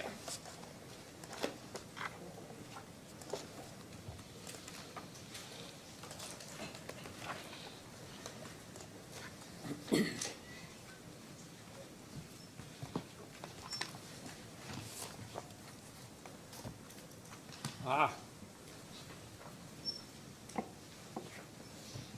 Okay, and does that response suggest that MSSC is most severe single contingency?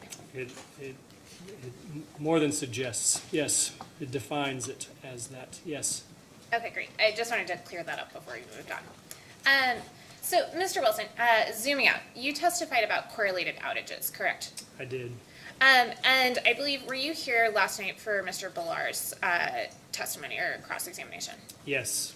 And do you remember Mr. Billar saying that correlated outages could mean different things to different people? Yes. Could you explain what a correlated outage means to you? Well, in the context of this case, I think of it mainly in the context of the Estrape report that was produced by a couple witnesses where, due to extreme weather events, the weather specifically results in significant outages among multiple units, So across is multiple units. a correlated outage and outages among multiple units at the same time? Yes, and significant as well, yes.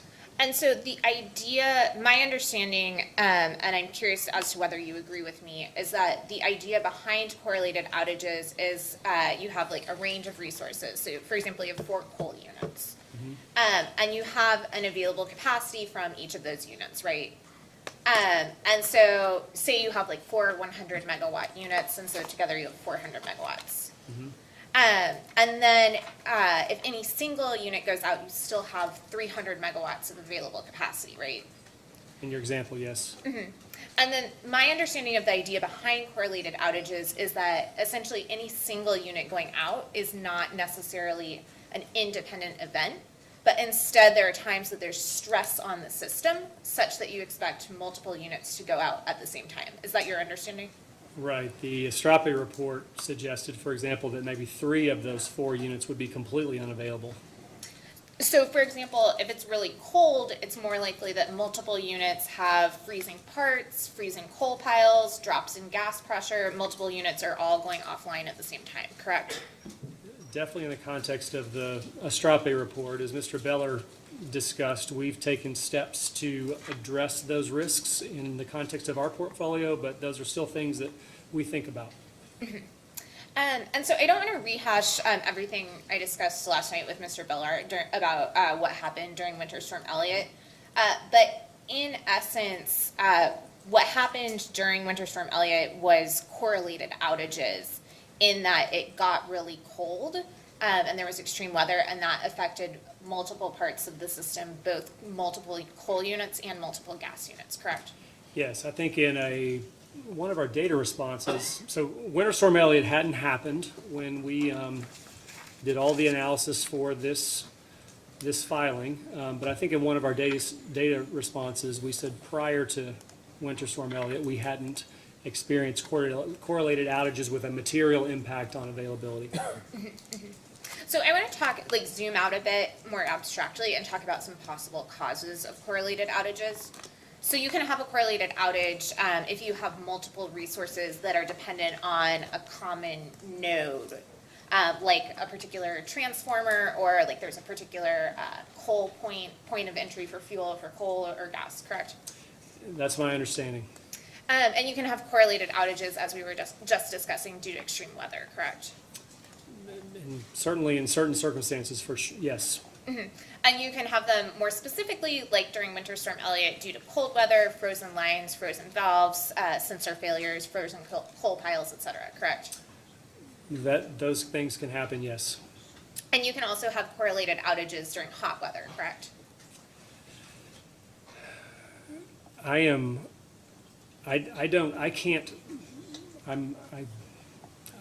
can't give you examples of hot weather related correlated outages for our system, but I wouldn't be the person who could do that.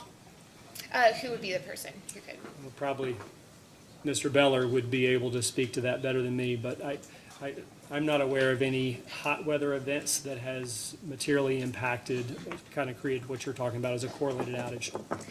Are you aware of any other utilities experiencing hot weather events that have led to correlated outages?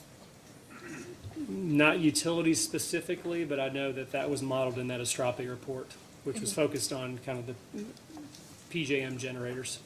Are you aware of places like, for example, Texas that more regularly experience hot weather, where plants may go offline during hot weather?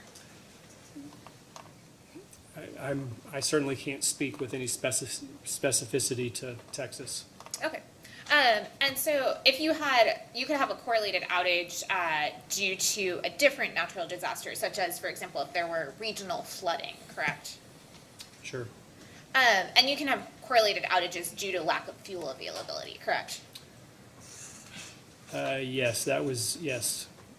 So, for example, during Winter Storm Elliott, there were serious issues with gas and pipeline availability. Well, we had no, yeah, the pipeline, Texas Gas was unable to maintain the pressure that we needed to operate our units. The supply of gas was there was a pressure issue. And you can also have issues with coal transport that lead to correlated outages, correct? Yes, those would be much longer term in nature, potentially, but yes. What would be some examples of that?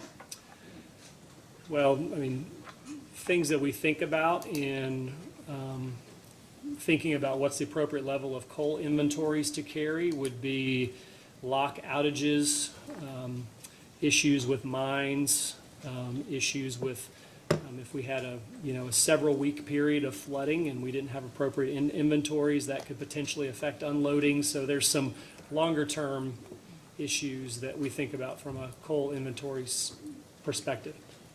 Okay, and so the way I guess I'm thinking about correlated outages is, like, I learned in middle school science that correlation is not causation. Have you ever heard that? Yes. Yes. And so I guess like the basic idea is it's not like coal plant A goes out and that causes coal plant B to go out, but there's an external event that causes coal plant A and coal plant B to go out, correct? Right. Okay.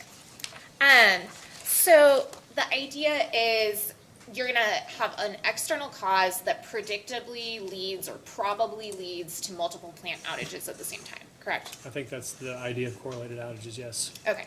And so it's, at these times, it's basically not like we're doing an independent coin flip to see if plant A, plant B, plant C, plant D are each going to have a mechanical issue that takes the capacity offline.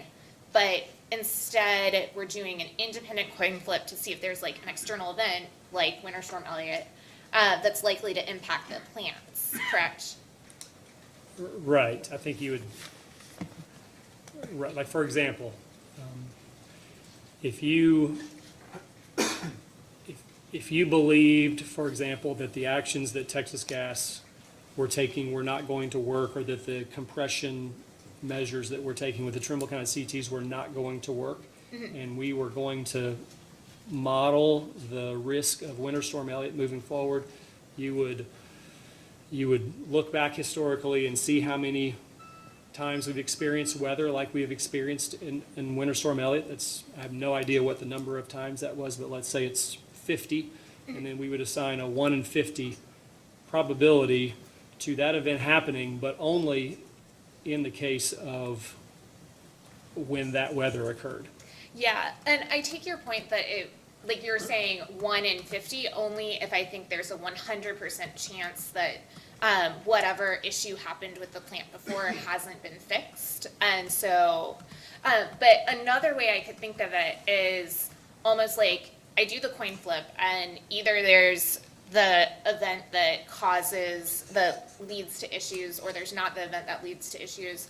And then once I do the coin flip, it's like I'm rolling a weighted die. And so I say, oh, well, I think it's more likely that a plant's going to go out because there's a winter storm or regional flooding or, God forbid, a hurricane in Kentucky or something like that. But then it's, it's like I'm doing sort of a probabilistic analysis of how likely those plants are to go offline once the event occurs, correct? Right, that's my understanding of the way that the Astropia report is modeled. Okay. So thank you for setting that background. Could you please refer to your rebuttal testimony at page 4, lines 5 through 6?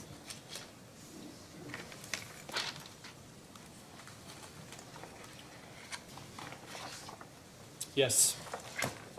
Okay, and you say, I want to make sure I'm on the right page because I had some issues with this yesterday. Okay, so you say the companies have taken steps historically to reduce the likelihood of correlated outages, correct? Correct. And so I guess I'm wondering about historically correlated outages. So we've talked a lot about Elliott. Can you think of any other historical examples of correlated outages that the companies have had? Well, none that have material impacts, and that's the issue. I mean, it's we think about a lot of things when the weather gets cold, and that was, I think, Mr. Beller's point, is that we've taken steps to reduce the risk of availability impacts during the cold weather. Yeah, and so I think I'm trying to zoom out more broadly and not just correlated outages that have led to material impacts, but correlated outages more broadly. Examples of events that have led to correlated outages, even if LG and EKU had enough reserve margin, for example, that it didn't end up materially impacting customers and causing rolling blackouts. Not off the top of my head, I can't think of any. Okay, in 2014, did the companies have cold weather event days? Yes, I believe, yes. And in fact, I think there's a chart in Mr. Sinclair's testimony that highlights those days. Do you know where that chart is in Mr. Sinclair's testimony? Yes, approximately page 80. Great. And can you turn to that chart, please?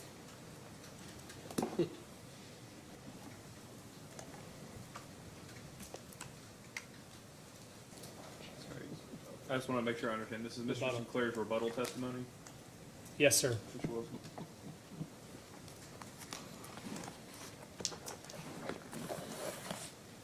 All right, and so you're looking at page Oh. 80 of Mr. Sinclair's rebuttal testimony? It was page 80, yes. Okay. And I see on this chart a number of yellow dots that say cold weather event day. Do you see that? Yes, Okay, and so the first dot appears to be, farthest to the left on the chart, January 6th, 2014. Is that correct? yes. And it's like roughly, I'm a terrible estimator. I would say roughly 5,800 megawatts. I'm not sure what you would say there. Yeah, 1,500 megawatt hours, yes. Yeah, that's perfect. 5,800 megawatt hours lost. Yes, And then the next one is January 7th, 2014. Is that correct? that's correct. And how many megawatt hours lost would you say there? 4,100, it's approximately. Uh-huh. And so what is the next one? Looks like the next one highlights February 19th and February 20th of 2015, the following year. And how many megawatt hours lost for each of those? I'm just estimating approximately 3,000 megawatt hours. Okay. And so are these also examples of correlated outages? Well, these are examples of days where we had extremely cold weather, And this plots the lost megawatt hours on those days compared to the average amount of lost megawatt hours for the year. The idea, especially in the context of the Estrape report, the idea is that correlated outages caused the lost megawatt hours on an extreme weather day to be significantly higher than average. That's the phenomenon that they were modeling. And we don't have data that suggests that that would be appropriate for our system, and that's again due to the steps that we've taken to mitigate those risks. So I guess I'm curious, why is this called a cold weather event day? Mr. Sinclair could probably speak to you better about the definition, but I know the January 2014 event in Kentucky was the polar vortex event, and the temperatures dropped very quickly, kind of like they did on December 23rd of 2022, and then they stayed quite low for a period of time. Okay, and I may not be understanding this chart fully, but it looks like January 6th you had 5,800 megawatt hours lost, Right. and January 7th you had 4,200 or whatever it may be. Right. So together that's like 10,300 megawatt hours lost. On those 2 days, yes. And the total annual average for daily megawatt hours lost is 12,000. 12,000 or so, yes. So are you saying that on those two cold weather days, you had significantly fewer megawatt hours lost? Than we did on average for that year. Why would that be? Well, it's not uncommon on a given day to have, we manage a portfolio of generating units, so no one, I don't think, expects them to all operate perfectly. So it's not uncommon on a given day to have a few units that are derated or offline for one reason or another. So, in fact, almost every day you're going to have minor issues, at least with units in your generation portfolio. So on those 2 days, the issues that we had were made up, 4,000 to 6,000 lost megawatt hours, and it was a kind of a below average day in terms of lost megawatt hours. Probably, and I don't know this, we could get this information, but total energy served that day was probably in excess of 100,000 megawatt hours. Just to give you a point of reference. Do you know what percentage of those, for each of those, was due to cold weather? I do not. Does the company keep track of that information? That's probably a better question for Mr. Sinclair. Since I didn't prepare this, he would maybe have better insights in those questions. Okay. And so I guess what I'm getting at here is that my understanding of correlated outages for extreme weather, the way that utilities think about and track those is that they look at the percentage of their generation fleet for each resource that is out due to weather-related events. That's my understanding as well. And you're saying that LG and EKU does not do that? No, in this case, I don't know the specifics of how this, but in this case, we identified January 6th and 7th as an extremely cold day, and we looked at the lost megawatt hours on that day. What I'm not sure, Mr. Sinclair can tell you to what extent those lost megawatt hours were specifically due to cold weather, or just, like in the example of December 23rd, we had and I'm going to get the technology wrong, but we had the chain conveyor piece of equipment at Trimble County 1 that was caused Trimble County 1 to be out. It was a cold day, but the weather had nothing to do with Trimble County 1's unavailability. That happened prior to the weather. So differentiating between cold weather and not cold weather events, I'm not sure exactly what's included here, but Mr. Sinclair can answer that question. Okay, thank you. So I want to go back to your rebuttal testimony on page 3, lines 8 through 11. Okay. And so you state Mr. Goggin argues in his testimony, based on a report recently completed by Estrape Consulting, the vendor of Servum, that the company should be modeling correlated outages for their thermal units, and that by not doing this, they are overstating their thermal units' reliability and capacity value. Correct? Correct. And so then on page 3, line 15 through page 4, line 2, there's a question, and it asks, is the Estrape report credible? Correct? Correct. And you state, yes, the Estrape report was completed to assess the impact of correlated outages on an RTO's capacity accreditation process. Its assessment of incremental outages due to hot and cold weather was based on an analysis of unit outage data from 1995 to 2018 for 1,845 generators in PJM. The methodology used by Estrape to estimate the impact of correlated outages on an RTO's capacity accreditation process is reasonable, and I agree that correlated outages are certainly a concern in PJM, correct? Currently a concern, yeah, in PJM, but yes. And so then, please refer back to your testimony on page 4, lines 3 through 10. Your rebuttal testimony, so same document. Okay. The question states, does the Estrape report have any relevance to the company's capacity needs as non-RTO members, correct? Correct. And you said no, correct? Correct. But as we discussed yesterday, there were correlated outages during Winter Storm Elliott, correct? They were, but they were, well, during winter, yes, during Winter Storm, yes. And there were correlated outages both for gas plants and for coal plants, correct? That's right. And you said that you were here for Mr. Ballar's cross-examination. Do you recall him discussing the steps that the companies have taken following Winter Storm Elliott? Yes.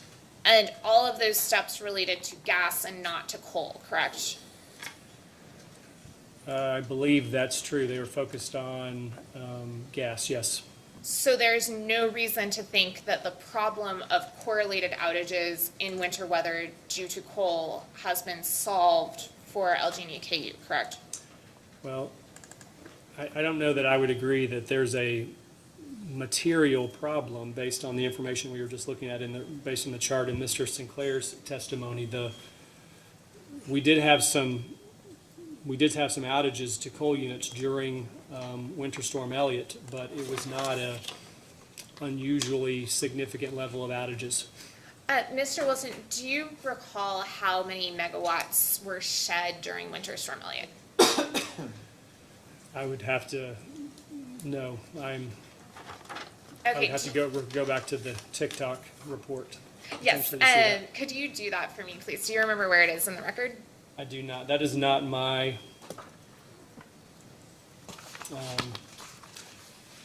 anything to do with me. Mr. Crosby, do you have a copy of that Sierra Club exhibit? We do. Do you mind to provide that to Mr. Wilson? Thank you. Yeah, it's all right. It's the response. It's AG 113L.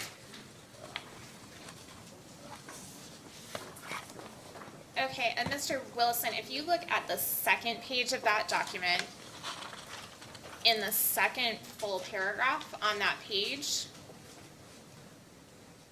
Yes, do you see a line about 317 megawatts? yes, the LG&E KU Balancing Authority had to shed load on 12/23 from 1758 through 2211 by as much as 317 megawatts.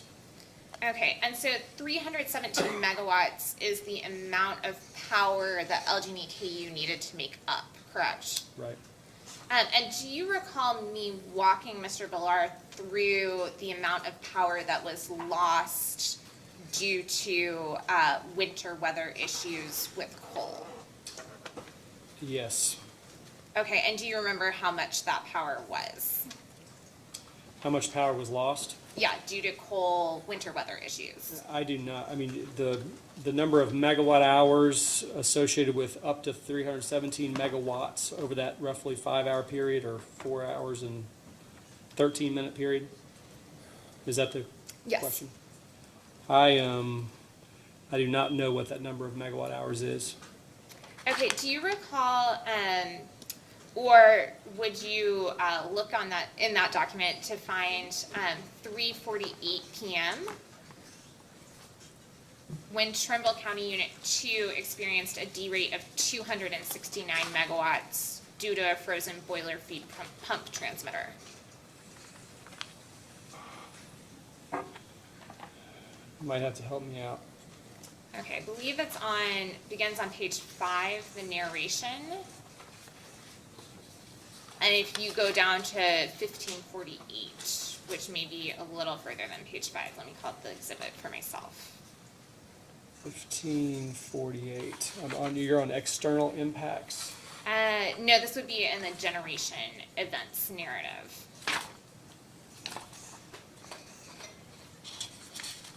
So this is page 4. May I approach just to help You may. find it? Thank you. Page 5.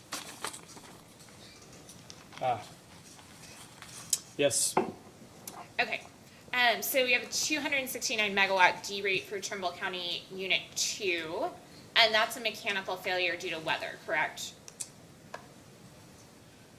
Yes. And that's a coal-fired unit, correct? Yes. Okay, and then at 4:13 PM, Mill Creek 4 lost a coal feeder due to cold weather-related bunker issues, correct? Correct. And that caused a 121 megawatt D rate, correct? Correct. And so that alone, those two failures put us over the 317 megawatts for load shed, correct? Right. And so if those two failures due to cold weather from coal had not happened, there would not have been a 317 megawatt load shed. Right. Yes, I agree with everything Mr. Beller said yesterday. Okay, and so my question to you is this, because we talked earlier, I talked with Mr. Beller, I believe the chair also talked with him about this, that there were sort of 3 separate occurrences that each of them individually could have made up those 317 megawatts. Right. And what are those 3 separate occurrences? Well, there was the gas pressure issue. There was some of the coal issues, and then I don't remember the third. And the third was PJM's curtailment of imports because Right, the right. companies are not part of PJM, correct? Right. And so it seems like the companies have taken steps to address the gas issues, but the companies have not taken steps to address the coal issues, correct?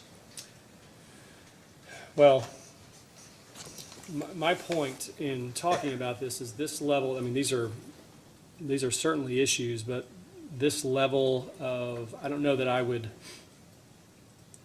this level of outages was certainly a concern, but I think this level of outages is not in the realm of outages contemplated by it's not an out of the ordinary level of outages is my point.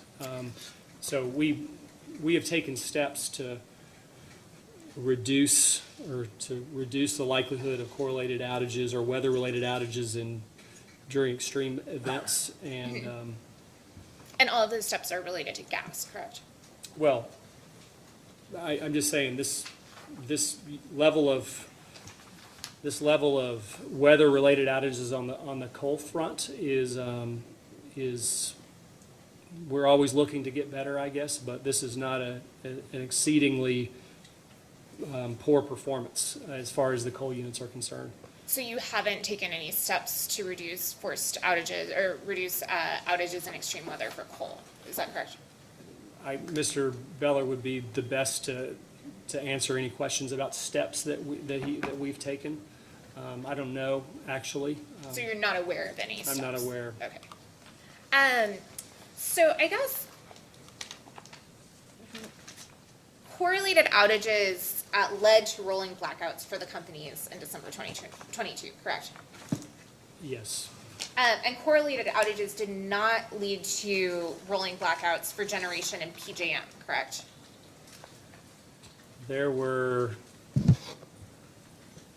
I'm not aware of any rolling blackouts on December 23rd in PJM. And yet you state that correlated outages are a concern for PJM, correct? Based on the Estrape report, yes. Okay, and so the companies had not, until this proceeding, publicly identified any generation failure during Winter Storm Elliott except for the Texas gas transmission outages, correct? Say that again? The companies had not, until this proceeding, publicly identified any generation failure during Winter Storm Elliott due to the event except for the Texas gas transmission outages, correct?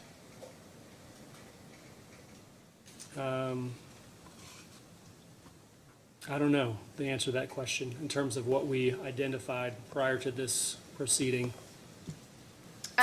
Did you watch the company's testimony before the Kentucky legislature?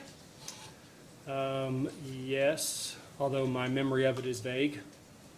Do you remember whether the companies identified any generation failure as responsible for outages during Winter Storm Elliott in that proceeding? I don't. I believe Mr. Bella represented the companies in that proceeding. So you watched the testimony, but you don't remember the... I definitely don't remember the specifics of what he said. Okay.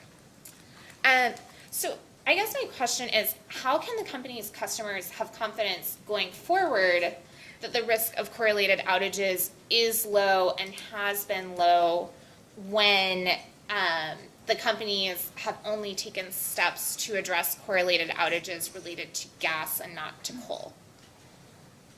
Well, and I'm responding in terms of what we should model. The reason, and again, the analysis that we did for this filing all happened prior to Winter Storm Elliott. So based on the data that we have that would provide the basis for whether to model correlated outages as we're talking about, we don't have data that would suggest that that risk is material. We certainly, there's things that happen. We think about, reliability during cold weather events. We've taken steps to cause, at least based on the events presented in Mr. Sinclair's testimony, to cause our availability to be better on average during cold weather events. In fact, and like I said, the Estrape report, the data, all those yellow dots, based on the Estrape report, will be well above the blue line. So I guess my question for you is, the yellow dots, we were unable to disaggregate the yellow dots and say what percentage of those were related to coal, what percentage were related to gas, what percentage were related to extreme weather, correct? I did not do that. It's Mr. Sinclair's testimony. I suspect we know exactly what those dots represent. It's just not my exhibit. In the E4D analysis that the companies do, does that analysis account for all winter weather failures? And when you say the E4D analysis, are you talking about our resource adequacy studies, for example, in SERVM? I'm talking about when Mr. Billar was testifying before about the chart that was provided to the commission with forced outages, and there was a statement that there could also be a chart specifically for E4D outages. And so I'm wondering if that accounts for all of the sort of weather-related events or other correlated outages. For our resource adequacy studies, we do not assume that the availability of our units diminishes with weather. Okay. So we certainly model circumstances just through kind of the random drawing of unit outages during cold weather where there's multiple units that are off, but none, we don't, for example, kind of what you're talking about with the first coin flip, we don't say, okay, we've drawn a cold weather event. Now let's assume instead of a forced outage rate of say 5%, let's assume a forced outage rate of 10%. So you don't do that analysis We don't currently? do that, and it's again, we don't have data. Certainly prior to Winter Storm Elliott, we don't have data that would suggest that is appropriate. And then again, I think we've testified if you assume that what the actions that Texas Gas are taking and the actions the companies are taking with the with the software at Trimble County. If you assume that works, it's unclear how the data would be significantly different, but that's certainly something we can think about. Class clarifying question. I'm sorry, I didn't mean to cut you off, Mr. Wilson. No, I'm done. When you say you don't have that data, are you saying you all don't have data have you all ever taken a big step back and looked at when one unit is available or not available, are other units not available? Like, forget the cold weather, just for a second. I'm just want to make sure I have an appreciation for this probability or likelihood or correlation or common mode, whatever. Ignoring the reason, the causation, ignoring the causation. Have you all ever taken a step back and said, over a 1, 5, 10, whatever the time horizon may be, year period, when X unit is out, 10% of the time, 50% of the time, whatever, Y and Z unit are also out? We don't associate it with specific units, but let's assume that all of our resources had a 10% force outage rate. The likelihood of we do based on that, at any given time, there's a 10% chance the unit could be out. We definitely model circumstances where multiple units out or at the same time based on those force outage rates. Well, you say you model on it, but that's just, you model on a random basis. That's just if the random draw has two of them out at the same time, not historically there's a correlation between one of those being out and the other one being out, right? Right. We don't model any correlation. It's just the and the process is set up to consider the full range of unit availability, but assuming, to your point, that there's no correlation. Okay. It's not like a hard, like on transmission, you're actively saying N -1, -1. You're just rolling the dice, and if there happen to be two contingencies, both of those 10% just so happen to go out in that run of the model, that's where you're modeling to get them together, right? Exactly. So, but in GADS, is there an opportunity, or from GADS data for what you do, is there an opportunity to take a step back and go, these two units seem to be out at the same time a lot? Like the E4D, that their actual outages occur simultaneous or in correlation with each other? We could evaluate GADS for that purpose. I think we would be aware of that if that were a concern, but we haven't evaluated GADS for that purpose. Okay, and the reason I ask, going back to Mr. Beller's example of a 4-unit, a 4-unit coal plant that has a single conveyor, that I call it a choke point or pinch point or whatever it be. If you go, well, fuel unavailability or whatever the code is that's put into GADS, when it affects unit 1, it also affects unit 2, 3, and 4. That would be helpful in finding out how to mitigate, in identifying something to mitigate, right? Right. My understanding is that's a perfect example of something that we're aware of, and we do a lot of work to make sure that's not a pinch point. That's an example of some of the steps that we've taken to kind of lessen the concern with correlated outages. Yeah, and I guess what I'm trying to find, aware of because of GADS data, aware of because of what? What observations do you all have that formulate that awareness? Well, Mr. Beller could articulate this better, but based on what he said, I think it's just an understanding of the way that the unit works and recognizing that if this breaks, the whole unit goes down, so let's make sure this doesn't break. Okay, but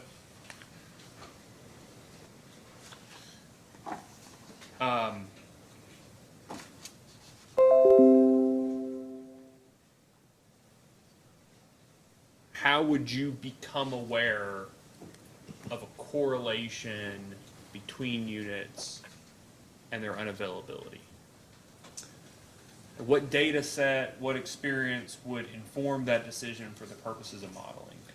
Well, an example, there's different ways we can look at it, but as an example, going back to that chart in Mr. Sinclair's Page 80. page 80, we would look back at historical cold weather events, and we would see lots of yellow dots above the average on cold days. And that would highlight that would highlight a concern with outages on cold weather events. And then we would look to see to what extent, to your point, to what extent those outages were truly kind of cold weather related. Okay, so taking a step back though, the blue line is the average, right? That's correct. So out of a year, are half of the yellow dots above the blue line? Yes. Okay, so there are days, maybe not, well, I guess that's not fair to say half of them, but like, because some of them may be way above the line and some of them may be right above, but, you know, averages are there, right? But that there would be a distribution of occurrences within the year above the blue line. Right. Okay, so let's go to the top fictional yellow dot in each and every year, because there's got to be a highest, right, or number of highest. That would be the day in each year where there's the greatest loss of megawatt hours. That day would exist. The day would exist. Okay. Yep. I gotta think about that for a second, Mr. Wilson. I appreciate it, Ms. Huddleston. Thanks.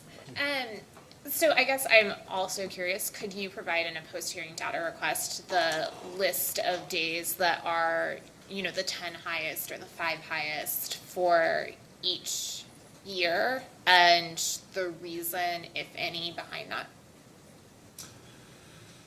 I think we can do that. Thank you. Okay, so I want to go back to your rebuttal testimony at page 4, lines 11 through 16. And the question there asks, what are the implications of these recommendations on Mr. Levitt's analysis of the company's capacity need in PJM, correct? Correct. And you respond, the implications are significant because the companies have taken steps to address correlated outages with their resources. The capacity value of the company's resources would be inappropriately penalized if they joined PJM and PJM adopted changes to the capacity accreditation process that are like the changes Mr. Goggin recommends. Correct? Yes. Can you identify any steps that the companies have taken to address correlated outages that utilities that are part of PJM would not have taken? I can just list a few. And first of all, I don't want to suggest that I have any idea about what PJM is going to do to address its capacity accreditation process. The Astrape report would suggest that the credit that it's currently giving thermal resources is too high, and they gave these levels, 24 and 15%. But some of the, for gas resources, for example, and another caveat is the data set that Astrape focused on, and I think we just read that a minute ago, was a pretty long period of time that included a period of time prior to 2014. I know in the 2014 polar vortex, for example, a lot of the reason for the correlated outages were because a lot of units in PJM didn't have firm gas transportation. So I know a lot of units have since kind of made some changes there, and I am hesitant to talk about PJM because I don't know very much about PJM, but an example that we take for our combined cycle units, for example, for Cane Run 7, is we purchase firm gas transport, and more than that, we procure, I'd refer to it as a portfolio of firm gas transport, so that our portfolio as a whole has the gas transportation it needs to be reliable. That's a combination of, you know, we talked a little bit about no notice service earlier. We have a portfolio of firm gas transportation service that includes a service that gives us day ahead notification rights, and then this no notice service, which just gives us more flexibility. So firm gas transport is, procuring firm gas transport is an example of some things that we have done, and I'm speaking for Mr. Peller again, but my understanding is there are some things that we've done to, for example, enclose equipment that is susceptible to cold weather. What kind of equipment? that's not my, I'm not qualified to answer that question. But Mr. Beller could answer that, some of the steps that we've taken. I was just kind of generally referring to those. So I guess what I'm getting at is all utilities have a duty to their customers of affordability, reliability, prudence, correct? Certainly, we are focused on reliably serving customers at the lowest reasonable cost, yes.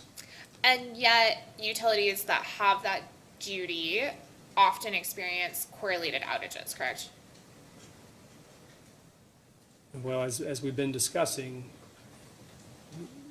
the level of outages during cold weather events for us are not material. We certainly have things that happen as a result of weather, but we've kind of reduced the impact of those things.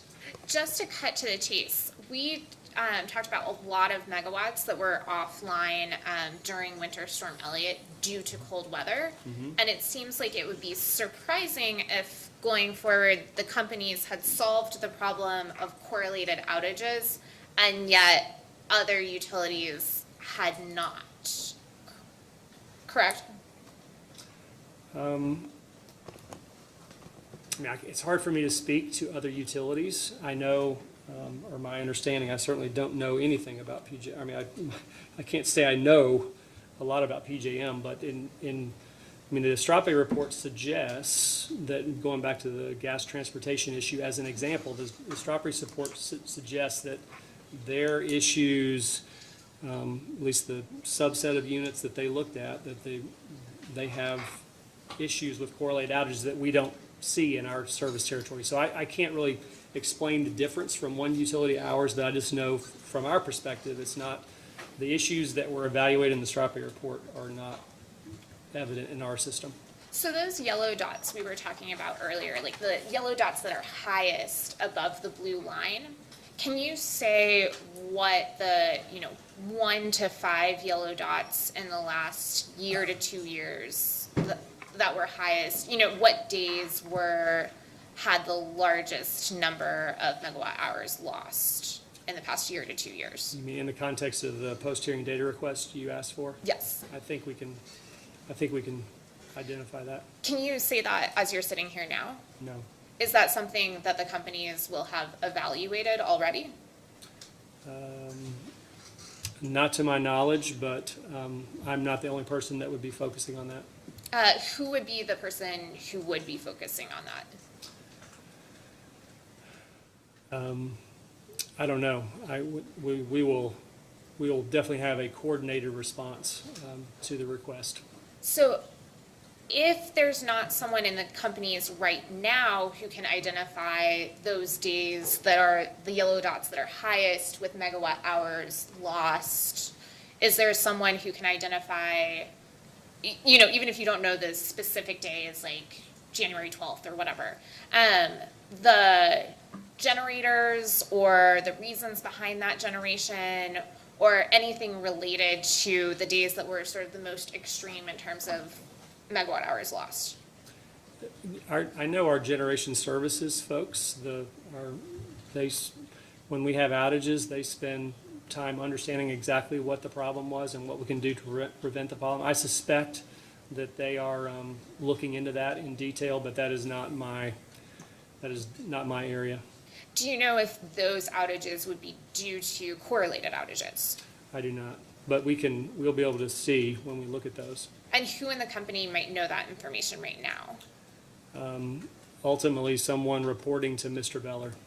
And if you don't know right now whether those most extreme days are due to correlated outages, how can you say that the risk of correlated outages is low?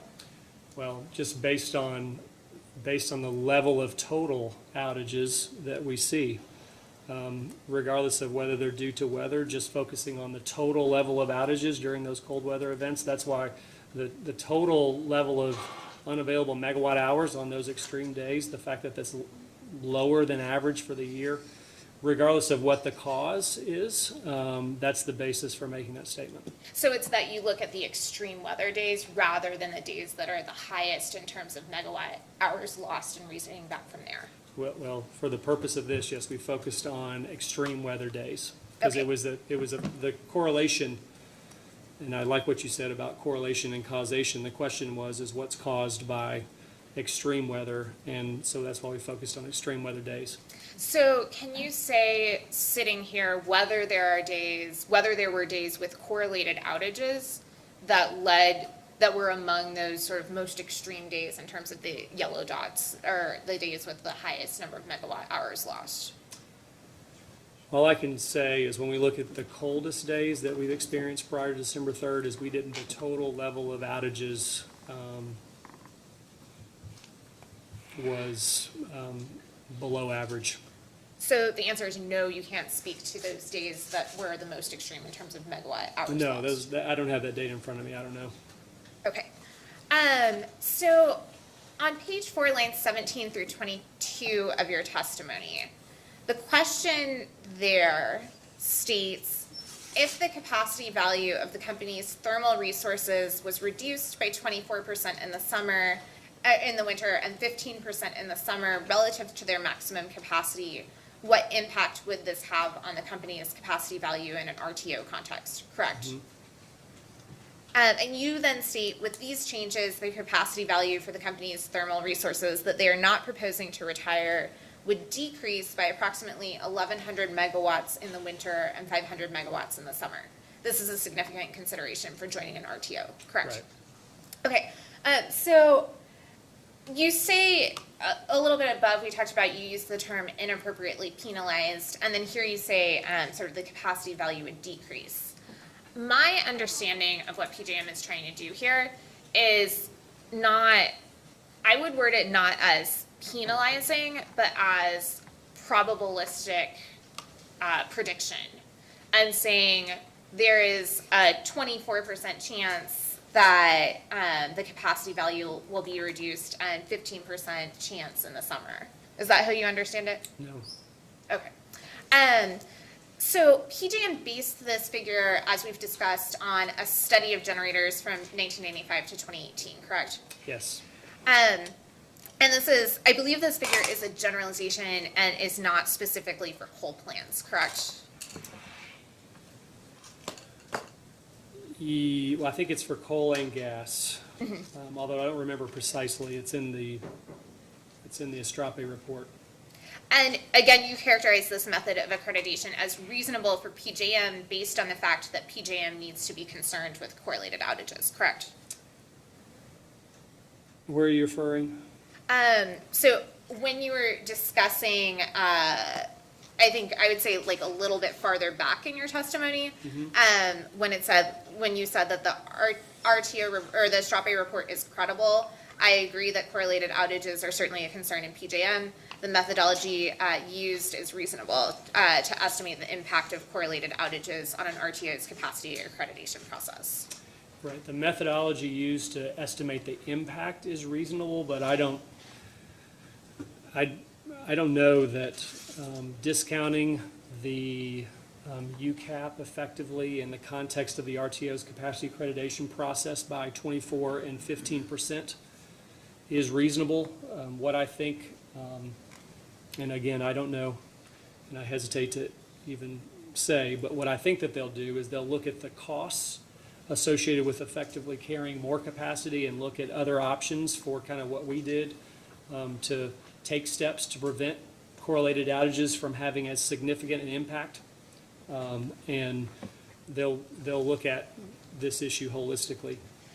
Has LG&E KU performed a similar study of its own generators' performance over a period of time? And I take your point that you maybe disagree with the 1995 to 2018 timeframe, but over a period of time, and determined whether a D-rated seasonal accreditation in winter and or summer would be warranted? We don't have any reason to believe that it would be, but we haven't studied the GADS data specifically for that purpose. So you haven't studied the data, and so you don't know, correct? Well, we've just looked at for example, the cold weather days that we presented here. That doesn't suggest that we should look further, but there are ways certainly to look at GADS data further. But the data we have so far doesn't suggest that we have a significant issue. But you have not performed that analysis? We haven't done a GADS analysis, no. Okay, so the companies do not know whether a 24% reduction in winter and 15% in summer is accurate, too high, or too low based on crunching the company's data, correct? I am confident it's too high based on the data that we have crunched. Like that would understate the capacity value of our thermal resources if we discounted them by 24 and 15%. What data are you basing that on? I'm basing on the data that we presented in Mr. Sinclair's testimony, but then just our experience. We have our portfolio of generating units has performed well during cold weather events.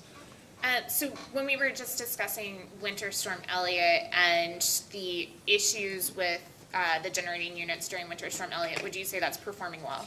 That's the first time that we've had that issue, and as we've discussed at length, we're taking steps to address the issues that happen there. But one of those steps is not taking into account correlated outages, correct?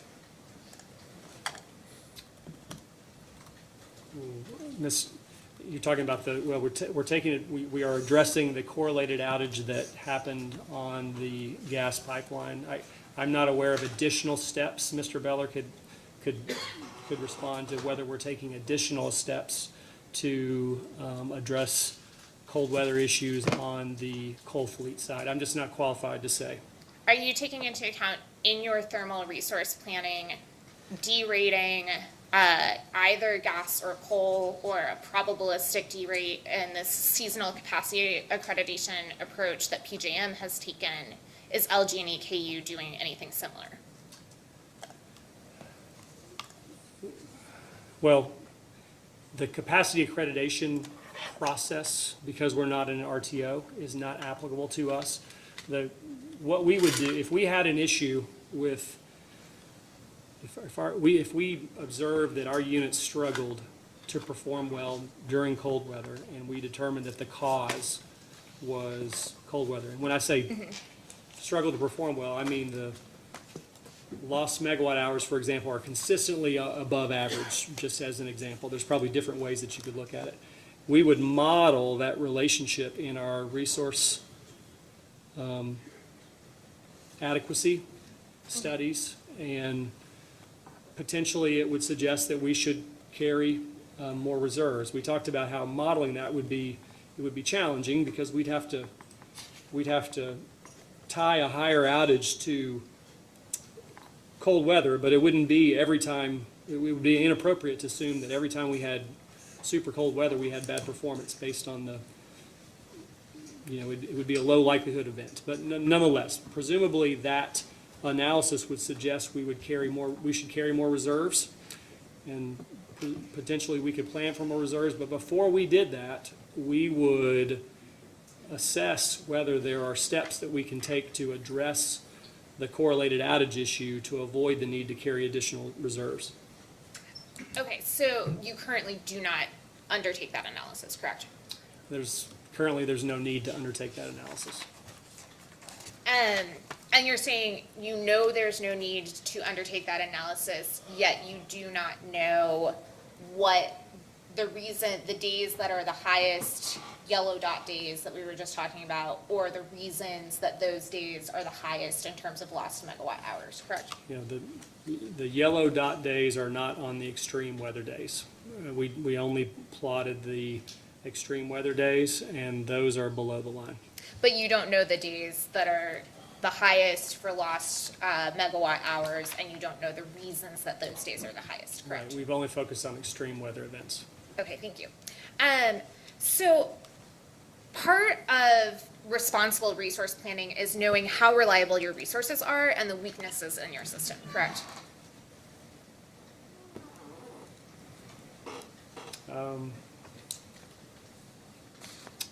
Yes. So the kind of analysis that PJM has undertaken and that Mr. Goggin recommends, evaluating the scope of correlated outages based on historical information and then taking that into account in resource planning, that allows a resource planner to know the extent to which independent events that we've talked about such as winter and summer weather or other independent events, are likely to affect the integrity of the system overall, correct? Yes, the Estrape report modeled, like we've been discussing, the correlated outages, and observed that in the context of an RTO's capacity accreditation process, that crediting a thermal resource based on its UCAP was too generous. Instead of, in UCAP, let's say 5%, they're saying you should subtract 24% in the winter or 15% in the summer is effectively the way that is what that report would suggest. Again, I'm not suggesting that that's what's going to happen necessarily, but if that was the conclusion, that would be a big deal for us. That's a clarifying question, Mr. Wilson. You used UCAP, and I just want to make sure UCAP is a function of ICAP, the installed capacity reduced by the E4D. Right. So UCAP and the RTO, at least in PJM, UCAP and PJM is synonymous with the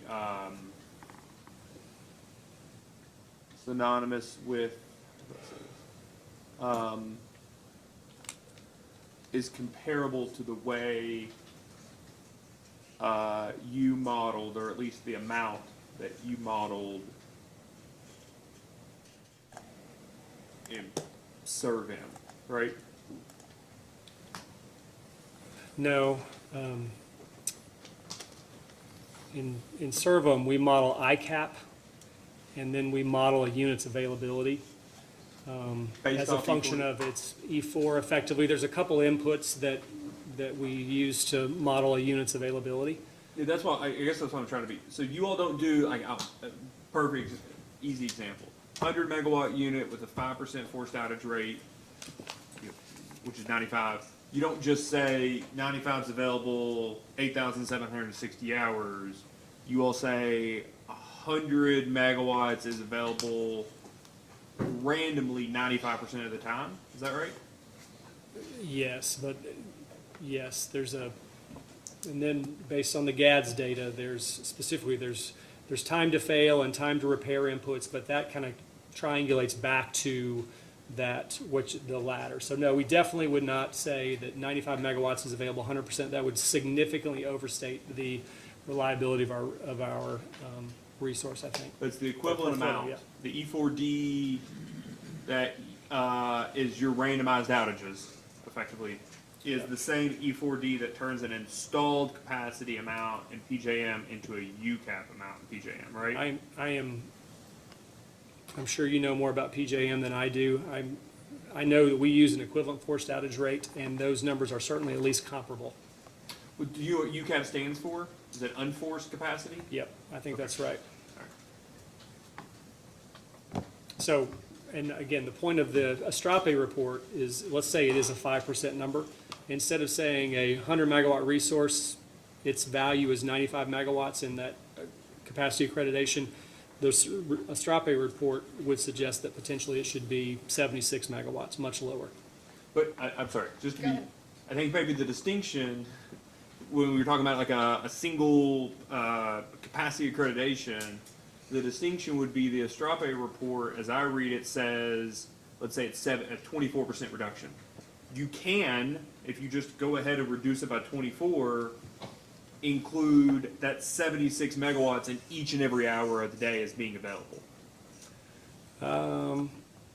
I think they're just, no, the Estrape, in their model, I mean, they use SERVM as well, they would never model 76 megawatts available every hour.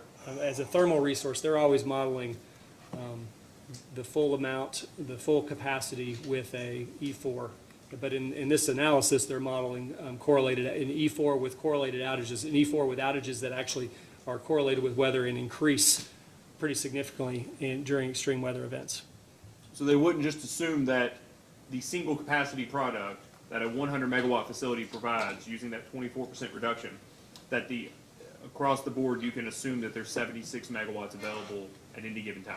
Yeah, I'm not sure that they are and this would be a question for Astrapi, I'm not sure that they're recommending changes to an RTO's capacity accreditation process. I think they're just saying this is what the impact of correlated outages suggest. Yeah, I guess what I'm trying to figure out is the distinction between the way you're looking at it and the way the report, the testimony of Mr. Goggins' testimony, of course, he'll be here, I can ask questions about that too, but is that you're not, just to be clear, you're not saying a 100 megawatt unit's worth 95, you're saying a 100 megawatt unit with a 5% UTMD is going to be unavailable on a randomized basis, the way you do your study 5% of the time. Right, right. And I there, get from, there are D rates and all that kind of stuff, but yes. but I get from the intervener testimony that effectively the argument is if 2 units just so happen to go out at the same time a lot, maybe doing it exclusively on a randomized basis isn't the only way it should be looked at. Is that how you read the intervener testimony? My understanding of the intervener testimony is because of concerns with correlated outages is that we should assume that they happen kind of moving forward in a way that's consistent with a report like Astrape is showing. Well, and you and I had this line of questioning, I think, at the IRP hearing about should you assume some probability that occurrences happen at the same time, that contingencies occur at the same time, that you all just historically have not done it that way. Is that right? It's just been on a randomized basis. It's random, yes. Yeah. And Okay. I know you know this, that means in our analysis, we have we certainly model the likelihood of several units being out at the same time, consistent with the level of the equivalent force outage rates that we consider. So we consider, we certainly have experienced multiple units being out at the same time. They're just not all due to the same reason, like, for example, extreme weather. A common mode, as opposed to just... Exactly. Okay, just real quick. I asked at the IRP hearing about a Monte Carlo, whether you all do that, but you don't necessarily run it through a Monte Carlo. You just have a few hundred random outage scenarios that you apply. Is that right? And the only reason I hesitated at the Monte Carlo statement is because we look at 300 unit availability scenarios, and the algorithm is set up to consider the full range. So it prevents, for example, of just randomly choosing from one spot in the distribution. So that was the only distinction there. Which would by definition... Basically the same. Which Yeah. would by definition run the possibility of doing the same scenario twice if it was a Monte Carlo, right? Right, right. Yeah. And under yours, no scenario should be run twice necessarily because they're... Yeah, it appropriately considers the full range and the likelihood throughout the range. And some ranges just so happen to include multiple contingencies or multiple Exactly. outages. Okay. Exactly, That's yeah. helpful. Thank you. Go ahead, Ms. Thank you. Awesome. So I want to zoom out a little bit and talk about solving the problem of correlated outages, just generally speaking. And so one of the things that can cause correlated outages is if you have a system that's 100% reliant on a particular fuel resource and that resource is unavailable, correct?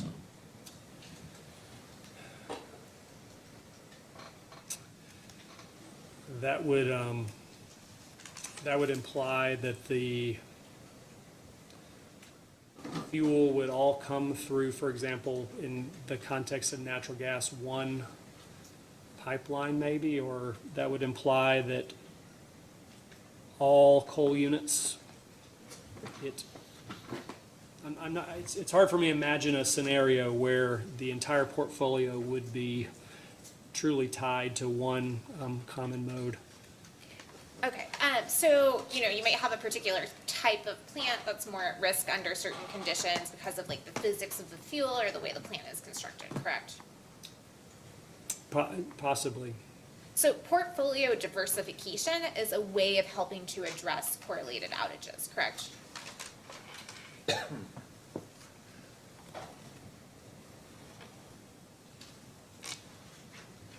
I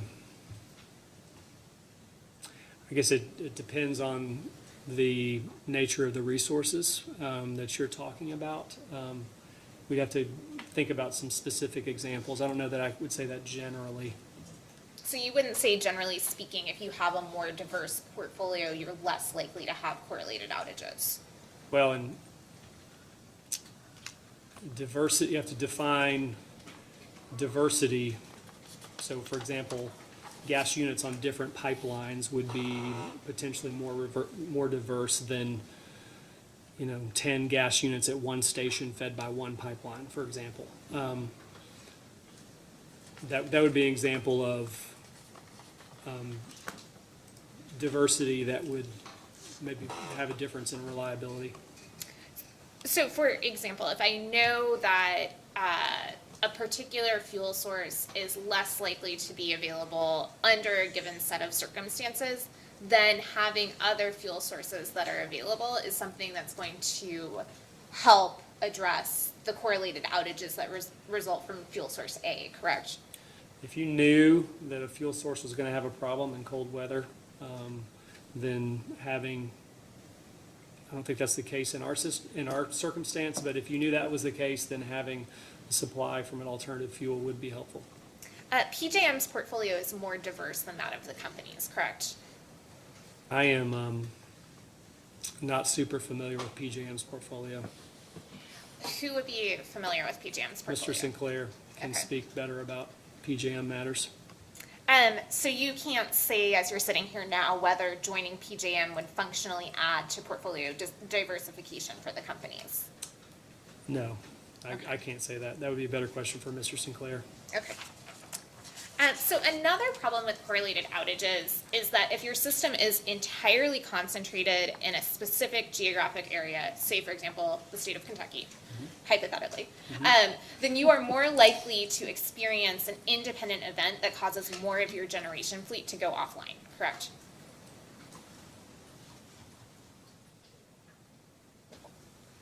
Well, I don't know that it causes our generation fleet to go offline. I don't know that I agree with that. I agree that because we are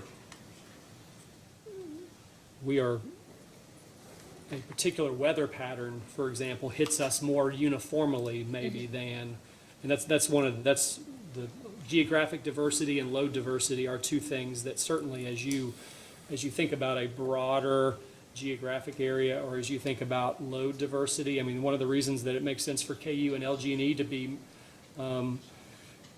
combined, and one of the reasons it makes sense for us to plan resources collectively is because KU is a winter peaking system and LG&E is a summer peaking. So combining those two together are examples of kind of load diversity, and then, like we said, geographic diversity. A given weather pattern can hit things different, broader. Those two things absolutely we agree with. So joining PJM would functionally add geographic diversity for the companies, correct? That would be a benefit of joining PJM is geographic diversity as well as load diversity. Yes.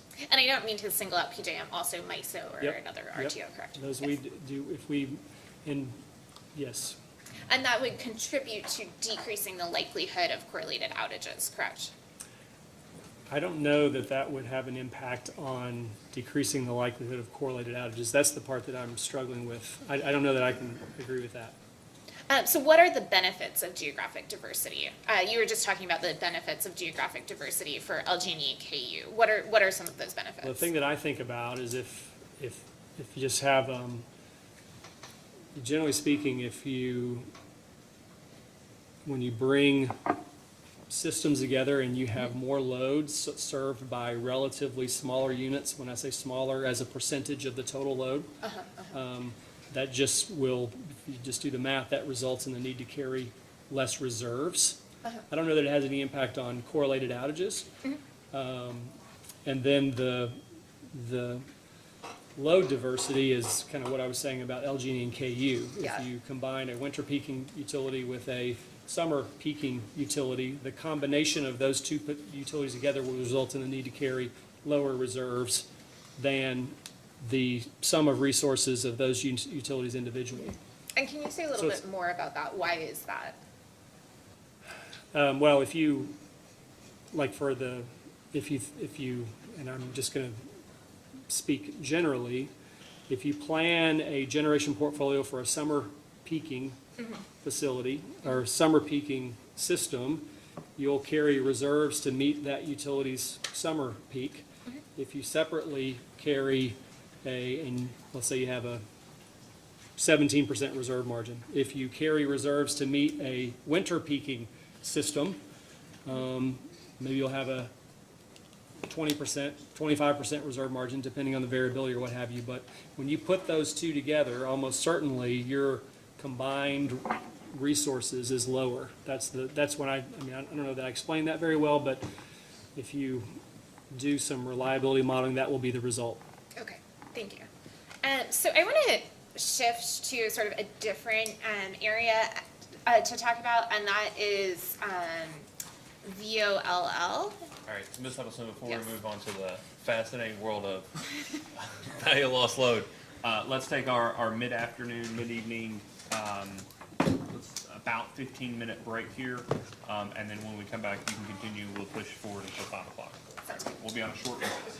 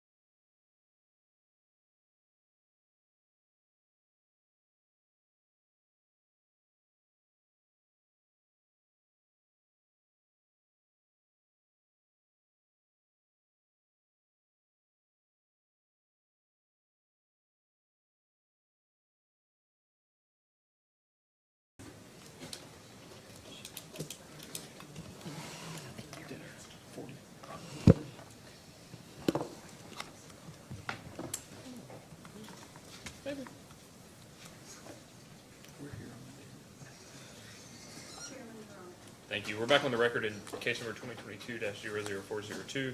Mr. Wilson, just to remind you, you're still under oath. Ms. Huddleston, would you like to continue with cross-examination? Thank you, Your Honor. Mr. Wilson, could you please turn to exhibits SAW? Do you prefer SAW or SAW? I'm in, SAW is fine. I'm indifferent, actually, though. I Okay. answer to both. The 2020 SAW1, the 2022 RFP minimum reserve margin analysis, page D-20. D20? Yes. And just let me know when you're there. I'm here, thank you. All right, and I'm looking specifically at section 4.10, scarcity pricing. Right. Okay, so the analysis says, quote, as resources become scarce, the price for market power begins to exceed the marginal cost of supply. The scarcity price is the difference between market power prices and the marginal cost of supply, correct? Correct. And the scarcity price is a function of reserve capacity in a given hour and is added to the marginal cost of supply to determine the price of purchased power, correct? Correct. Further, at reserve capacity is less than 3.8% of the hourly load, the scarcity price is equal to the company's value of underserved energy, $21,000 per megawatt hour, correct? Correct. So in your rebuttal testimony, you defended that $21,000 per megawatt hour scarcity price, correct? That is our $21,000 per megawatt hour is our cost, assumed cost of unserved load. And do you recall, as you quoted in your rebuttal testimony, and this is at page 22, lines 18 to 19, that Mr. Goggins stated that prices are capped at $3,500 per megawatt hour in MISO and $3,700 per megawatt hour in PJM, correct? That's right, yes. Okay, and in your response to our first set of discovery, 1-8B, you were the sponsoring witness and stated that during Winter Storm Elliott, there were prices in excess of $3,000 per megawatt hour. Yes. Okay, and specifically during Winter Storm Elliott on December 23rd and December 24th, the company's purchased power at prices in excess of $3,000 per megawatt hour. These purchases corroborate the company's scarcity price curve, correct? Right. How much in excess of $3,000 per megawatt hour? I don't know. I would have to follow up to say the exact number. Is it less than $4,000 per megawatt hour? Yes, I would assume. So it's not $21,000 per megawatt hour. No. The scarcity price, we have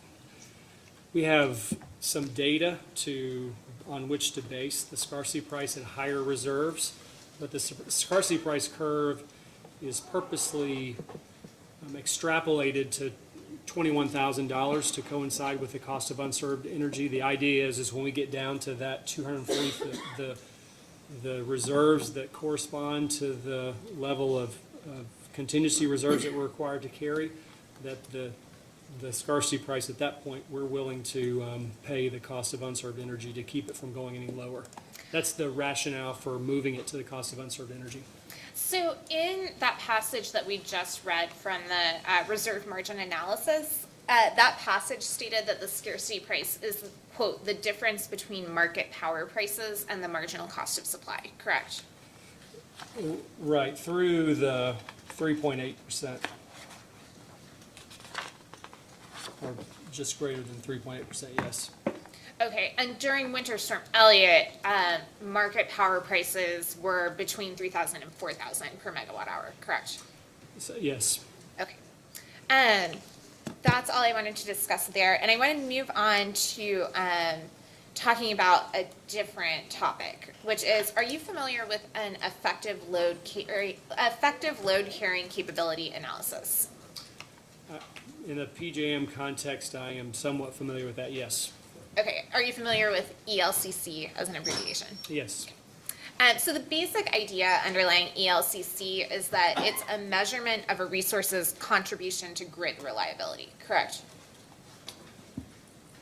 Yes, it's what I just specifically, it's a like for a solar resource, a 100-megawatt solar resource, for example, it's in the RTO's capacity accreditation process. You multiply this percentage by the resource's ICAP to determine how much capacity it's credited with. So if you have like a 100 megawatt solar plant, like you were just talking about, and say you have an ELCC of 40%, the idea is the solar plant can make a 40 megawatt contribution to reliability requirements, correct? Its capacity is accredited at 40 megawatts, sorry, is what I would say. Okay.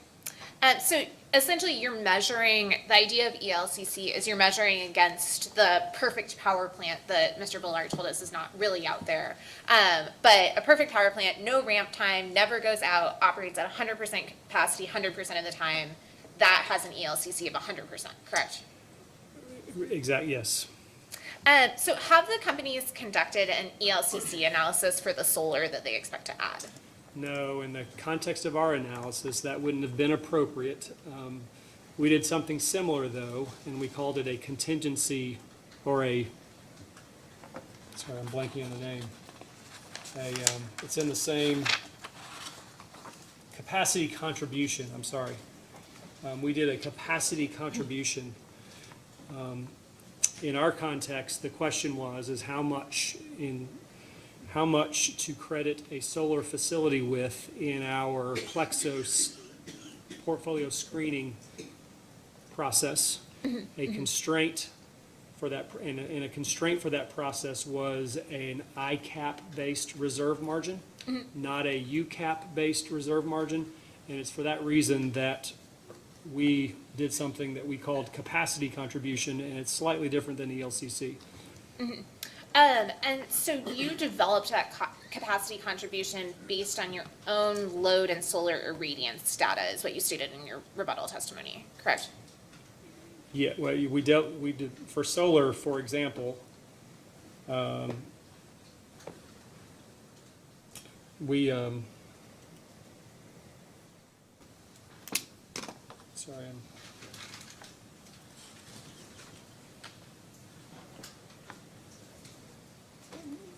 No, we did not calculate a capacity contribution for solar.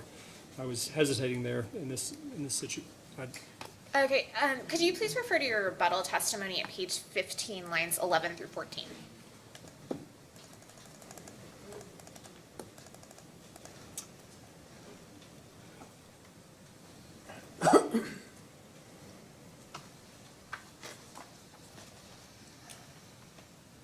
Oh, sorry, yep. And you state the companies developed their summer and winter capacity contributions based on their own load and solar irradiance data. This data was provided in response to SC 2-35 and provides a reasonable basis for estimating the capacity contribution of solar, correct? Yes. Okay, and so you provided two attachments to the data response to 2-35. And I believe they're files 18 and 19 under 2-35. Do you have those in front of you? I think I will have those in front of me.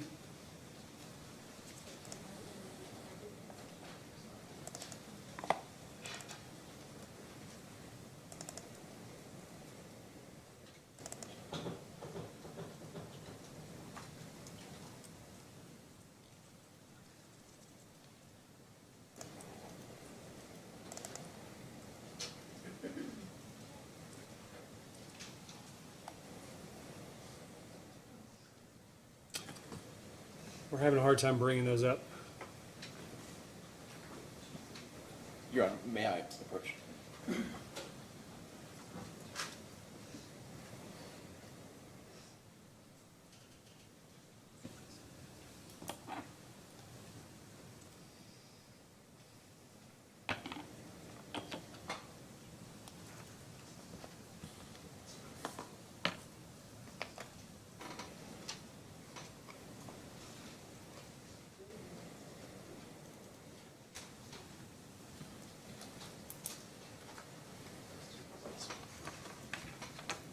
We're getting those now, sir.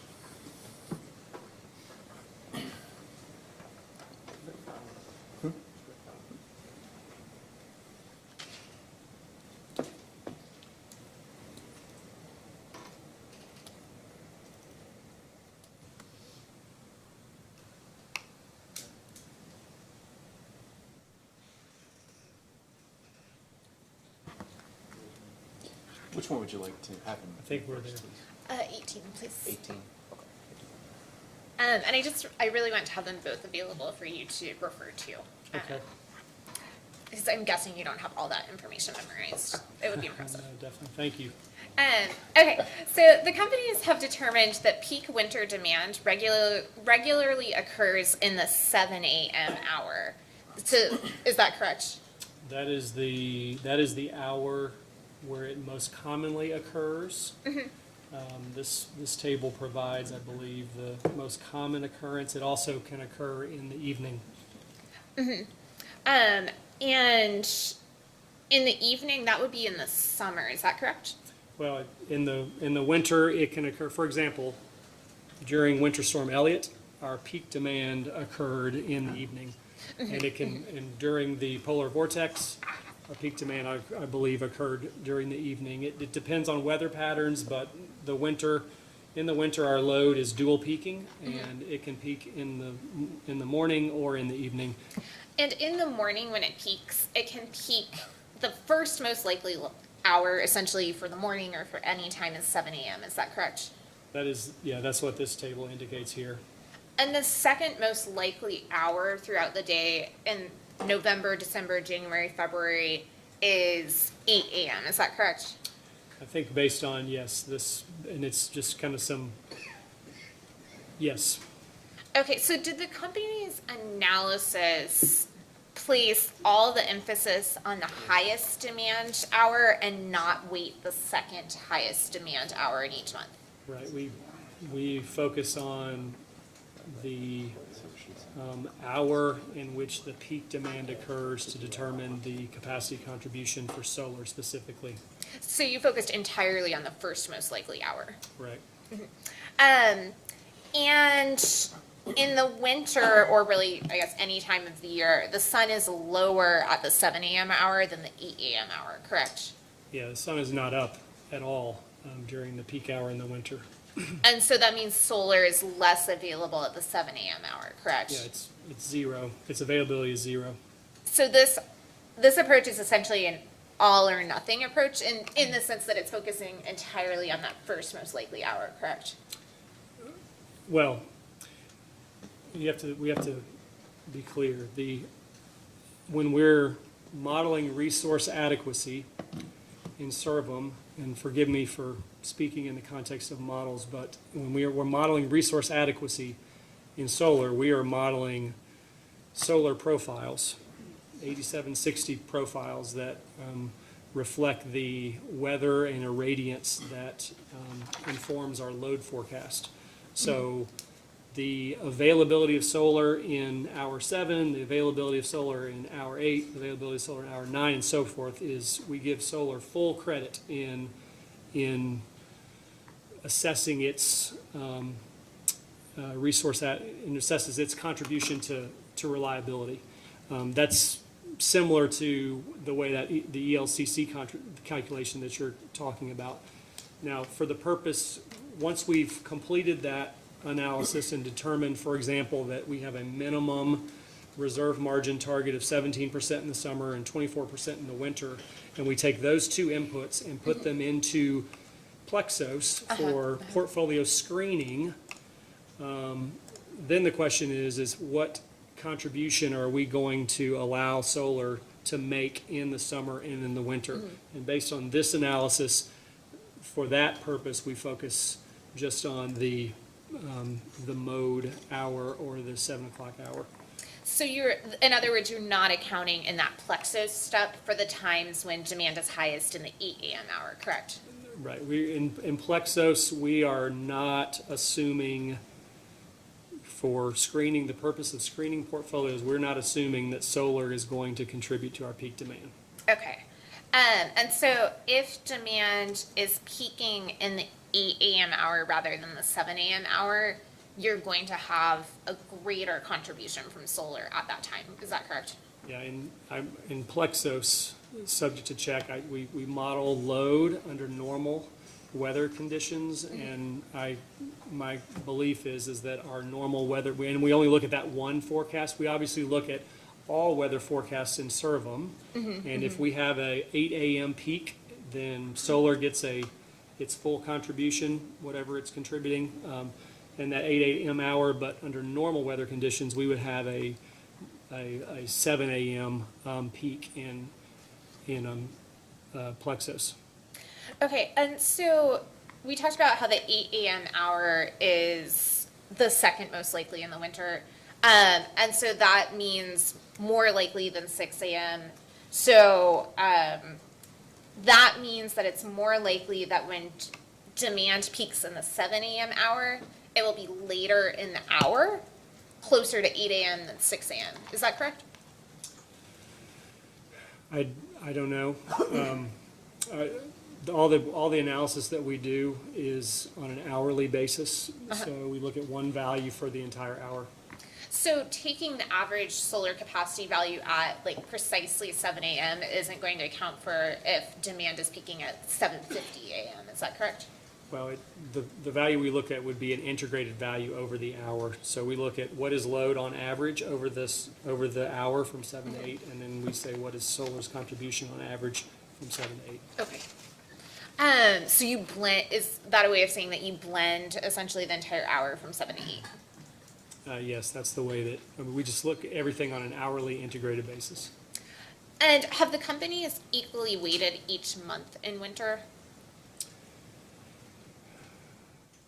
Yes, I believe that's what we've done. We look at that 7 o'clock hour based on this chart for December, January, and February.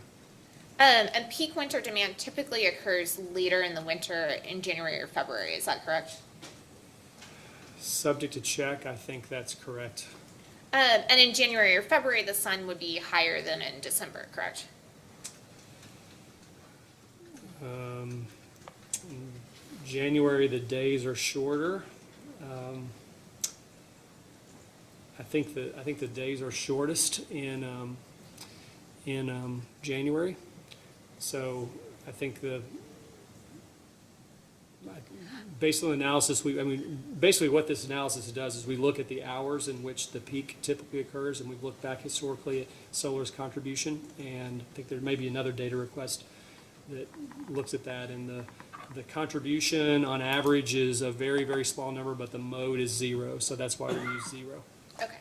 And the reason I say in January or February the sun is higher is because I think like the winter solstice, December 21st, my understanding would be that would be like the shortest day of the year. Oh, I'm not really sure, actually.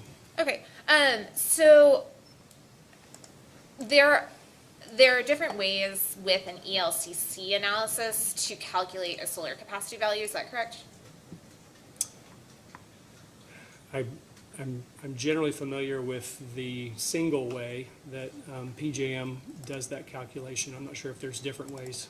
Okay, and the companies have used a seasonal capacity value for solar, correct? Right, we look at its, Mr. Wilson, we consider its contribution to peak demand in the winter and in the summer. can I ask you to speak up just a little bit? Oh, I'm sorry. That's okay. Just when you turn away, it doesn't pick it up necessarily. Okay. Thank you. But the companies have not used a seasonal capacity value for any other resource, correct? I believe we do for wind. We use a seasonal value for that as well. So the companies have only used a seasonal capacity value for renewable resources, That's is that correct? correct. Okay. And then I have just a few questions for you about battery storage. Sure. So please refer to your rebuttal testimony starting at page 15, line 21.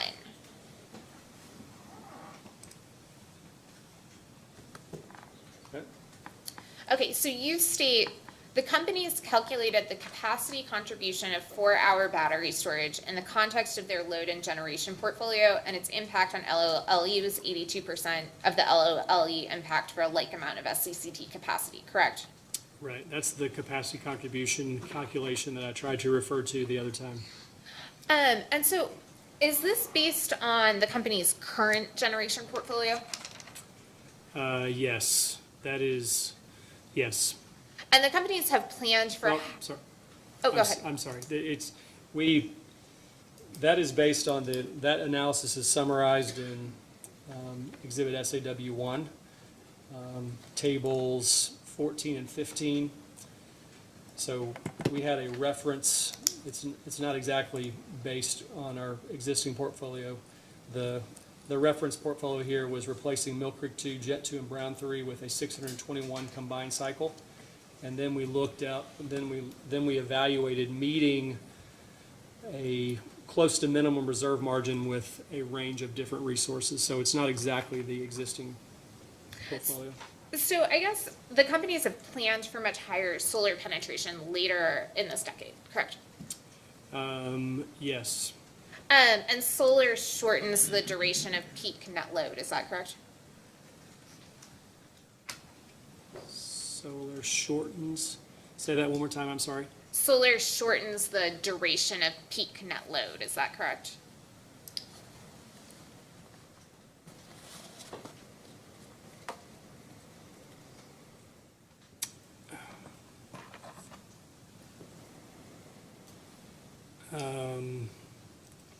Maybe. Our resource planning is increasingly focused on the winter, and that's kind of that's the period when,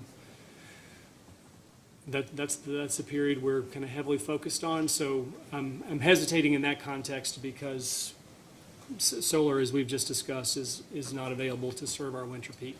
So did you all look at the interaction between solar and battery storage and take into account the ways that solar may augment battery storage, or?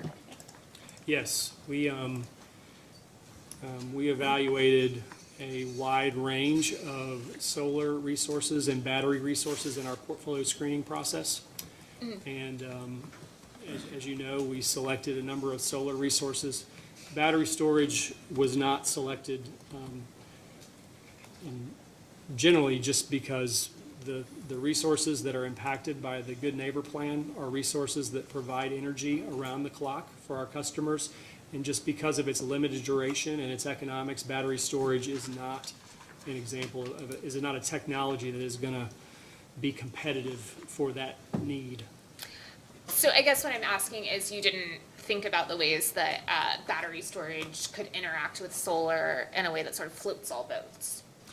No, well, the model would have considered that. And how would Absolutely. how would the model consider that? The model, effectively, the model considers all resource portfolio combinations. It has an algorithm that does that efficiently, but effectively, the model would have considered all resource combinations, including batteries and renewables. So, I'll continue. I'm referring to our stage 1 analysis. So it theoretically, or not theoretically, but actually, Plexos would have considered all resource portfolio combinations. It didn't select a battery as part of a lease source portfolio and over any of the 6 fuel price scenarios that we evaluated. But then in stage 2, we did evaluate an all renewables portfolio with battery storage for capacity. And to do that, we effectively removed thermal resources as options. So that's the way we developed that resource. So we evaluated that all renewable portfolio in our stage 2 analysis separately. Did anything about the analysis of the battery storage change as the result of putting it in a portfolio with more solar? Well, with the constraint of not being able to select thermal resources, we definitely needed a lot more. We needed battery storage to I feel like I'm serve not load. doing a good job of asking this. I'm not asking about outputs, but I'm sort of asking about like inputs or the analysis of the model. Does the modeling analysis change its analysis of the contribution of battery storage based on the amount of solar in the portfolio? Yeah, for that analysis, we continued to use a capacity contribution of 0.82%, which is why in response to the criticism that it should be higher, we just selected a capacity contribution that was 10% higher and reran it just to see if it would have an impact, and it didn't. Okay, I just have a few more questions, and thank you for bearing with me. So first, about dispatchability. My understanding from reading your exhibit for SB4 that sort of walked through the SB4 analysis was that you viewed solar resources as dispatchable. Is that correct? Well, SB4 requires us to contemplate dispatchability for all resources, and we are, the option to control owned solar is a key differentiating factor from the PPAs that we're proposing. So we have we have categorized owned solar differently from the PPAs for that reason. But you consider owned solar to be dispatchable, is that correct? Yeah, with the definition we used here, it's, and with the caveats that we have throughout SB4, we have considered it as a dispatchable resource. And the reason I'm asking this is because I believe, were you here when Mr. Crockett said that intermittent renewable resources were not dispatchable? Yes. Yes, but my understanding from reading SB4 is that the view of the company is that if a resource is, for example, a solar resource that is owned by the company, it is dispatchable. Is that correct? I believe he was referring to the PPAs. Okay. And I think there's a data request where we said there are dispatchable intermittent resources and non-dispatchable intermittent resources. Owned solar, based on the definition we used in SB4, would be a dispatchable intermittent resource. Okay, thank you. And then I was listening to your colloquy earlier about CCS with respect to coal. And I believe in response to a data request for KCA, that's like KCA 1.40, you all responded with a report that discussed the viability or lack of viability of coal CCS. And that report is called Alternatives to Analysis. And apparently I don't have it in front of me at this time. Alternatives to Analysis for CCS. Are you familiar with that document? No, I'm not sure that was my data Do you know who request. the sponsor of that was? I don't know who the sponsor of that was, but we would be happy to introduce it as a hearing exhibit. Yeah, I'm not sure that I could speak to it, is my concern.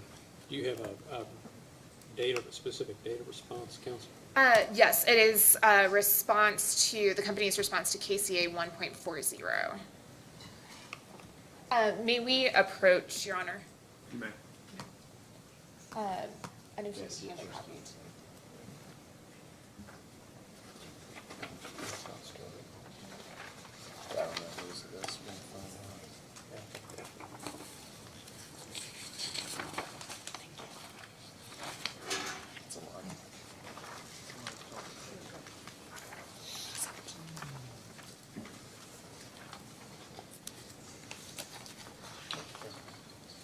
And I believe this is a document that was originally introduced by the companies in a different case.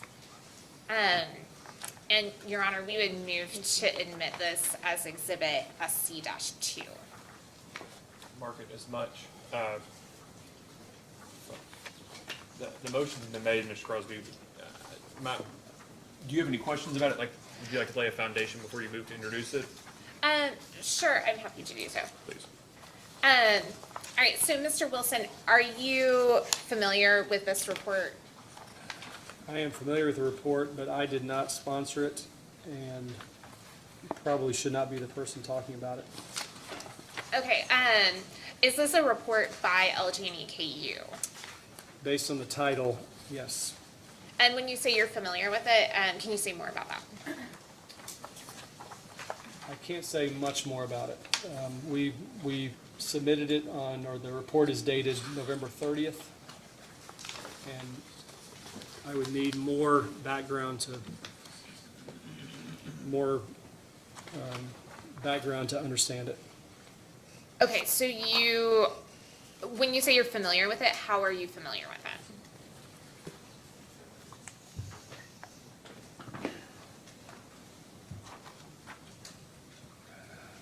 I'm trying to, I maybe shouldn't have said I'm familiar with it. I'm familiar with the title page, how about that? You're familiar with the title page, okay. Tell me I more about how recognize you're. the LGNEKU. Uh-huh. And so the reason I was hoping that we could discuss this report is I believe on page 9 it has some information that may be relevant. And I'm happy to find who the sponsoring witness is. I have to admit, I thought because you were answering the questions related to CCS that you would be familiar with it. And I believe on page 9, about halfway down the page, in the second full paragraph, there's a discussion of a KGS report. And you're not familiar enough with this report to say whether to comment on this paragraph. Which paragraph are you referring to? The second paragraph that begins, in 2013, KGS published a detailed report. I am aware of that geologic study. Okay, can you tell us But- more about the geologic study? Not really. Mr. Beller actually sponsored this report. He would probably be a better person to talk about this. Okay, so you can't speak to, in this report, the sort of description of geologic storage, or anything along those lines? I noted earlier that. Sorry, I'm gonna stop the question just for a second. So, this is a new one from you, Mr. Crosby. I don't think anybody specifically sponsored this report. I think this isn't a report, just because I don't have very many hobbies. This is a report that was provided in response to a commission order, that the only corresponding documentation is a letter from Mr. Lovekamp saying, here's a report in response to a commission order. There's no affidavit, there's no oath, there's no author, it's just a filing.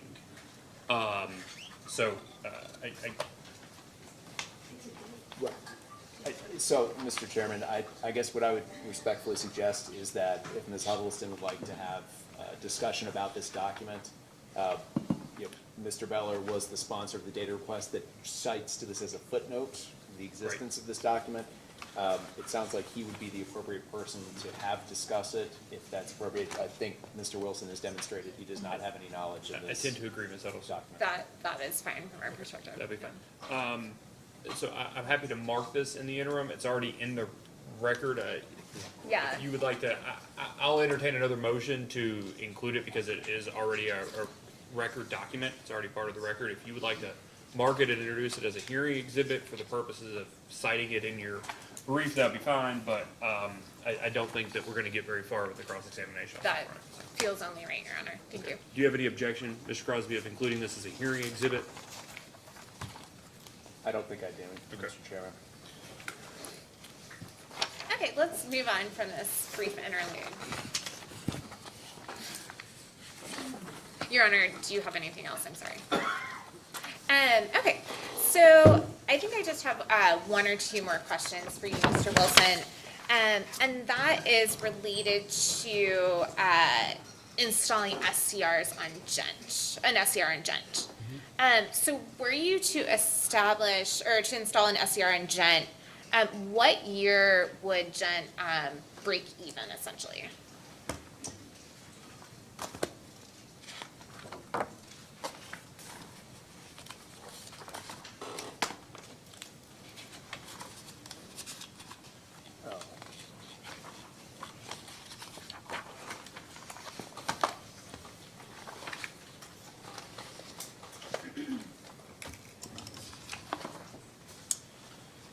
So I believe you're referring to the analysis that we did in section 443 of exhibit SAW1. So in that analysis, we evaluated installing SCR on Gent as a means of delaying the second combined cycle. And in 5 of the 6 fuel scenarios that we evaluated, Gent would have to operate beyond 2050. And in Okay. the one fuel scenario that is most favorable to coal, our analysis showed that Gent would have to operate through 2049. And this modeling was conducted prior to the new greenhouse gas rule, correct? Correct. And would the new greenhouse gas rule alter this analysis? It depends on the cost of compliance, which we said is uncertain. So the new greenhouse gas rule will require CCS on existing coal-fired plants that plan to operate past 2040, is that correct? I think that's correct, yes. And so that would include Gent with an SCR, is that correct? That, yes, if we added, yeah, based on the way the rules are written today, that's my understanding. If we added SCR, we would also have to add CCS. And that CCS would be necessary by 2030, is that correct? That's my understanding, yes. Okay. And that is all the questions I have for you. Thank you so much. Ms. Huddleston? Mr. Smart? Oh, I'm sorry, counsel. I even wrote it down that you were already at the table. I apologize. Counsel, please go forward. Not at all. Thank you very much, Your Honor. Good afternoon, Mr. Wilson. My name is Cassandra McCrae. I'm part of the council team for Joint Interveners. Mr. Wilson, I'm going to cover a few topics, I hope in remarkable amount of time. Some of it's going to be, in relation to the record of this proceeding. Some of it also is going to get back to the 2021 joint IRP filing of the companies. Okay. It's my understanding that you were involved also in the modeling for the 2021 IRP, correct? I was, yes. Okay. Are you familiar from that proceeding with joint interveners' comments on the 2021 IRP? I certainly reviewed them then, yes. Yes. And so that would have included reviewing the report provided by Ms. Summer on the modeling work underlying the 2021 IRP. Yes. Among the issues that that report from Ms. Summer addressed for the 2021 IRP modeling, she raised concerns about the particular software that the companies are using for both for the resource expansion and production cost modeling. Do you recall that? Yes.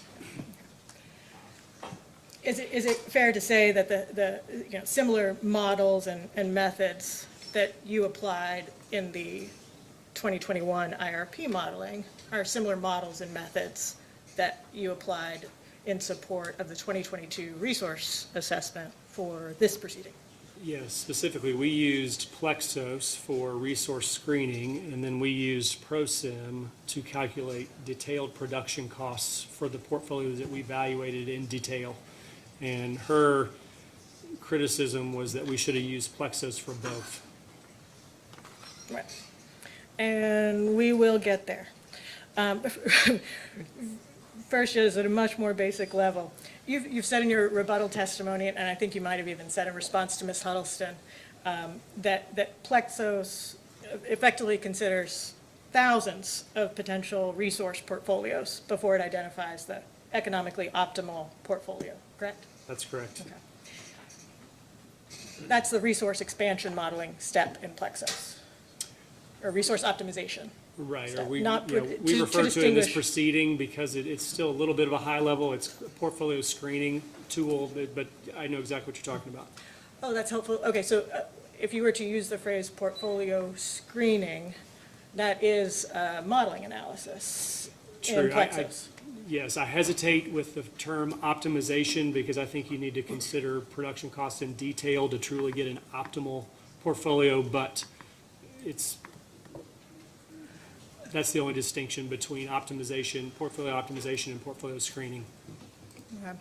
Well, so I want to make sure that we use exactly the same terminology here, because I think particularly as we get into discussions about software options for production cost modeling, our language will be very important. And so is it fair to speak in two general categories of resource optimization? And that is not a chronological dispatch modeling exercise. That is selecting an economically optimal set of resources, and then you would subject that to production cost modeling. Is that fair? Well, I'm happy, I think, using I would, resource screening, but in the context of resource screening, you can have, there are different settings that, and because of what you started with, the fact that the tool effectively evaluates thousands of portfolios, there are some simplifications that must be made to allow it to do that. So there are different settings and different ways to do that, and chronology is something you think about in the context of that portfolio screening. When you move to detailed production cost modeling, that is all 8760. That's all done on an hourly basis. I think we understand each other, but if you ever feel like you're not clear exactly what I'm trying to ask you about, please do ask me to clarify. So Plexos, at your resource screening or resource optimization step in the analysis, when it's considering thousands of potential resource portfolios, that consideration is limited to the set of resources that are offered to Plexos, right? Right, and in our case, it was limited to the responses we received to our request for proposals. Right. If a resource option is not provided as an input, or in this case, if something was not bid into your RFP, it did not get offered to Plexos as an option. Exactly. Okay. For resource options that did get offered to Plexos in your modeling, someone had to provide the model with all the inputs to characterize each resource, right? Say that again, for resources that, That are included in your Plexos modeling and your resource screening. You had to characterize how each potential unit would operate, what the Right. costs, operating characteristics. exactly, we had to model each resource in Plexos to evaluate it properly, yes. And that took a step from your team between an RFP bid. Is that right? Yes, You can't look at the face of a bid and know necessarily input this. Your team had to decide, looking at the bid, these are the appropriate inputs to fairly characterize this Right. project. exactly. Gotcha, okay. So there's the types of resources that get offered, the inputs that you use to characterize realistic operation and cost for that resource. Plexos also has settings that need to be determined by the user, right? Right. Okay. So as Plexos considers thousands of potential portfolio options, that consideration is limited by the settings of the model, right? It's informed by, yes, the way it works depends on the settings, I would say. Yep, Quite right, depends on the settings, yeah. right. Would you also say it depends on how well each resource is characterized in the model inputs? I mean, it definitely depends on how a resource is characterized. If it's mischaracterized, then it will, the valuation won't be as correct. Could I summarize something like that by saying garbage in, garbage out? Yeah, to Yeah. some extent. All right. So thinking back to the modeling that you did for the 2021 IRP, and at the Plexos resource screening stage of that modeling did not evaluate expanded demand-side management and energy efficiency program savings, right? No, it did not. That was a key topic. Yeah, that I'm model, sorry, Mr. Craig. You, Oh, still got it. yeah, you just gotta really speak up. Sorry. My bad. It's okay. You said key what? That was a key topic in that conversation. Yes. Thank you, sorry. not at all. Thank you. Mr. Wilson, that was a treat. I have never had a witness be asked to speak up before I was. So, thank you. All right, so in that IRP modeling, the assumption at the resource screening stage was that the existing demand-side management and energy efficiency programs would continue to the year 2025, correct?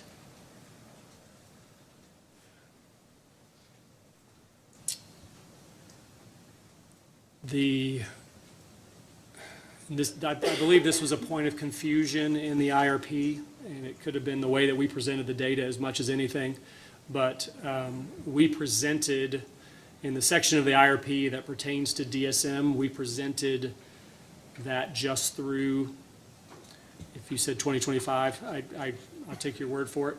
But the effects of DSM,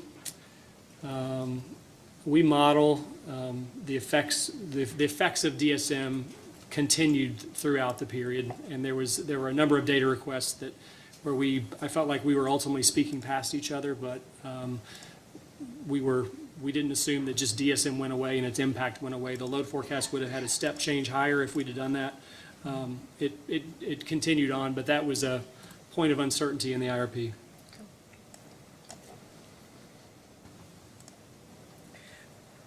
Mr. Wilson, again, just to check that we're talking apples to apples. Customers can and do save energy outside of your demand-side management energy efficiency programs, right? Yes. Okay, so as I say something, DSM, EE savings, or program savings, or energy efficiency savings, do you understand me to be referring to savings that result from the utility programs? Yes. Okay, same page. In the 2021 IRP, because you only had approved programs through the year 2025 for demand-side management and energy efficiency, after the year 2025, the companies assumed zero incremental savings from programs after that. And not exactly. And the reason I say that is and Mr. Jones can talk about this better than I can, but we model the impact of demand-side management and customer-initiated energy efficiency together. And generally, the parts of our model that pick that up are the assumed improvements in energy efficiency over time. So to the extent that energy efficiency assumptions are assumed to improve throughout the forecast, then implicitly, and this was the confusion, implicitly, both customer-initiated and energy efficiency company-sponsored DSM programs implicitly continued. Now, I think the reason for the confusion, and I'm not sure if this is is because of the way. If I may, Yeah.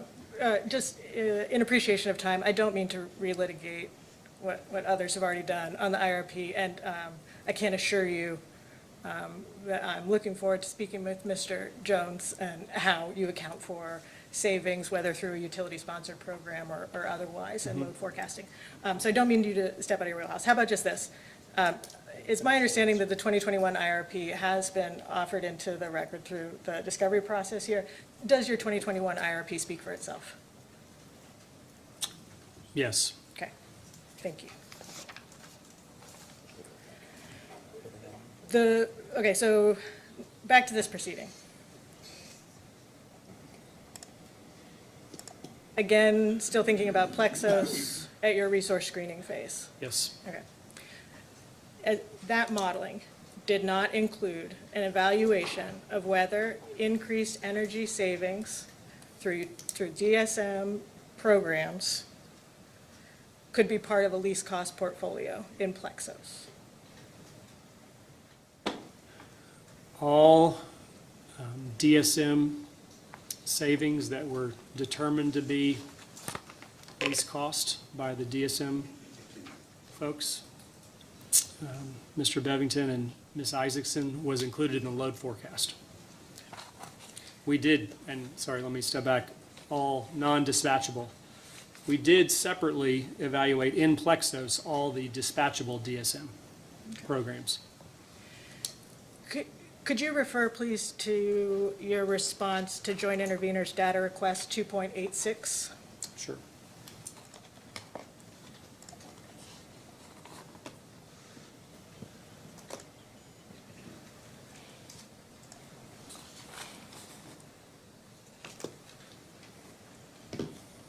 Okay. Not verbatim, but, practically the same question here. We asked, could you describe how you evaluated the potential for expanded energy efficiency programs in the resource assessment, your SAW 1? And the answer was, the companies did not evaluate the potential for expanded energy efficiency programs in their resource assessment. Are you disagreeing with that discovery No, response? the key word there, and maybe I misheard you earlier, is expanded. We evaluated all of the proposed non-dispatchable DSM programs through the load forecast. That was all reflected in the load forecast, so we evaluated all the proposed. You're right, we did not evaluate the potential for more non-dispatchable programs. Yeah, the word I had asked was increased instead of expanded. Oh, okay. Not increased. I misheard energy you. savings from My mistake. Okay.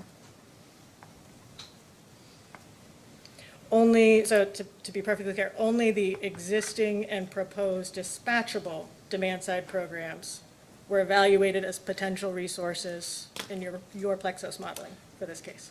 The non-dispatchable was reflected in the load forecast. The dispatchable was evaluated explicitly as a resource in Plexos. So the answer to my question is yes. Say your question one more time, and I'll get it right, I think. I'll show it to you in writing. Would you please refer to Joint Intervenors Request 2.46B? Sure.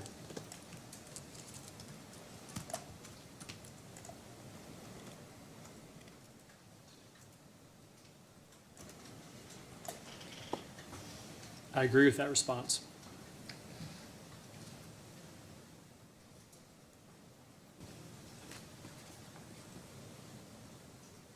Can I ask a clarifying question? Were they economically chosen through Plexos, or were they treated the same way as the battery? The dispatchable DSM programs, That's right. they were in the stage 3 analysis. We compared the dispatchable programs to battery storage and simple cycle CT capacity as a means of improving the portfolio's reliability. And that analysis showed that they were the least cost means for improving reliability. That's how they were represented in the exhibit, this analysis summarized in exhibit SAW 1. Is that different than the 100, how you included the 125 megawatt battery? Yes, the 125 megawatt battery, the rationale for that was to gain operating experience with utility scale, with battery storage at utility scale. That was the subsequent to step 3? right. Okay. And then the simple cycle CTs and the NGCCs were modeled prior to step 3? Well, simple cycle CTs, combined cycles, battery storage, dispatchable DSM were all included in the stage 1 portfolio. Okay. Just in the stage 1, the purpose of the stage 1 analysis was identify the economically optimal portfolio for meeting minimum reliability. And the results of that analysis were 2 combined cycles and 637 megawatts of PPAs. So we didn't choose the proposed DSM in the stage 1 analysis. We didn't choose battery storage in the stage 1 analysis. We didn't choose simple cycle CTs. When you say we, you mean the model? The model, yes, Okay. sorry. All right. Yes, our analysis, the model. It wasn't until stage 3 that we evaluated those 3 resources, simple cycle CTs, battery storage, and DSM for the purpose of enhancing reliability, that's when we selected a DSM as the optimal resource for improving reliability. Enhancing reliability from what level to what level?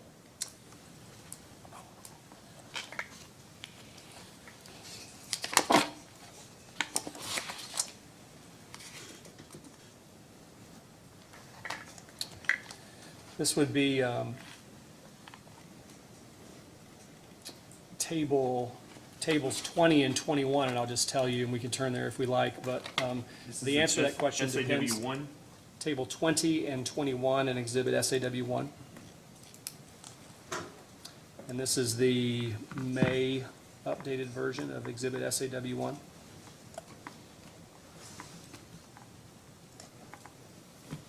Okay. So in Table 20, for example, we looked at it with and without solar, given the uncertainty regarding solar, PPA execution risk. So in Table 20, our LOLE without solar is 2.11. And you can see that DSM improves the LOLE by from 2.11 to 1.22.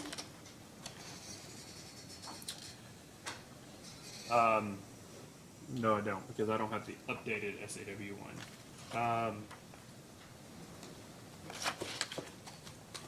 Mr. Chairman, that updated version was in response to joint interveners' second round, question 60, sub A, if that helps.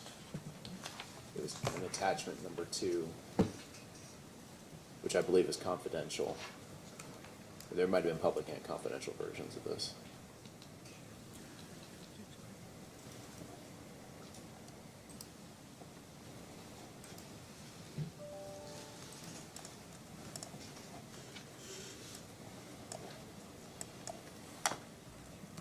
I can get there, Mr. Wilson.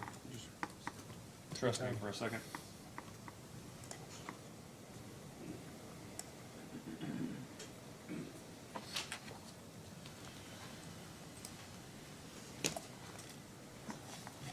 May the 4th.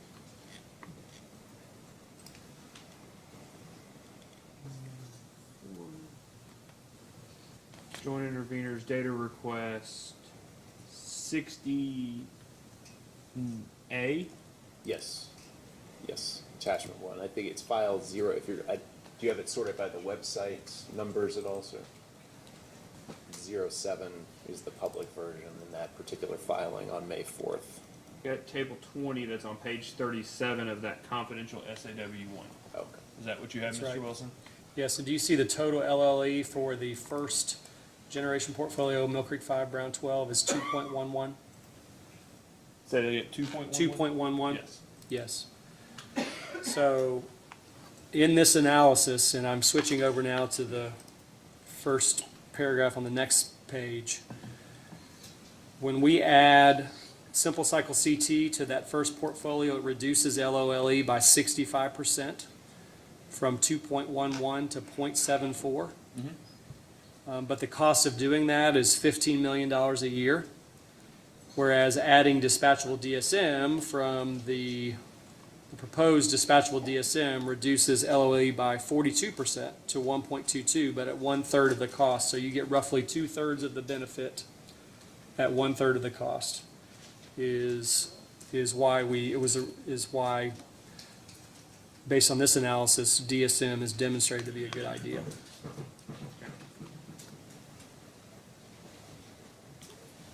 Ms. McCray? Thank you, Your Honor.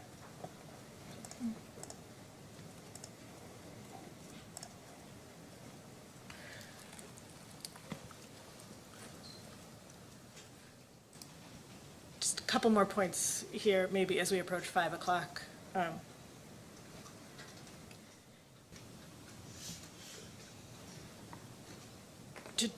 To check your understanding of the distinction between savings from dispatchable versus non-dispatchable DSM, I'd just like to ask a couple questions here. Sure. Dispatchable DSM, that would be akin to demand response, would you agree?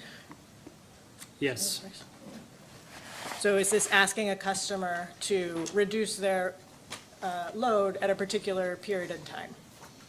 yes, And it happens at that one point in time? yes. It's typically several hours at a time for maybe 20 times a year, up to 20 times a year is the way we modeled it. So those are savings that help you to deal with a peak demand, but they do not persist across every, day and hour that customer is drawing power from. Right. Okay. And that is quite different from an energy efficiency savings, right? Correct. Okay, so if we're talking about an energy efficiency savings, also referred to as non-dispatchable DSM in your materials, Yes, an example of that could be a residential customer moves from electric resistance heating to Energy Star heat pump to handle their heating needs. Is that a fair example? yes, In that case, the savings that customer and your system experiences will persist over time, correct? correct. It does not happen in just 1 hour, or just 1 day, or just 1 year, right? Correct. That is a savings that will persist across every day, every year, that the customer has a heat pump instead of electric resistance heating, right? Right. And that's the way the load forecast captured that program. Okay. And then one more point on Plexos and its consideration of thousands of alternatives based on the options and settings and characterizations that are there. The output that you see from Plexos is Plexos's conclusion of the most economically optimal portfolio. It does not tell you in any particular run the second most economically optimal portfolio, right? That's correct. That's why we had to introduce additional constraints to consider a range of portfolios into our stage 2 analysis. So in terms of the conclusions that we see as the output of each of your Plexos resource screening runs, you're telling us Plexos's conclusion under one particular scenario for the most economically optimal portfolio. It's possible, I'm sorry, is that a yes? Yes, the Plexus gives one portfolio per run. You have no visibility into one particular fuel price scenario, what the second place portfolio was, right? From Plexos. Right. We had to introduce additional constraints to evaluate a range. So you don't know, say, in, one fuel price scenario, if you had maybe 5 or 6 portfolios with very close cost profiles, because Plexus only gave you the best That's correct. in its view. Okay, thank you.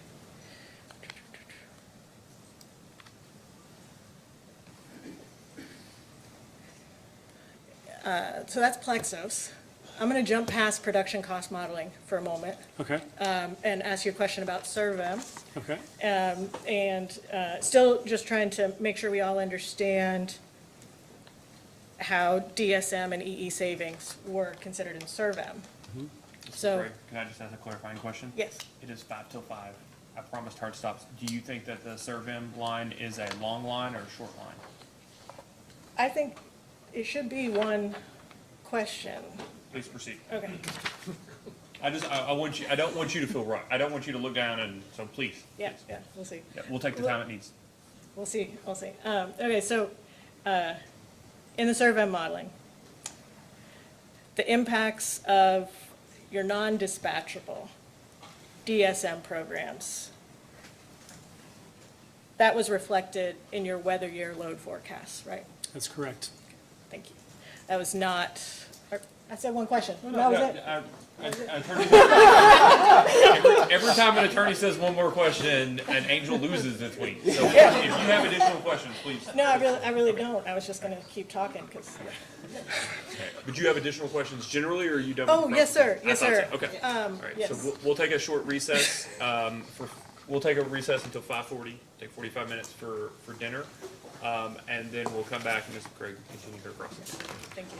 I'll be in recess until 5:40.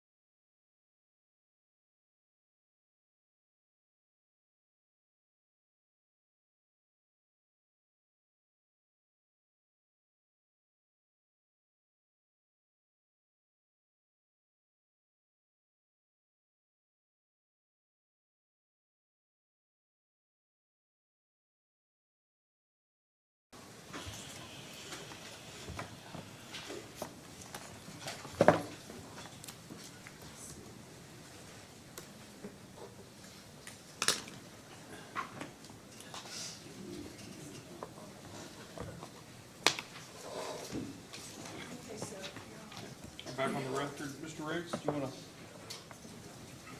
Your Honor, we had been talking through the afternoon about the scheduling conflicts on the horizon. The dinner hour or the dinner break did not afford us much of an opportunity to discuss that, and I think there is some impasse on that as well. So I do foresee that we're going to be into a conflict, not at the moment, but as early as tomorrow as to what witnesses need to be taken and the order in which they need to be taken due to the various scheduling. Request to be taken. Please? I just want to be clear, request to be taken. Yes, yes. So, Your Honor, I would simply, not at this moment, but certainly before we conclude tonight, ask that Your Honor, probably you'll need to guide us on that. Yeah, just to be clear, what I don't know necessarily what guidance will be necessary. I mean, the opening order indicated at least a 4-day hearing, and we've gone to lengths so that no one is surprised to include the regulation, terms of the regulation where it indicates that any hearing can be continued at the call of the chair forever. I'm paraphrasing here, but the orders have been, we purposely referenced the regulation in the orders so that it's clear that the hearings will continue until they're concluded. It just will not be on the specific day. It'll end and begin and end on the specific day or days that are cited in the procedural schedule. So I just want to make sure I have an appreciation for what it is that you feel that we need to resolve, because as I see it, you all get an opportunity to present your case through calling up effectively and submitting your witnesses to cross-examination, and then once you're done presenting your case, we'll move on to the interveners, and if that's today or tomorrow or next Tuesday, to me and to us, so be it. So again, I just want clarity on what it is that you would like us to determine. Sure. Your Honor, if I may, not to speak for Mr. Riggs, but I think one of the conflicts here is related to a joint intervener witness. In particular, Mr. Gravatt, who's responded to witnesses Bevington and Isaacson in relation to the DSMEE plan. He is a witness also in a South Carolina IRP case that commences Monday, and is expected to be there in person for that hearing as well. And our expectation right now is that were he to go out of order on Friday, in all likelihood, that would put him ahead of the company's DSM and EE witnesses. And that is something that we feel rather fundamentally would be improper, and that he very much needs to follow Mr. Bevington and Ms. Isaacson. We're trying to coordinate as much flexibility as we can, allowing that he can't be in two places at once. We think there's some possibility he could skip day one there and continue here on Monday. But beyond that, we certainly can't have him in two places at once. So at best, I think we could offer a virtual appearance, somehow coordinated between multiple forums next week.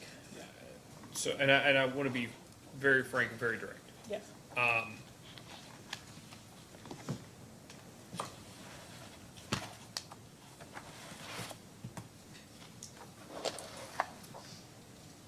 The commission will certainly entertain agreement amongst the parties.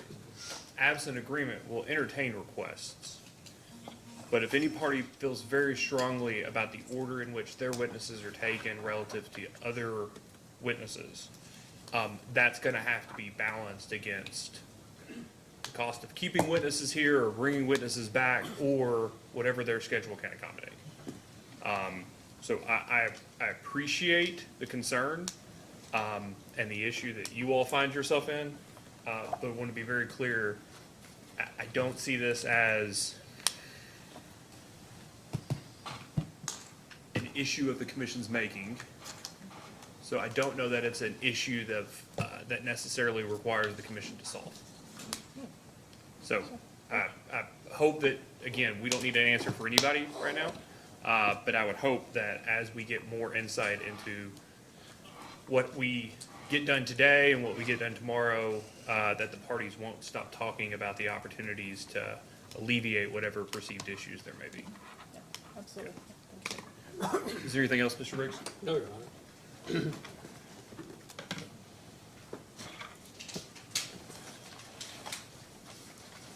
And before we get going, I just want to make sure, Mr. Groman, are you going to have questions for this witness? 5 minutes maybe. But your preference is to do it at the microphone, right? No. Okay, I just want to make sure they're ready. Not that I anticipate, based on Ms. McCrae's comments earlier, not that I anticipate you need to be putting on your running shoes. So, Ms. McCrae, please continue your cross-examination. Mr. Wilson, just a reminder you're still under oath. Thank you, Your Honor. Come back from dinner, Mr. Wilson. Yes. So I was just about to start asking you to level set with us a bit about distributed energy resources in your modeling for the 2022 resource assessment. By distributed energy resources, to be clear here, I'm referring to behind the meter solar or battery, not the DSMEE programs that we were talking about before the break. Okay. So, do you recall from Ms. Summers' testimony a recommendation that the company's modeling should explicitly include distributed energy resources to determine the characteristics of resources that would help improve or meet reliability criteria such as seasonality and duration? I think so. What page was that on? I have her testimony in front of me. Well, or I actually am quoting your rebuttal testimony Oh, what page did I say that at on? the bottom of page 9, which would be PDF 11.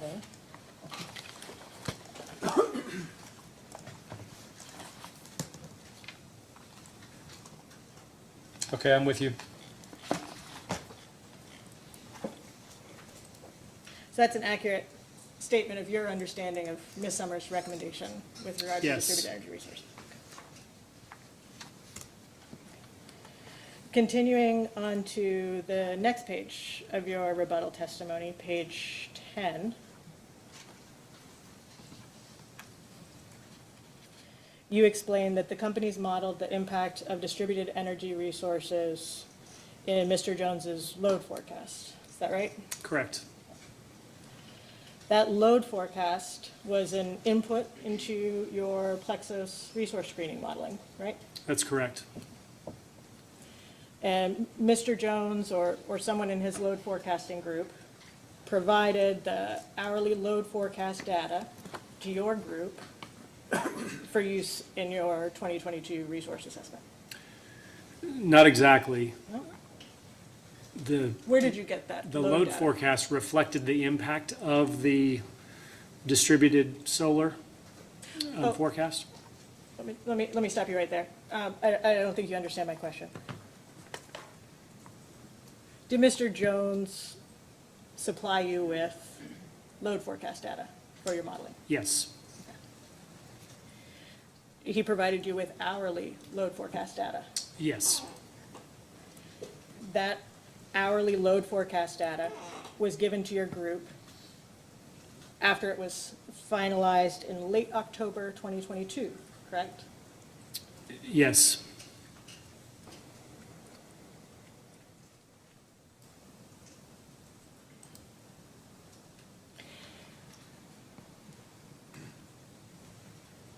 You used one load forecast in the Plexus modeling? That's correct. So every Plexus run was relying on the same hourly load forecast? That's correct.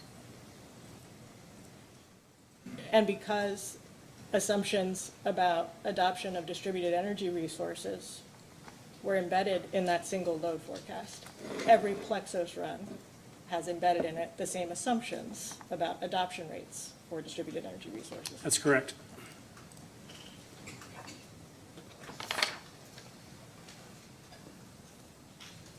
You got through that page in record time. That's great.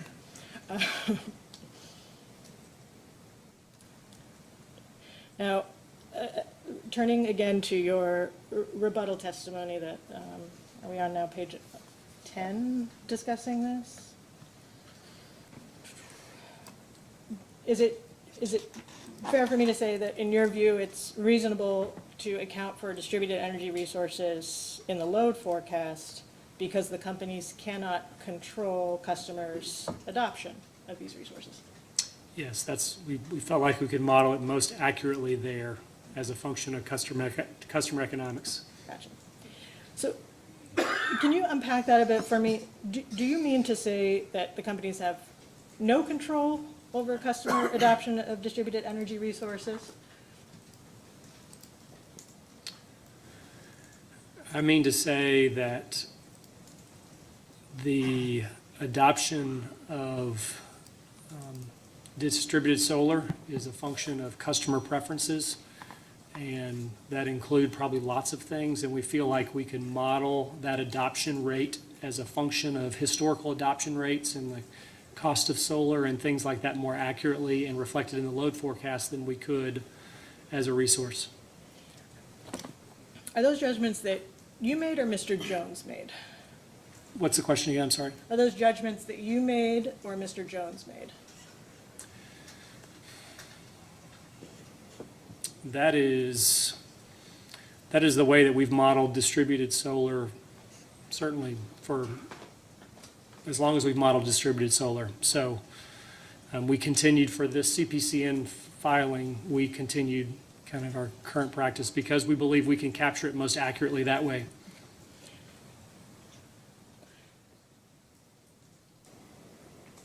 So it's the way you've always done it, and you did it again that way for this proceeding? Right, because we think that's the way we can capture it most accurately. And Mr. Jones and his team is responsible for Exhibit TAJ1 presenting this load forecast, right? Correct. Are you familiar with Exhibit TAJ1? I am. You're aware that Mr. Jones notes factors beyond a vague customer preference phrase that you used earlier, right? I am, Mr. Jones can definitely speak to his testimony better than I can. Okay. Let's just talk a bit about what you do and don't have control over. The companies have some control over how your rates are structured, right? The companies do, yes. Yeah. The companies have some control over when rate increases are requested. I would agree with that. The companies have some control over the magnitude of a rate increase request.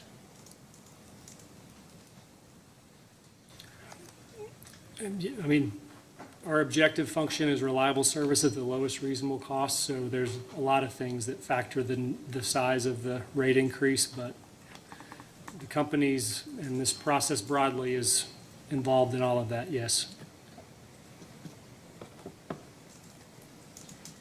The companies do not have control over fuel prices, right?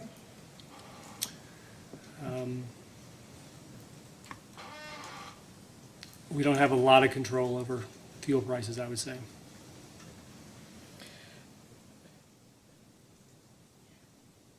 You don't have a lot of control. Okay, let's talk about gas as a fuel. Is that an international market, as you understand it? I think all these questions are definitely better answered by Mr. Sinclair. Fair enough. Okay. You can forecast fuel prices, right? We do, yes.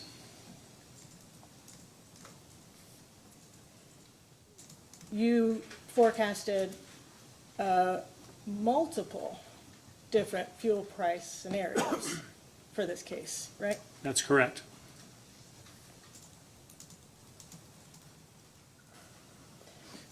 And in both your Plexos resource screening and in your production cost modeling, you were evaluating how different portfolios would perform under different fuel forecasts, right? Correct. You don't have conviction that any one of your fuel prices will be right on the nose, exactly right, do you? No, we prioritize the three fuel prices that were developed with what we refer to as the mid-coal to gas ratio, but we definitely think it's important to look at a range. What I'm getting at there is actually a broader point about forecast, perhaps. Have you ever heard somebody say, we know one thing about every forecast, it's not quite right? I've heard a similar statement like that, yes. Do you think that's fair, that you're not working with a crystal ball over there? You're making your best guess based on the data you have in front of you about what the future over an extended time frame will look like, right? Yes, it's just a forecast, but I would say it's an educated guess, but it's just a forecast. I know what you're talking about. Sure, sure. Some forecasts are better than others, right? Yes.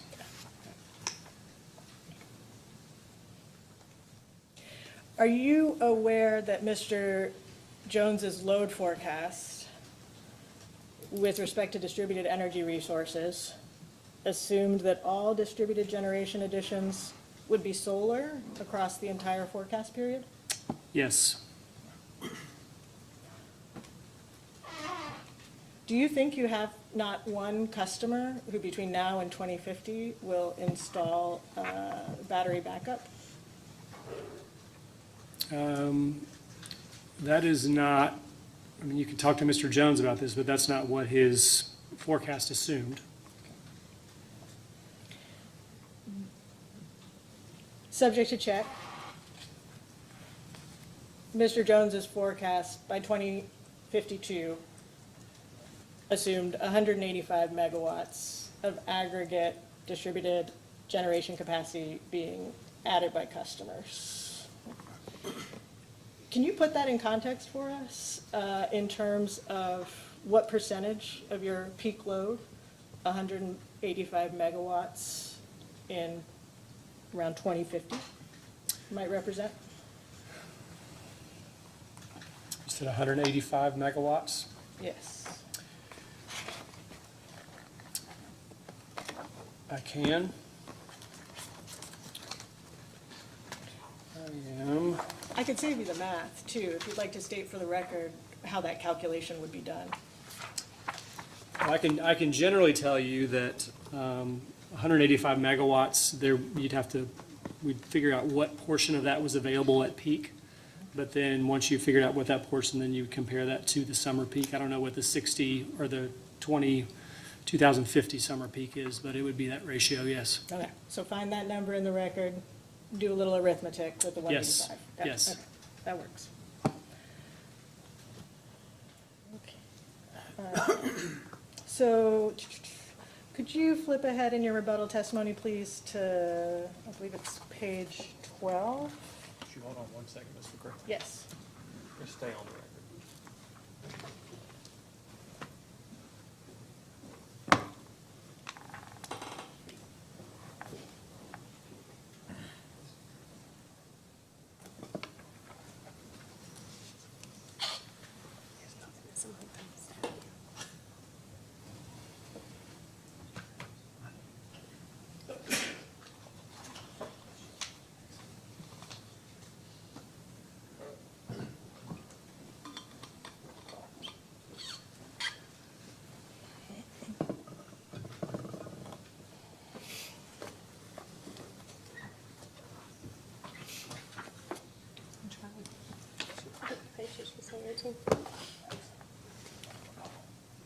Continue. Thank you. Have you had a chance to locate to your page 12, sir? Yes. So I'm looking to section B, beginning at line 4. Okay. And you note down to line 9, that some of the model features Ms. Summer recommends were not available in the version of Plexos the companies used to complete their analysis. Is that right? That's correct. Plexos is developed by a shop called Energy Exemplar. Is that right? That's my understanding, yes. Energy Exemplar periodically releases software updates for Plexos. Yes. And it's, models are special, but it's also a piece of software. Right. Okay, and so it's, in that respect, maybe it's a bit like my phone. Sometimes there's a bug and they send me an update. In your experience, does Energy Exemplar sometimes need to do an update to fix a bug? I don't have any experience with bug fixes. I certainly can't say that they have never done that, but I don't know. It's possible. If they were to find a bug, they would fix it through a software update, presumably. Presumably, If they want to stay in business. yes. And is it also your experience that sometimes an update will add a new functionality to the model? Yeah, that's what happened in this case. Okay. Is it also sometimes the case that a model update will improve the ability of the model to represent the actual characteristics of a resource? Yes. Ms. Summer's modeling used a more recent version of Plexos than the companies had used in your originally filed resource assessment, correct? Correct. So Ms. Summer also used Plexos for her production cost modeling. Is that your understanding? She did, yes. The companies, however, do not use Plexos for that purpose, right? That's correct.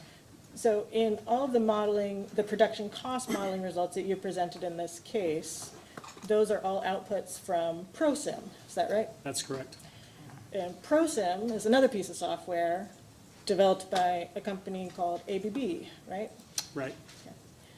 Approximately when did ABB stop supporting ProSim?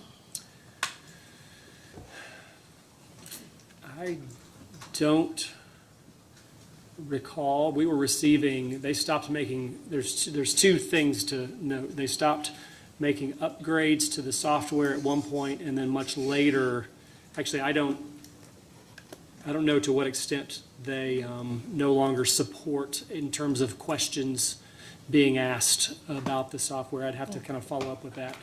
But I know that they have no longer plans to develop the software any further.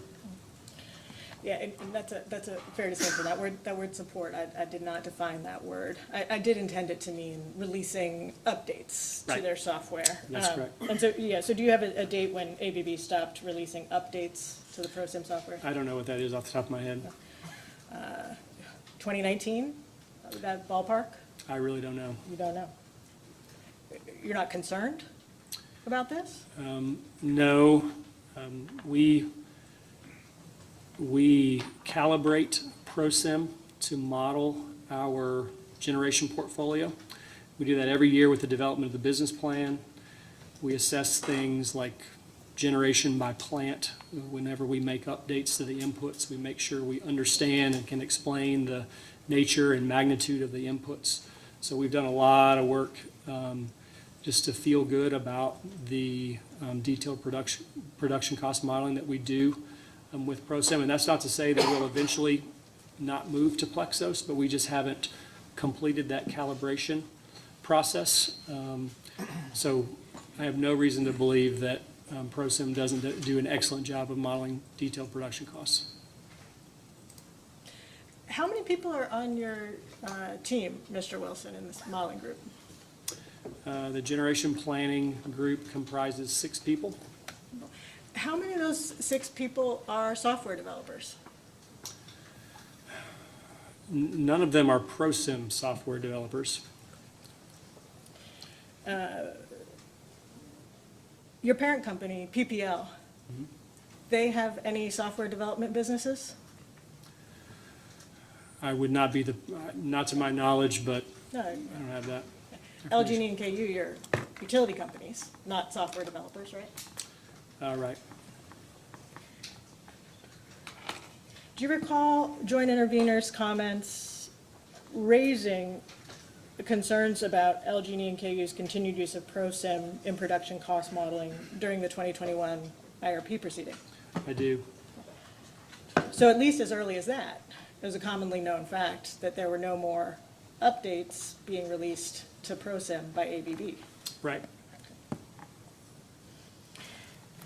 So you would also recall that the report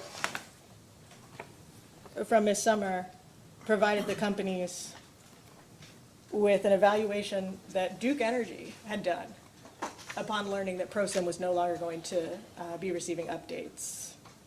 My colleague Byron Gary can put this on the screen for you.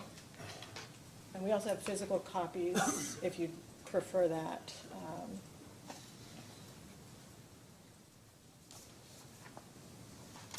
Is it showing up on the screen for you, Mr. Wilson? I see it, yes, thank you.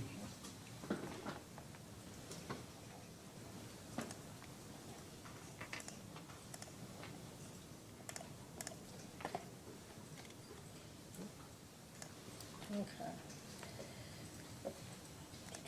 So if we could look to slide 2.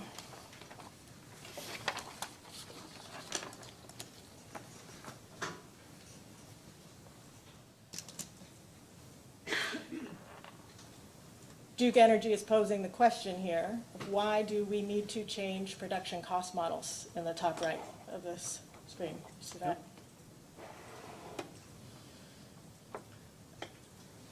And the reason is ProSim is no longer supported by ABB. Do you see that? Yes, Is this jogging your memory from the comments you read in the IRP? yes. Yes.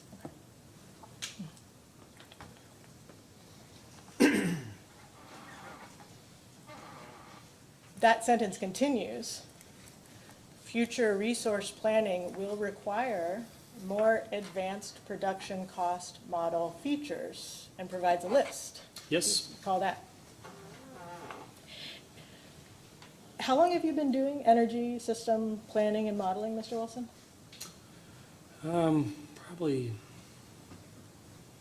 at least 10 years.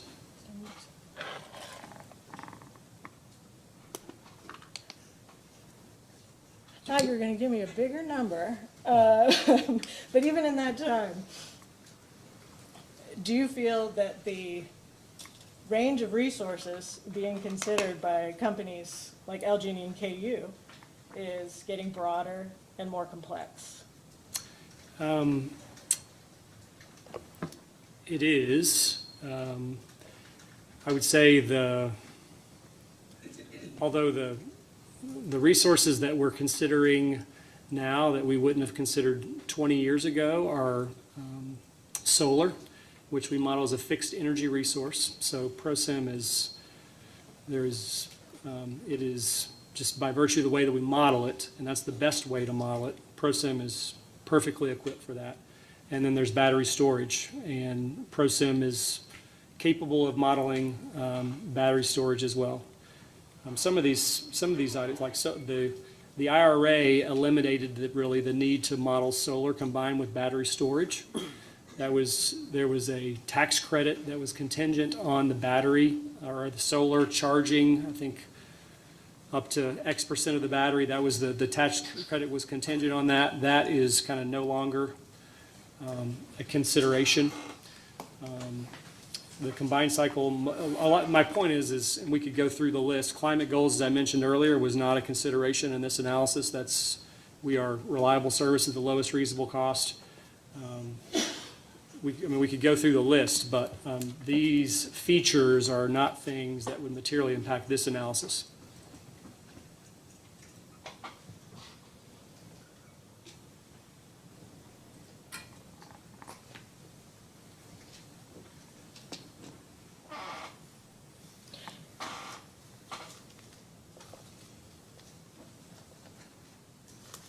I just want to make sure I understand your testimony, Mr. Wilson. In your view, because of tax credit changes, the ability to model a hybrid solar and storage resource is no longer needed. Right. The, It- a solar resource that is paired with a battery significantly degrades the reliability of a battery as a resource because it limits the ability to charge the battery. The likelihood of it being charged on a winter day, for example, is significantly diminished. So, but prior to the Inflation Reduction Act, but prior to the Inflation Reduction Act, there was a investment tax credit that effectively said, I don't remember the details, but effectively said if you want a tax credit, then you need to demonstrate that X% of the energy served by the battery is charged by solar. The IRA kind of did away with that constraint, and that constraint was a challenge from a modeling perspective, and I'm sure that's why that solar combined with battery storage is listed here. In your mind, the tax credits dispositive, even if I'm talking about hybrid, solar, and storage behind the same transmission interconnection point? Say that one more time, I'm sorry. In your mind, is it your view that the tax credits answer the, modeling relevance, even if, when I say hybrid resource, I'm referring to solar and battery unit paired behind the same transmission interconnection point?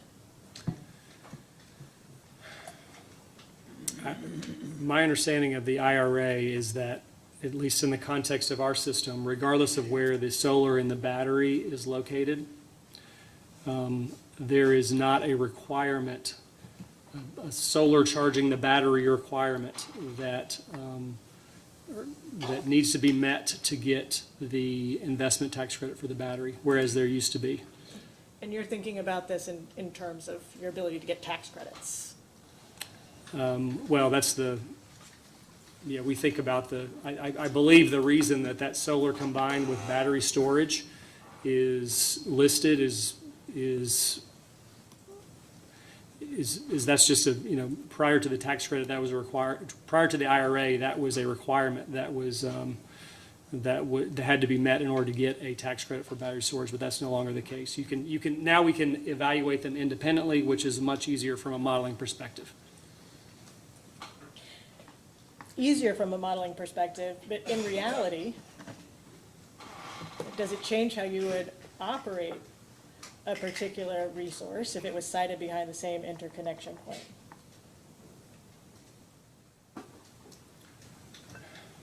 If you don't know, that's fine. Yeah. I don't know. Maybe Mr. Sinclair can think about that better than I can. Okay, yeah.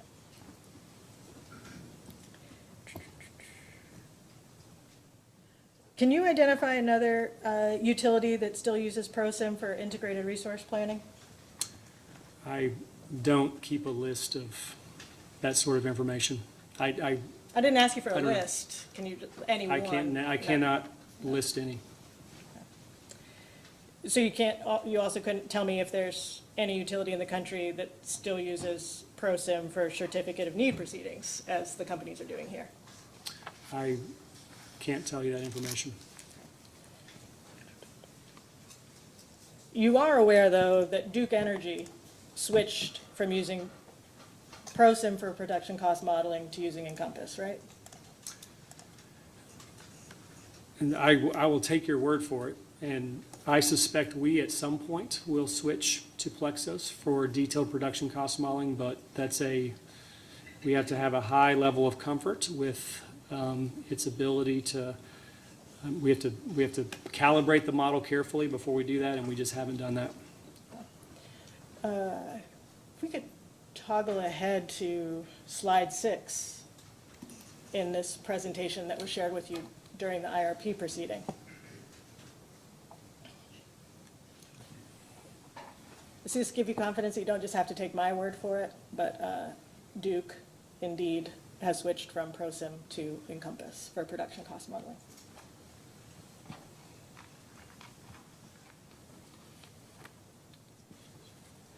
Yes, I see.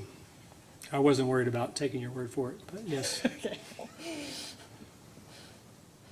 Don't want to strain your trust. Yeah. Good.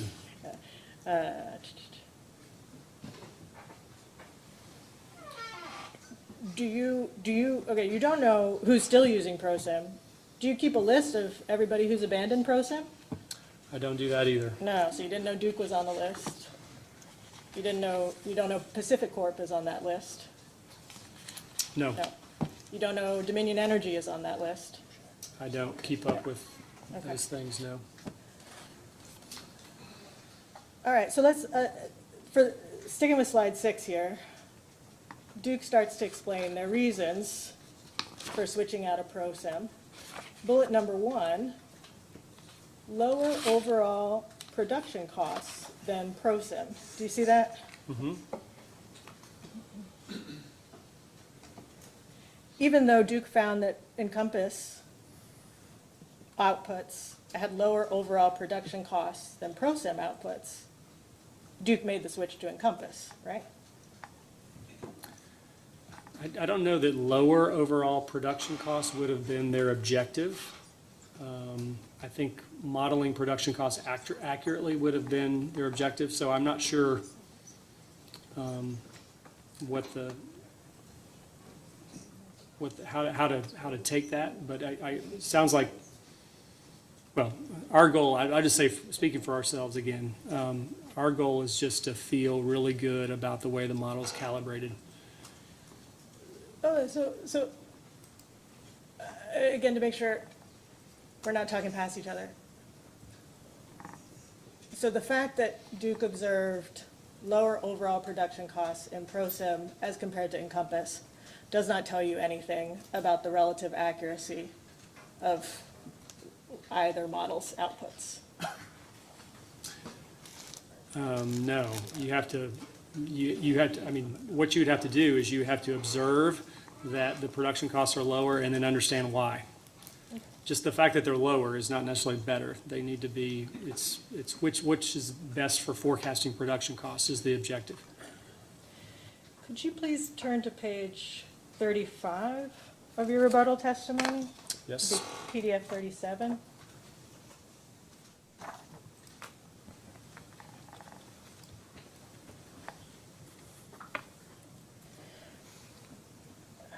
Table 3 at the bottom of this page, and then the final sentence starting at line 15 to 17.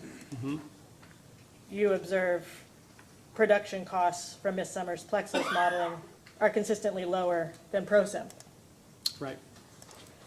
That conclusion standing alone does not tell you anything about the accuracy of either set of outputs.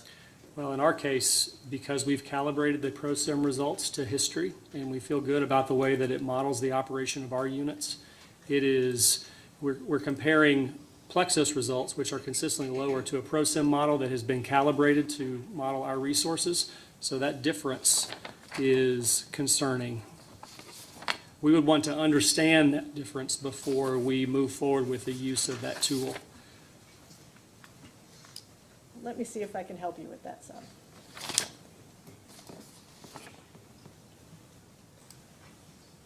First, let's just understand what we're talking about here in table 3, if we could. So, number of columns. Second column gives ProSim outputs. These are your outputs from production cost modeling runs, yes? That's right. Okay. I see a metric in the top of millions of dollars. Yes. Okay. Is this the direct ProSim output, or has this been put through your financial model to get to a PVRR? That is the direct ProSim, it's the direct ProSim output, but it's also in the financial model. But the numbers in column 2 are direct ProSim output. Yes. Okay. And then the next column labeled Plexos, this column is intended to reflect outputs from Ms. Summers' production cost modeling. Is that right? That's my understanding, yes. Okay. And here too, you're giving direct outputs from the Plexos production cost modeling. Right. You have not put that through the financial model or workbook that Ms. Summer used after production cost modeling, right? My understanding, well, I know our financial model has no impact on the numbers that come out of ProSim are the numbers that appear in the financial model. They are inputs to the financial model, but the financial model doesn't do anything to them. My understanding is that's the same with Ms. Summers' financial model. Sure. There can be differences, though, in where certain costs show up in terms of, are they in ProSim, are they in Plexos, are they happening at the financial step? Is that right? I don't think so in the context of production costs. Okay, let me give you one. Depending on how much a coal unit is dispatched, there'll be some amount of fly ash and gypsum that could be available for sale to others, right? Correct. That would be a revenue that comes after operating and assuming all the operating costs of a given coal unit, right? Right, we resale, we beneficially use those volumes. Those revenues are not directly calculated in ProSim, right? That's correct. You account for those revenues outside of ProSim at the financial modeling step, right? Right.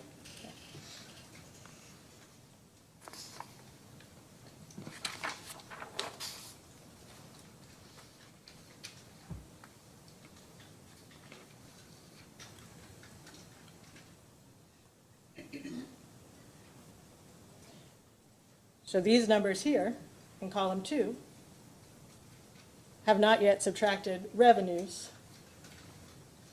that you would assume in your financial model from sales of fly ash and gypsum, right? That is correct. They, no, that's definitely correct. CCR revenues are a separate line item. Okay.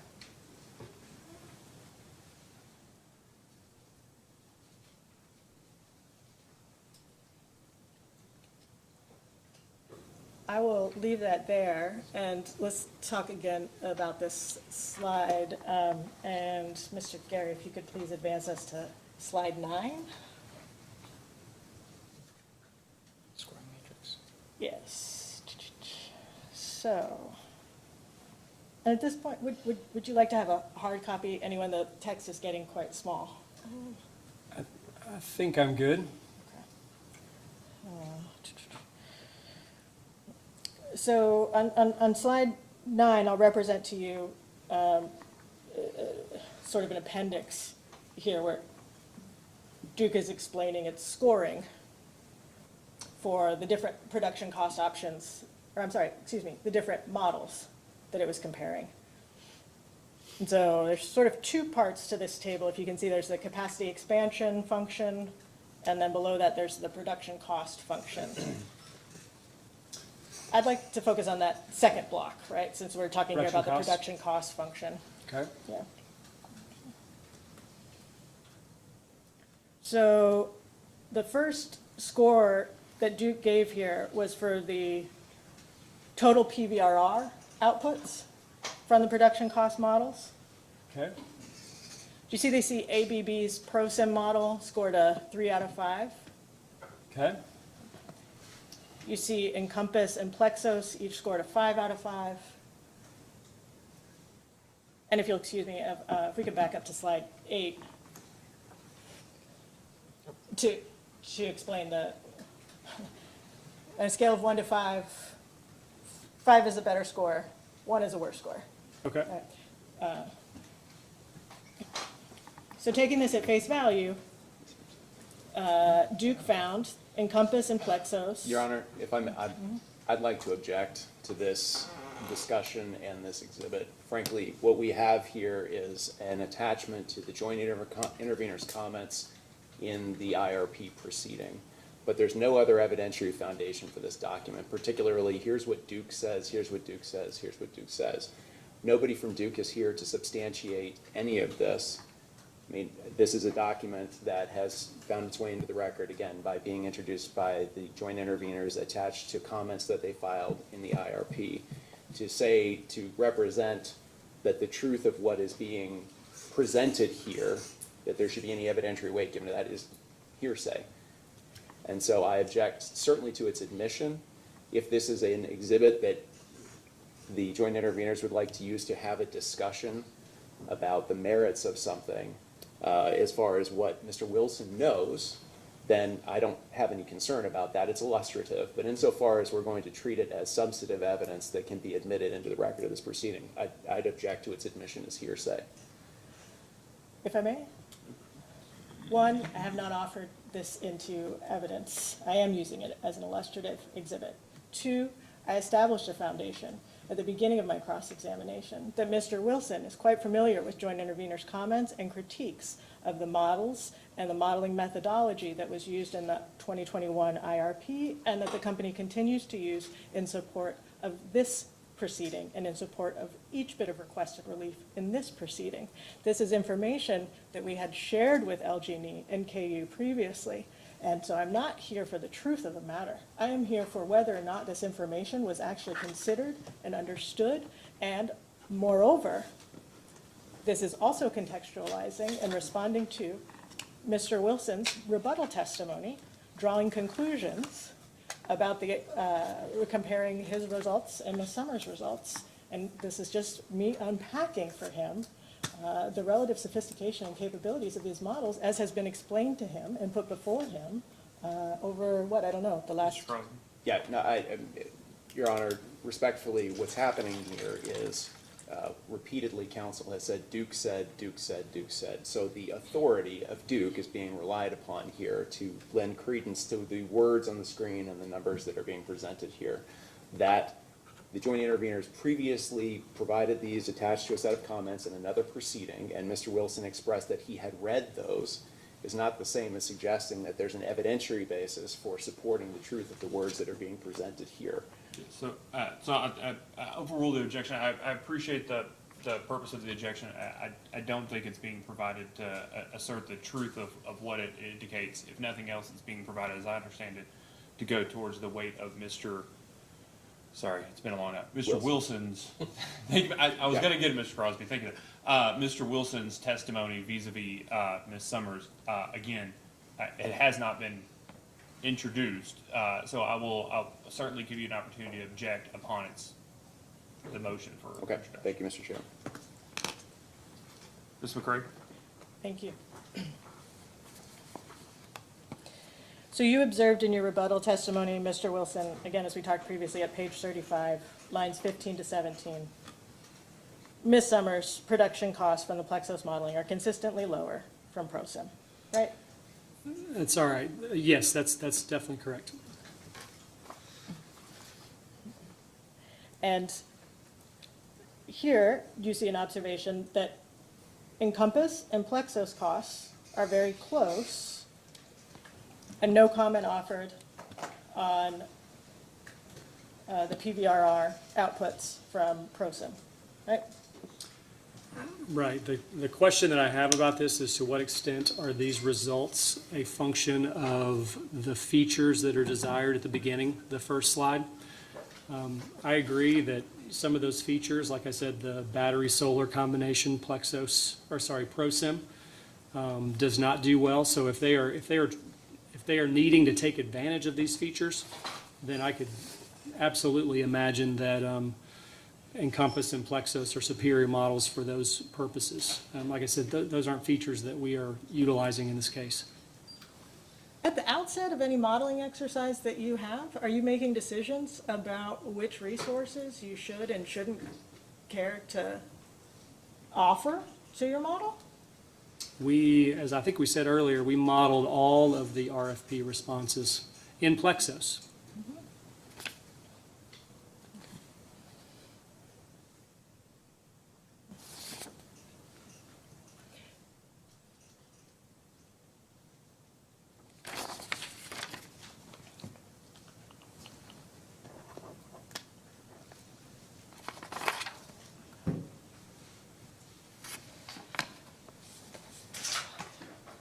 Still on page 35.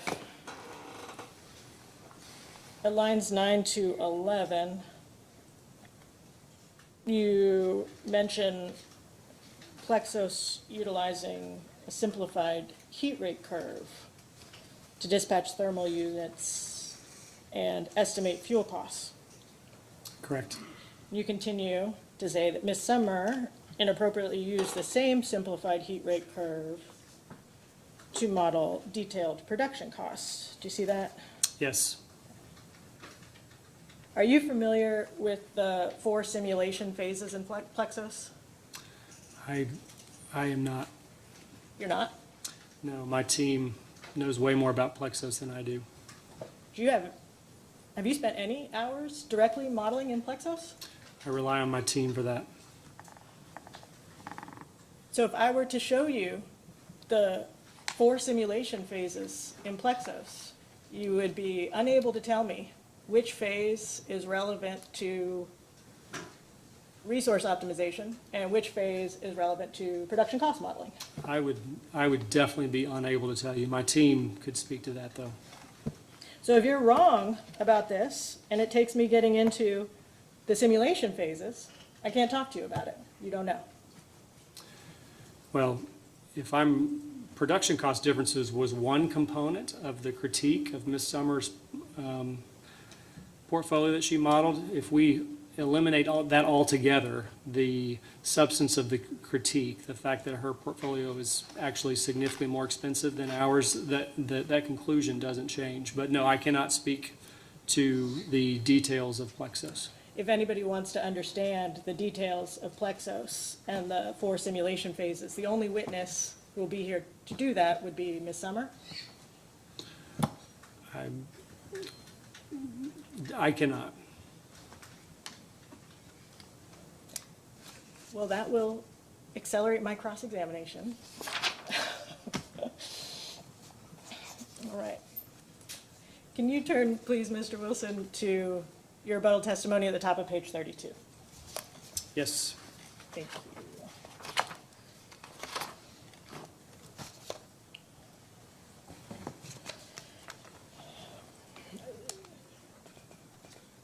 So, beginning at line 1 and continuing to line 4,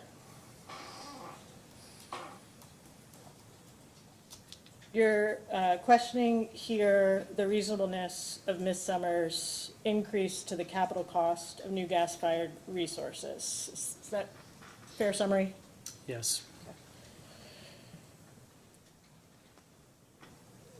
The capital cost that you used in your modeling for gas-fired resources sourced from RFP bids, right?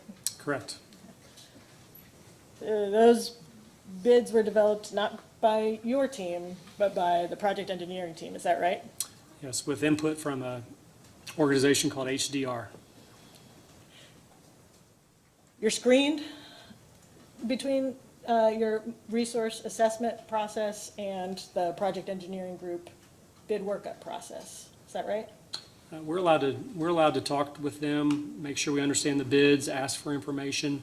I think as Mr. Beller discussed earlier, they're not allowed to change their prices after the fact, but we can definitely talk with them, understand, just like we can talk with any RFP respondent. Let me ask you this. Okay, so the HDR study that you referred to here, line 1, page 32. I'll represent to you that the contract for that study was executed in April 2022. At what point in time were you aware that that HDR study had been undertaken through Mr. Bellar's team or whomever? I did not see, that bid was received with all the other responses, all the other RFP responses in August sometime. At what point did you see the HDR study and read it, that the project engineering group had used to work up its bids to the RFP?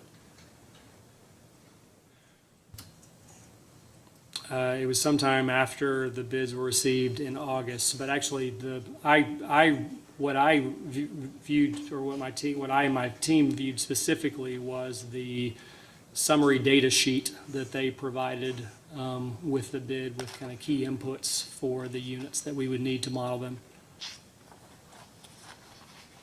So there's nothing on the face of the bid you received in response to the RFP that explained to you the level of cost certainty based on the HDR study for the combined cycle plants? Say that again, there's not, Fair, yeah. Let me unpack that.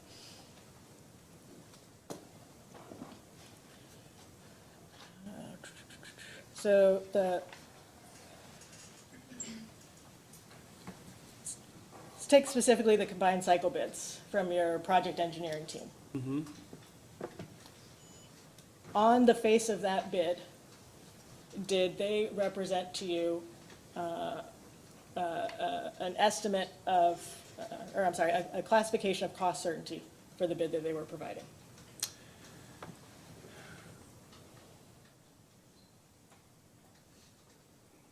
in the bid summary sheet, there was one number for the cost. One number for the cost. And that's the number that you used as an input to your modeling? That's the number we used as an input to our modeling. Here, we used the 30% increase number, as Ms. Summers did. Sorry. Yes, thank you. Yeah, important distinction. Yeah, I did mean to, refer to your original modeling. Yes. Are you aware, as we're sitting here now, of what HDR represented as its level of cost certainty for the bid price that went into that RFP bid? I would defer to Mr. Beller to quote that range, but I know there's some uncertainty.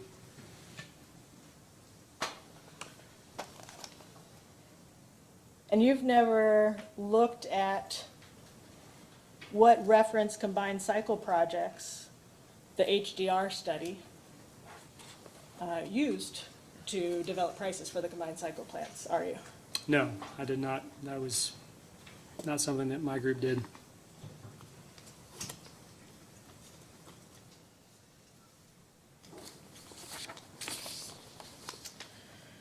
Okay, could you please return to page 10 of your rebuttal testimony, Mr. Wilson?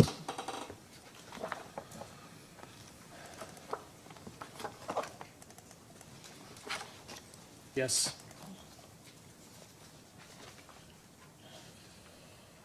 So particularly the paragraph that begins at line 11, you testify that prior to conducting our analysis, my team met with the company's DSM-EE team, including Cadmus, to discuss the operating characteristics of the coal units impacted by the Good Neighbor Plan and the winter focus of the company's resource planning. Do you see that? Yes. In that sentence, does the phrase "our analysis" in line 11 refer to the 2022 resource assessment? Yes. That's Exhibit SAW 1. Yes.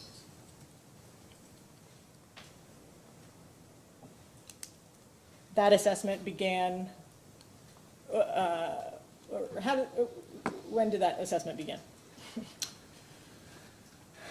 Well, I think there's a data request that probably provides better timetable, but I mean, generally it started with the receipt of the RFP responses. We took over a month to really model those and understand those. As you mentioned, we got a load forecast closer to the end of October, at which point we completed our reserve margin study and conducted the stage 1, 2, and 3 process that's outlined in Exhibit SAW 1. So this prior to conducting the analysis for the resource assessment, maybe around the time of receiving the RFP bids? Or No, before then? I honestly, I don't recall, but it was before that. I'm sure it would have been before the DSM team and Cadmus it was in time to inform that process. You met once? Yes. Do you recall who requested that meeting? I think it was a kind of a mutual agreement and in discussing with the DSM team that we should get together.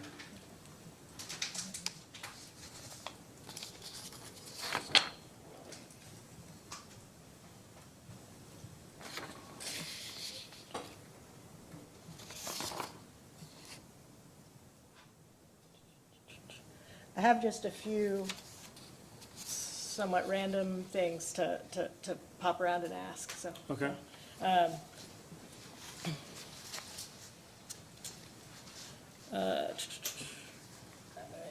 let's see, could you start with flipping back to page 30 of your rebuttal testimony?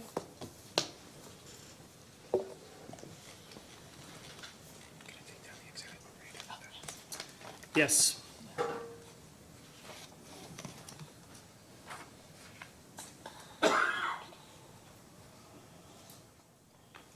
So I'd just like to understand here, at lines 7 to 8, you say, as discussed in Ms. Isaacson's testimony, the new energy efficiency programs proposed by Mr. Gravatt are largely duplicative of the company's proposed programs. Do you see that?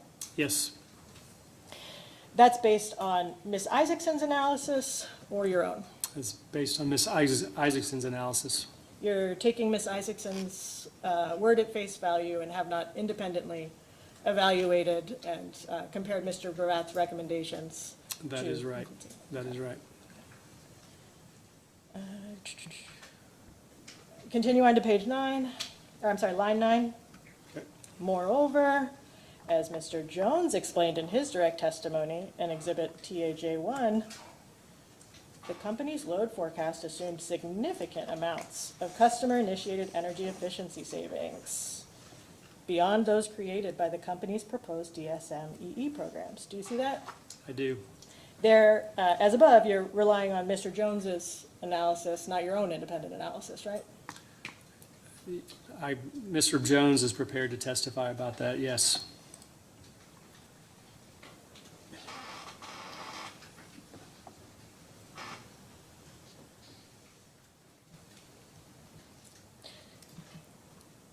So I'm going to ask Mr. Jones about the word significance there, and I will ask Ms. Isaacson about duplicativeness. In this entire paragraph, you do not offer any comparison to the amount of potential energy savings in the company's service territory. Is that right? No, the purpose of this, no, I do not compare to a potential, no. Because you don't know how Mr. Gravatt's recommendations compare to the potential for energy savings in your service territory. No, the purpose for talking about this at all was just simply to demonstrate that even if we assume it exists, it doesn't affect the need for 2 combined cycles. Okay.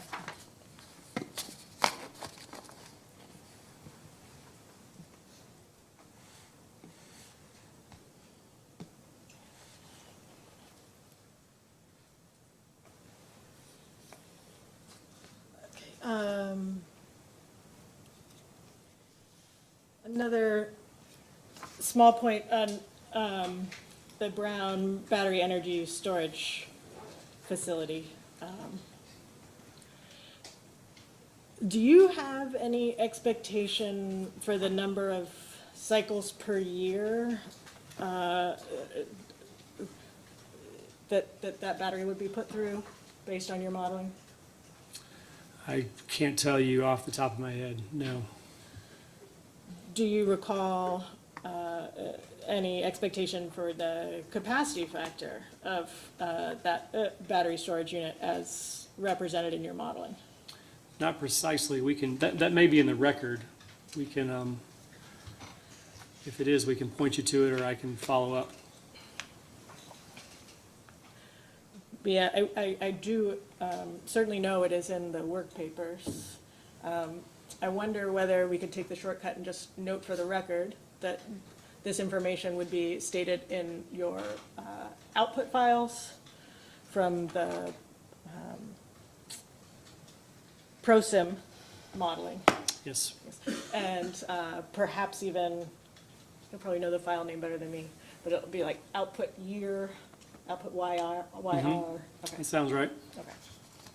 And then that work paper will speak for itself on the capacity factor for the battery unit in the ProSim production cost modeling that you performed for this case. Yes. Okay. Are you aware that Mr. Sinclair in his exhibit DSS2 offers that it could be a reasonable assumption that the battery storage unit would be fully cycled 5 times per week? I'm generally aware. He would be the best person to talk to about that, but yes, I'm generally aware. Based on the information you've learned through all these modeling exercises, would you agree with Mr. Sinclair? 5 cycles per week would be sort of reasonable operational use of battery storage I unit? think that would certainly be reasonable. That's once per weekday. Okay.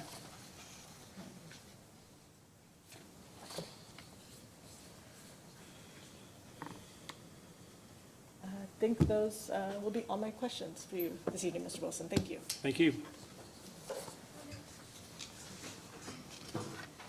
Good evening, Mr. Wilson. How are you? Good. I'm just using this as an excuse to stand up. I think I just have a couple of questions that I kind of want to just clarify for the record. Okay. So on the front end of Plexos, when you're modeling, you said that you put in all the resources from the RFP, correct? Well, no, if I said that, I was probably not precise.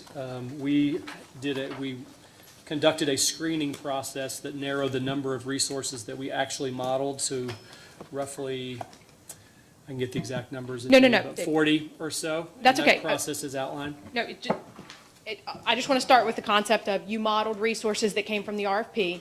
Did you also include your current generation resources? Yes. Okay. And earlier this morning, in response to, I think it was this morning, from questions from the Kentucky Coal Association, from Mr. Malone, you were asked about why you didn't model SMR. Do you remember that question? Yes. You agree with me that SMR is not a commercially viable technology as we sit here today? My statement is there was not a response provided to our RFP, and we didn't model it for that reason. But let's go back. Are you aware that SMR is not currently a commercially viable technology? If you don't know, that's okay. I would talk to Mr. Sinclair about that. He understands that better than I do. Okay. So I'd like for you to assume, for purposes of my next question, that SMR is not presently a commercially viable technology. If at some point in the future it is a commercially viable technology, is it something that you would model in a future iteration of a resource assessment plan? Sure. Okay. And then I have a question about the battery storage. Am I right that Brown Bess is a 4-hour battery storage? That's correct. In your modeling, did you model anything other than 4-hour battery storage? I don't believe so. Well, I think we received a bid possibly for a 2-hour battery, but I would need to check. But there's a great deal of different iterations of battery, right? There's 2, 4, 6, 12-hour batteries out in the marketplace, right? Okay. And so you received a bid. Sorry, Mr. Grumman. I feel like I'm picking on you, Mr. Wilson, but I'm not.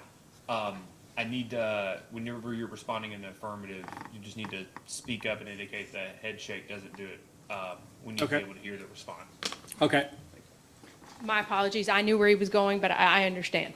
I'll try to make sure if you're not giving me a verbal answer that I prompt you to do so. Okay. And so you received a bid, you think, for 2-hour, but then you opted to proceed forward with a 4-hour battery storage project, correct? That's correct. And you've done no modeling on any other different types of storage? Other hourly durations? I would need to check to be sure. Okay.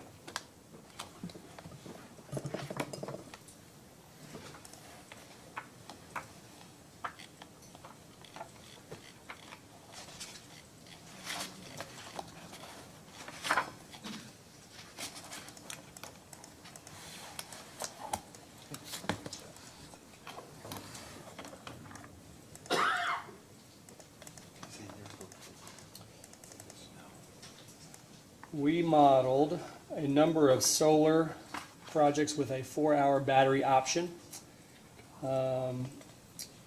We modeled two 2-hour battery options, or two 2-hour battery proposals. We modeled some more 4-hour battery proposals, and we modeled a pumped hydro facility. We effectively modeled it as an 8-hour battery. Before you follow up, Ms. Gorman, can I just ask, since you had that document in front of you, it wasn't something that Mr. Lovecamp brought up for you, where is that located in the record? This is Appendix B on page 63 of an exhibit SAW-1. It's a confidential exhibit? It is confidential, yes. Can you repeat that just one more time for me, where you got that again, Appendix B? Appendix B on page 63 of an exhibit SAW-1.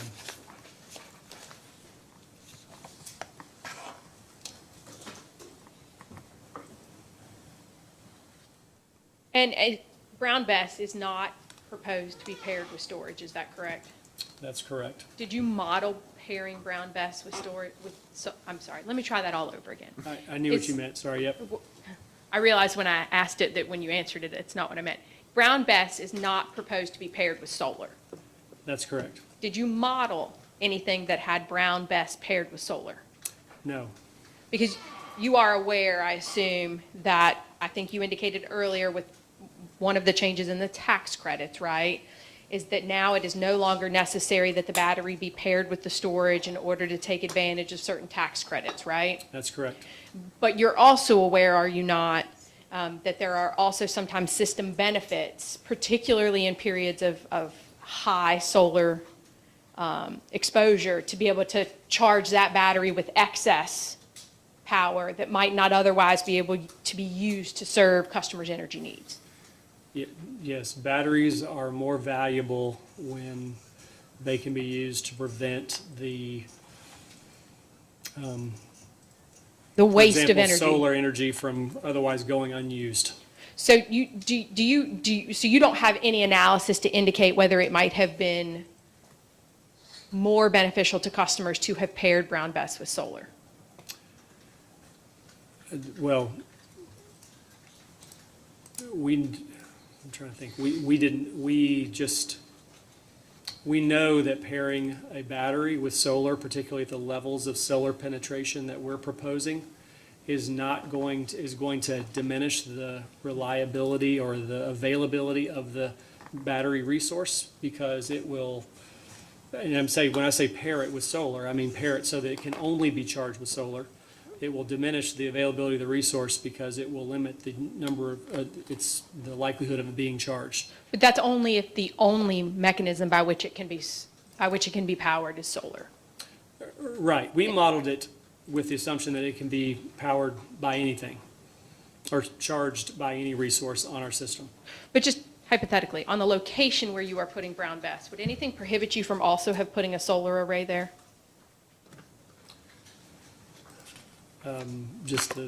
Yes, the land itself? Yeah, availability, yes. Because it wouldn't create a transmission issue, right? Because hypothetically, the solar would be producing power during the daytime, and then you would likely discharge the battery during peak periods as the sun was going away, right?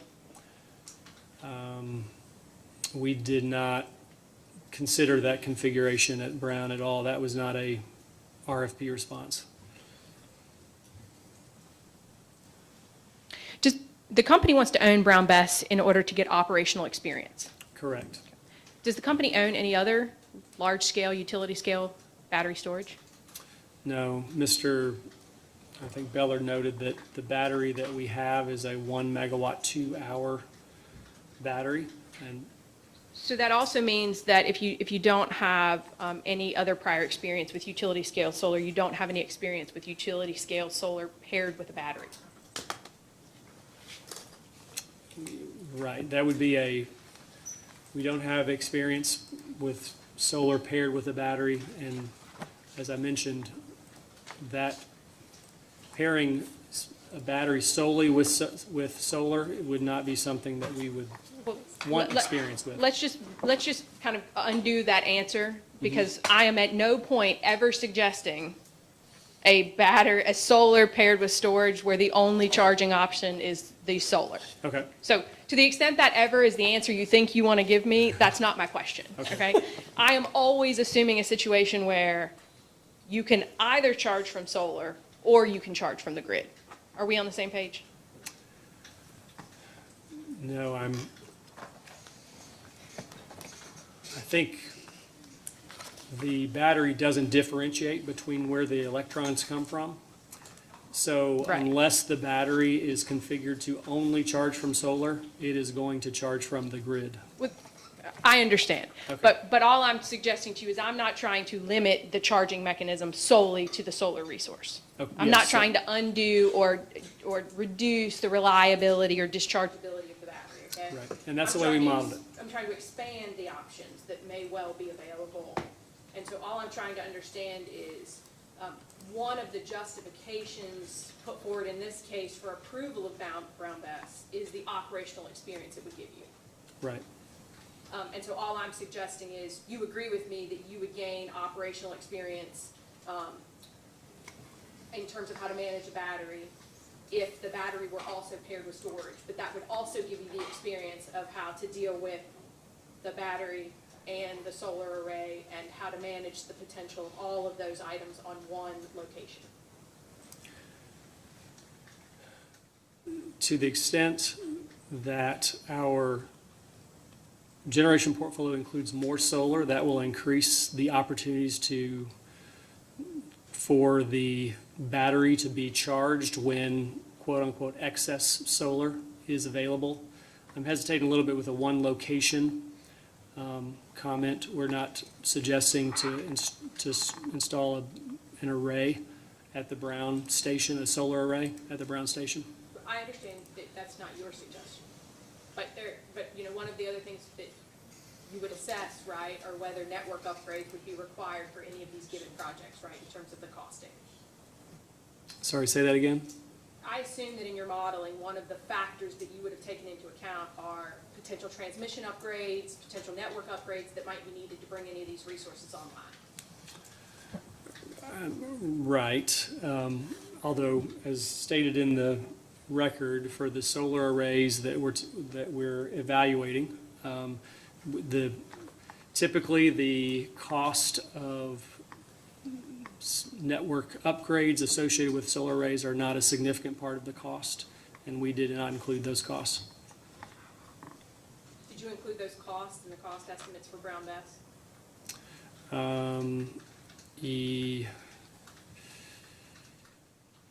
I would need to, I would need to follow up on that.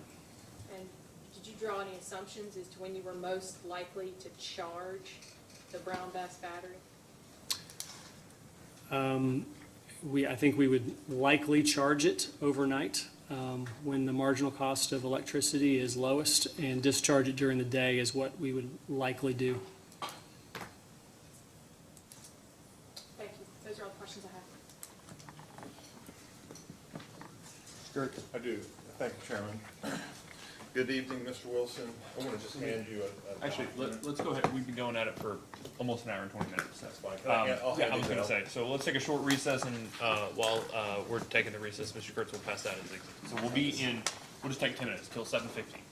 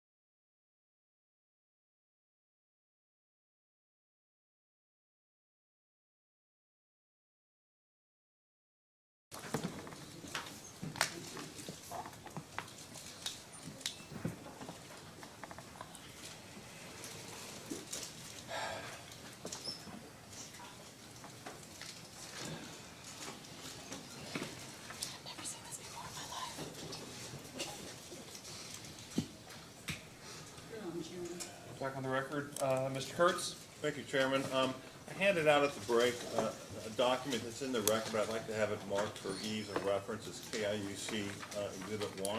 Okay, so marked. Thank you, Chairman. Mr. Wilson, so these are the stay open costs from your most recent SAW-1 document. Do you recognize that? Yes, Okay. Let's put this in perspective. Mill Creek 2 is a 300 megawatt unit. correct. Okay. Gent 2 is winter summer nameplate, about 495 megawatt unit. That's about right, yes. Okay. Gent is the largest power plant in Kentucky. Is that correct? In total, all 4 units? All 4 units are 2,000 megawatts. Yes, that's about right, yep. Okay. The 495 megawatts at Gent Unit 2 is basically 2 times the size of the Blue Oval battery production facility. Yeah, the subject to check, the peak demand is about, roughly 260 megawatts is their peak demand roughly, I believe. So Gent 2 is about twice that size? Approximately, yes. Okay. And Brown 3 is about 416 megawatts? Correct. Okay.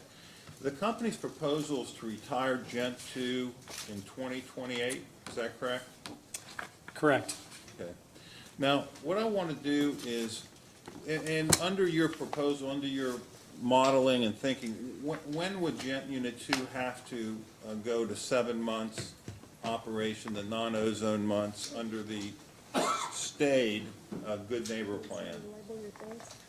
The way we've modeled it, we've assumed beginning in 2028. Okay, good. So what I want to do is look at the stay open costs. So let's just go through them. You probably did this with the chairman. The ongoing costs are for Gent.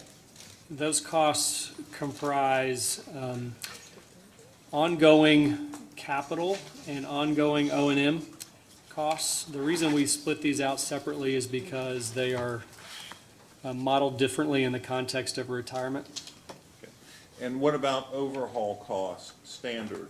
Those are the overhauls that happen roughly every 8 years. Those are the major maintenance that Mr. Bellar was talking about, for example, 2027, 36 million? Right, and that comprises capital and O&M as well. Okay. Third category, overhaul costs, life extension, which are zeros through 2032, correct? Right. Okay. Then the fourth column is if you wanted to do the SCR, it's 126 million with the cost basically 2024 through 2026. Correct. Okay. So if the commission denied the retirement request for Gent Unit 2, so it would not retire in 2028, beginning in 2029, 30, 31, 32,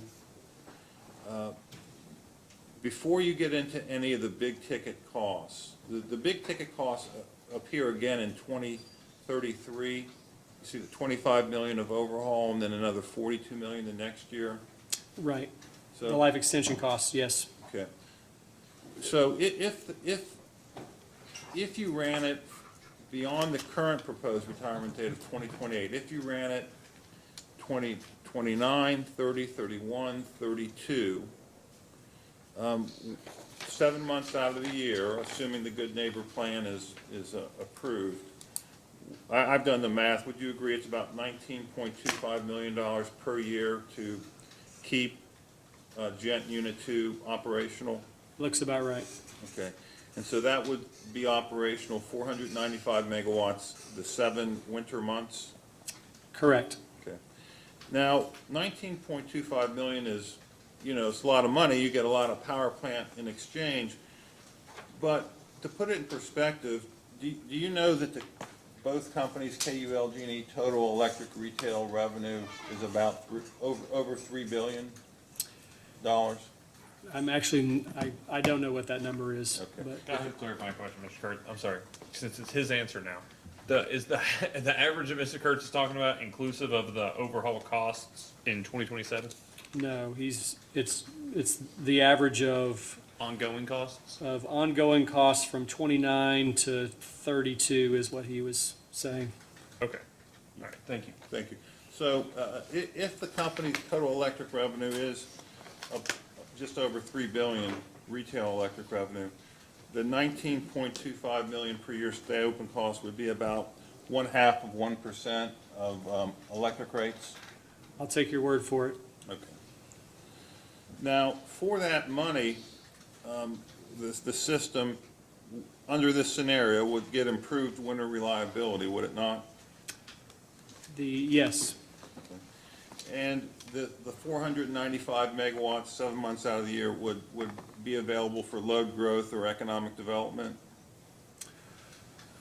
certainly if that occurred, yes. Okay. And you would be able to make additional off-system sales out of this power plant? Yeah, all those things, I'm responding directionally. We haven't done the analysis, but directionally, it would improve reliability in the winter. Directionally, it would improve off-system sales. Yes. Okay. I'm sorry, could you just clarify the answer, relative to its retirement? Relative to it being retired in 2028. Okay, thank you.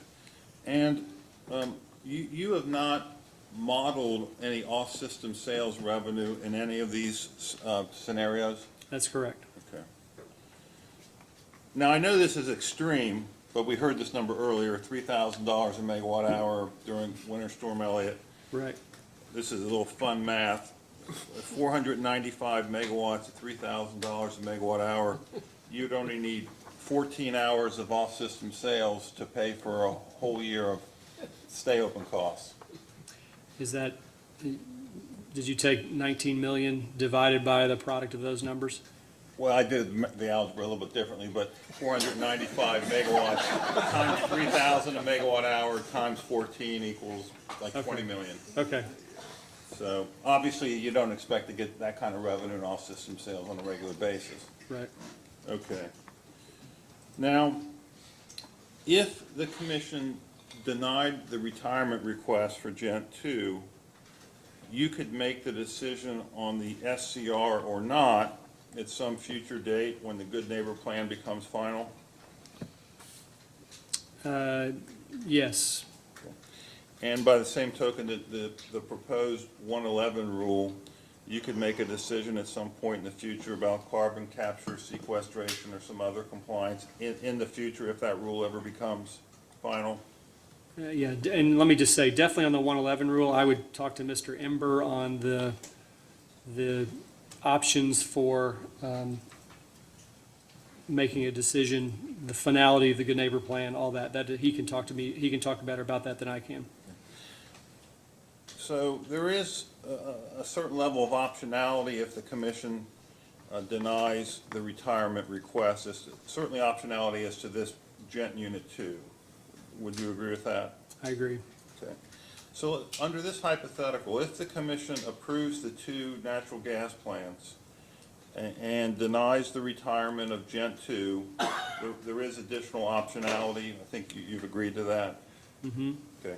Now, on the other hand, if the commission approves the retirement, that would be, we're dealing with the new law, but if they approve retirement, there's an open question whether the commission could, in a future case, unretire the plant, or what, I'm sure people would object. But if it was retired, then it's, as a result of this case, then it's over in 2028. Mr. Ember would be able to answer that better than, that's my understanding, but that's, Mr. Ember is the guy to talk to. It's more, I know you're not a lawyer, and I don't want a legal conclusion, but under this law of case of first impression, it's certainly not clear from Senate Bill 4 that the commission could unretire something that's been retired. Would you agree with that? I'm not the best person to say. Okay. Chairman, thank you. I guess I'll move the admission of this just for ease of reference. No objection. All right, KUC Exhibit 1. Thank you, Mr. Kurtz. Is that all you had? Yes. All right. Mr. Howard, anything? No, Mr. Chairman. Mr. Bellman?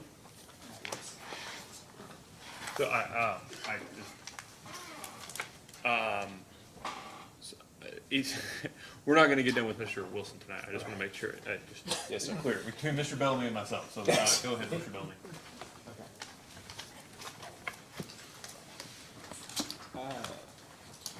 Could you turn to the company's response to staff's second request for information, question number 15? Okay. And I'm not really looking at the question so much as the response. First off, you sponsored this response, correct? Yes. So just, the response to item C there, you said, you were asked a question, but you said, confirmed, if the companies receive approval for only one NGCC, it needs to be constructed at the Mill Creek Station so that Brown 3 can remain available to support reliability until all resources needed for the Good Neighbor Plan compliance are in place. And this is the primary reason why Brown NGCC, Brown 12, is commissioned after Mill Creek in the proposed portfolio with 2 natural gas combined cycle units. Could you just explain that to me in a little more detail? Why, in a scenario where only 1 natural gas combined cycle unit is built, why does it need to be built at Mill Creek as opposed to Brown? Sure. The scenario with only 1 combined cycle includes an SCR at Gent 2 of the scenarios that we evaluated. And just from a process perspective, if we were only granted in this filing approval for 1 combined cycle, we would turn around and submit an ECR filing for an SCR. And that would undoubtedly take time, is the assumption, and that we would need to retain Brown 3 until Gent 2, the SCR, could be installed, is the rationale for that. So your thinking is you would need the natural gas combined cycle unit at Mill Creek along with Brown 3 to operate until you can build the SCR at Gent 2?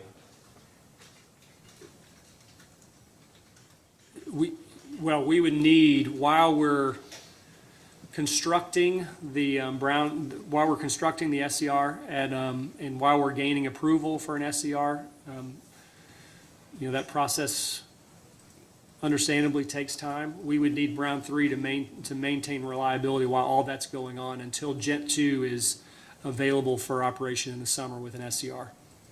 That's the rationale for putting the first combined cycle at Mill Creek. If we put the first combined cycle at Brown, then we're unable to use Brown. We don't have transmission capacity to operate Brown while Gent 2 is receiving SCR. I think I understand you. So you're saying, why, based on what you think the timing would be for an SCR at Gent 2, you would need Brown 3, I guess, to make up for Gent 2 potentially not operating in the non-ozone season, but then you would also need the natural gas combined cycle unit to make up for the retirement of Mill Creek 1 and 2. Is that what you're saying? Right, yeah, in the ozone season. If Gent 2 is unavailable in the ozone season, we would absolutely need Brown 3 to cover until we could install the SCR so that it is available during the ozone season. I'm sorry, just to clarify, and starting on what year? Our analysis is assuming that in 2028 is when we would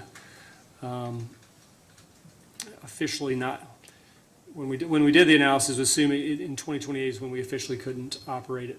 But the expectation is we're potentially going to be relying on the allowance market in 26 and 27. So we would want Brown 3 as a way to conserve allowances in that scenario with only 1 combined cycle.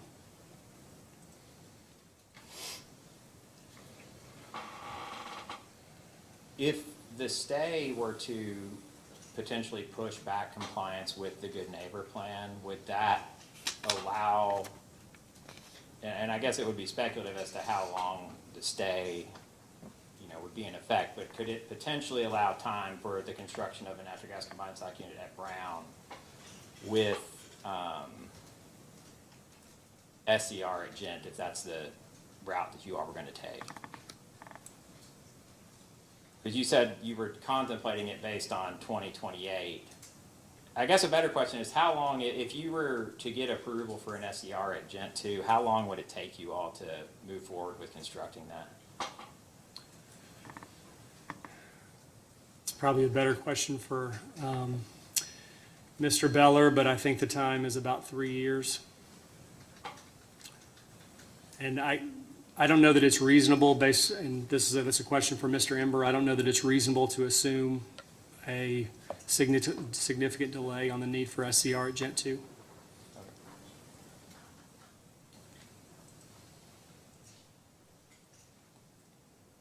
Mr. Bellar indicated he thought that the reason for constructing the natural gas combined cycle unit at Mill Creek as opposed to Brown in the scenario where Ghent 2 remains open had to do with cost. Is there any material difference in the cost of the capital cost for the natural gas combined cycle units at Brown versus Mill Creek? I would have to look. I don't know off the top of my head. But I know maintaining Brown 3, installing a combined cycle at Brown eliminates the ability to continue operating Brown 3 just because of transmission limits at the station. We'd have to install a lot of, the assumption is that we'd have to install a lot of, or some level of transmission system upgrades to accommodate that for a short period of time. So the rationale for going to Mill Creek first is to keep Brown 3 for reliability until we're fully good neighbor plan compliant. And in this response to 15C, and you kind of alluded to this, but the last sentence says Brown 3 and Brown 12 will not be able to operate simultaneously after Brown 12 is commissioned due to transmission system limitations. And I had asked Mr. Bellar potentially to do a post-hearing data request about, operating both units at once and what that would cost. And it sounds like perhaps that might have already been done. Was there an official, or was there an actual analysis done of what transmission upgrades would be needed for Brown 3 to continue operating with a natural gas combined cycle unit at Brown? Not to my knowledge. We just know that, and I think Mr. Beller talked about this yesterday, the combined sum of Brown 1, Brown 2, and Brown 3 used to be roughly the same capacity as Brown 12, is what Brown 12 is going to be. So to add effectively 400 megawatts to that station, it would require likely some network system upgrades. That's fine. So you're relying on basically the back of the napkin. This is what was there. We know that could be there. This is going to be more, so we'll probably need something. Right. Plus the fact that Brown 3 is, it is a high-cost unit from a fuel cost perspective, but it is fully controlled, so it's a key tool in the compliance with the Good Neighbor Plan, And this short-term might be compliance. a better question for Mr. Ember, but you did sort of allude to keeping Brown 3 open to, I guess, have the emissions allocations. And please tell me if this is more appropriate for Mr. Ember, but to the extent that you are over-controlling or exceeding the allowances for Brown 3, and Brown 3 is continuing to operate, can those allowances be transferred to Ghent 2 to allow Ghent 2 to operate during ozone season, I guess based on the extent to which you're shifting the allowances to Ghent 2? Yeah, that's a better question for Mr. Ember. Okay.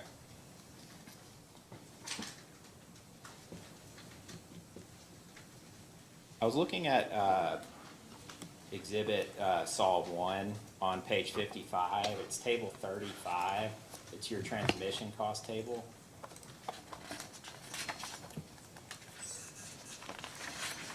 Okay.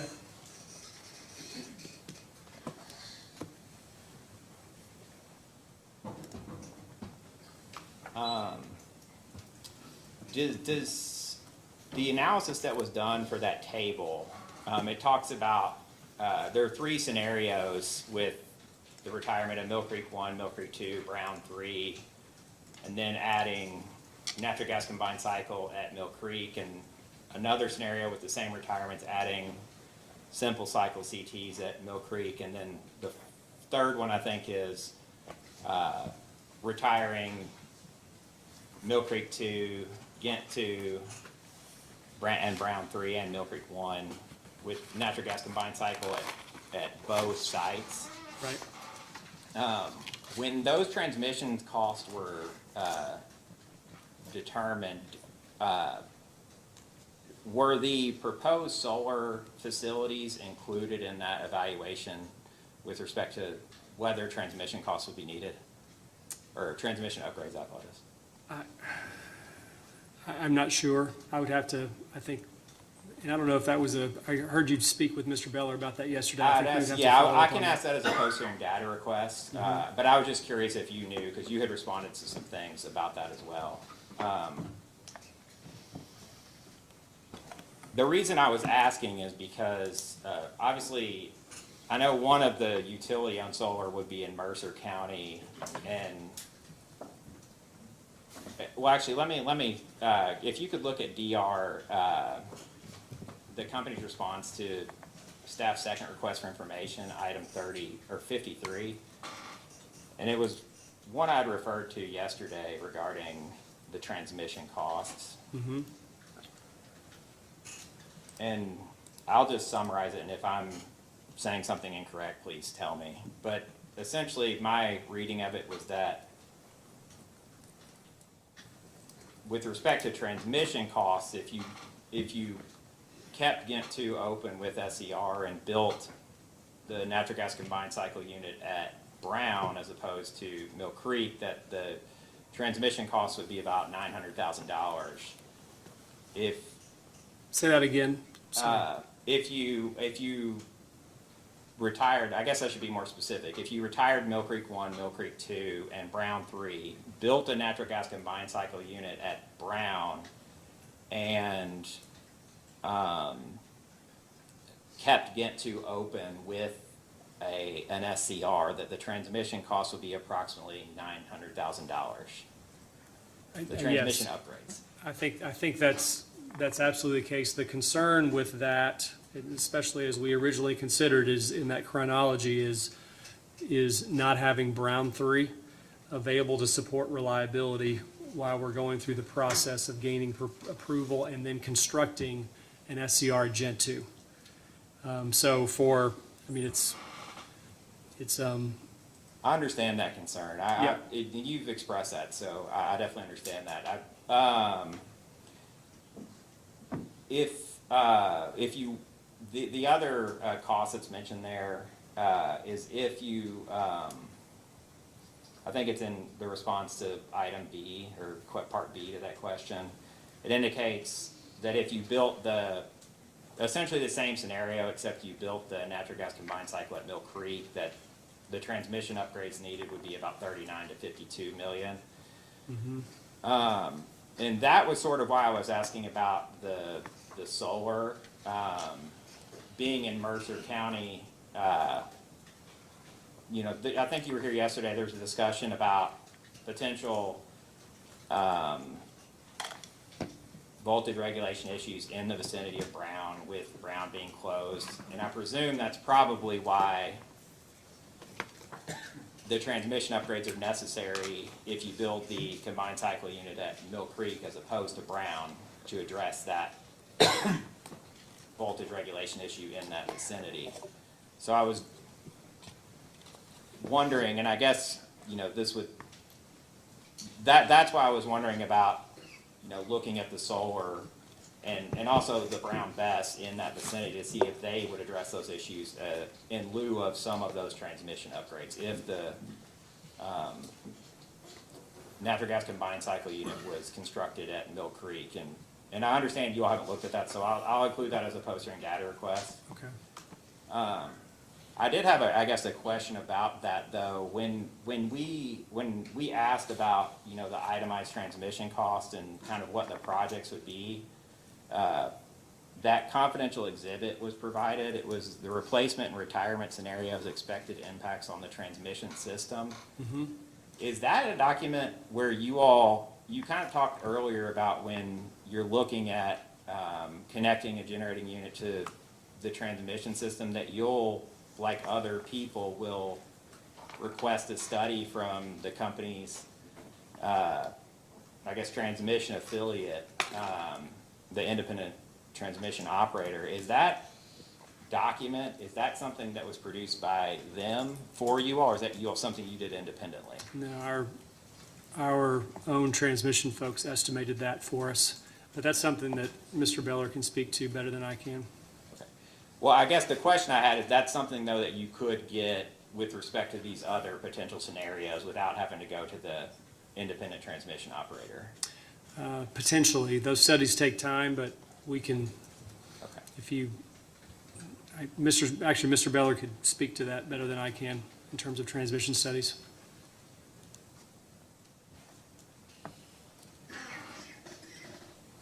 I was, just as a point of order, I guess, since I'm looking at this, on question 53, or in response to question 53, you indicated that in the scenario with a natural gas combined cycle unit at Mill Creek, you indicated costs of 39 to 52 million. On table 35 in SAW 1, I think you indicated the same scenario with costs of 34 million. I was just curious about the slight discrepancy in that.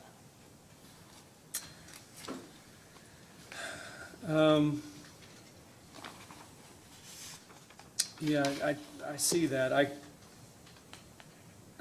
think I would have to study that and probably could do a better job responding in a post-hearing data request.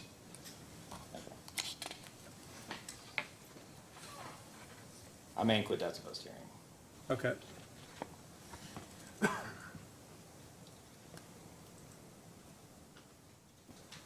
If you could go to Exhibit SAW 1 again.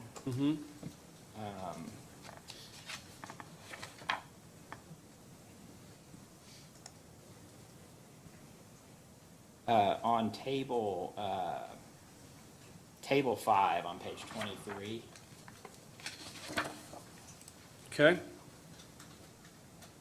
Apologize, I need to get there myself. I guess first off, before I ask this question, well, I'll come back to that in a moment.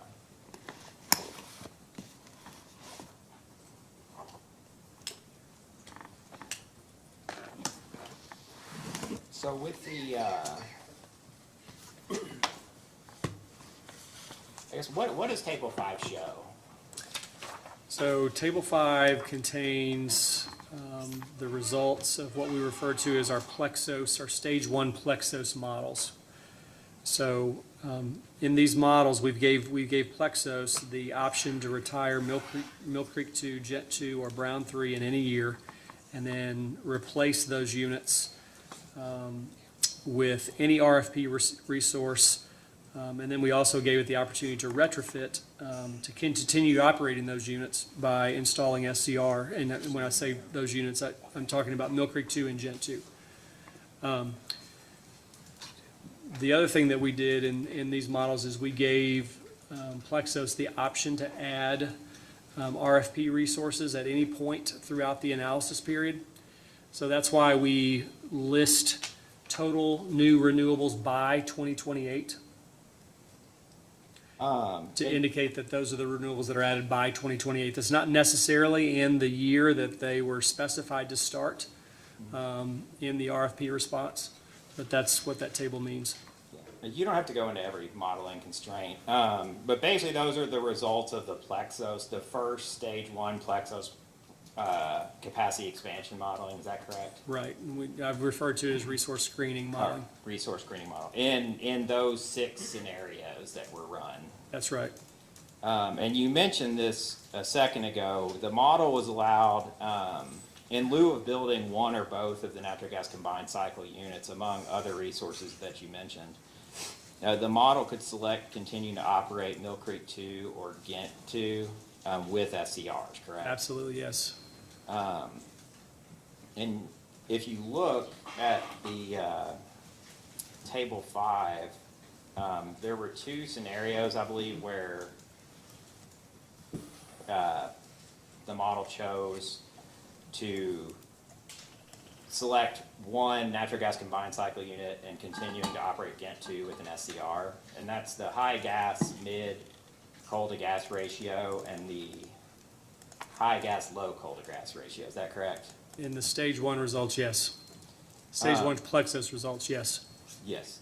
And I understand the ProSim, I think it selected it in one, but it didn't select in the other. Is that correct? That's right, and then the big difference between Plexos, but it's an important difference, is in ProSim, we then took the RFP resources that were added by 2028, and we modeled it in ProSim, only those resources, not the ones that were added after 28, but we modeled only the resources added by 28 in ProSim, but we modeled them in their RFP specified start year.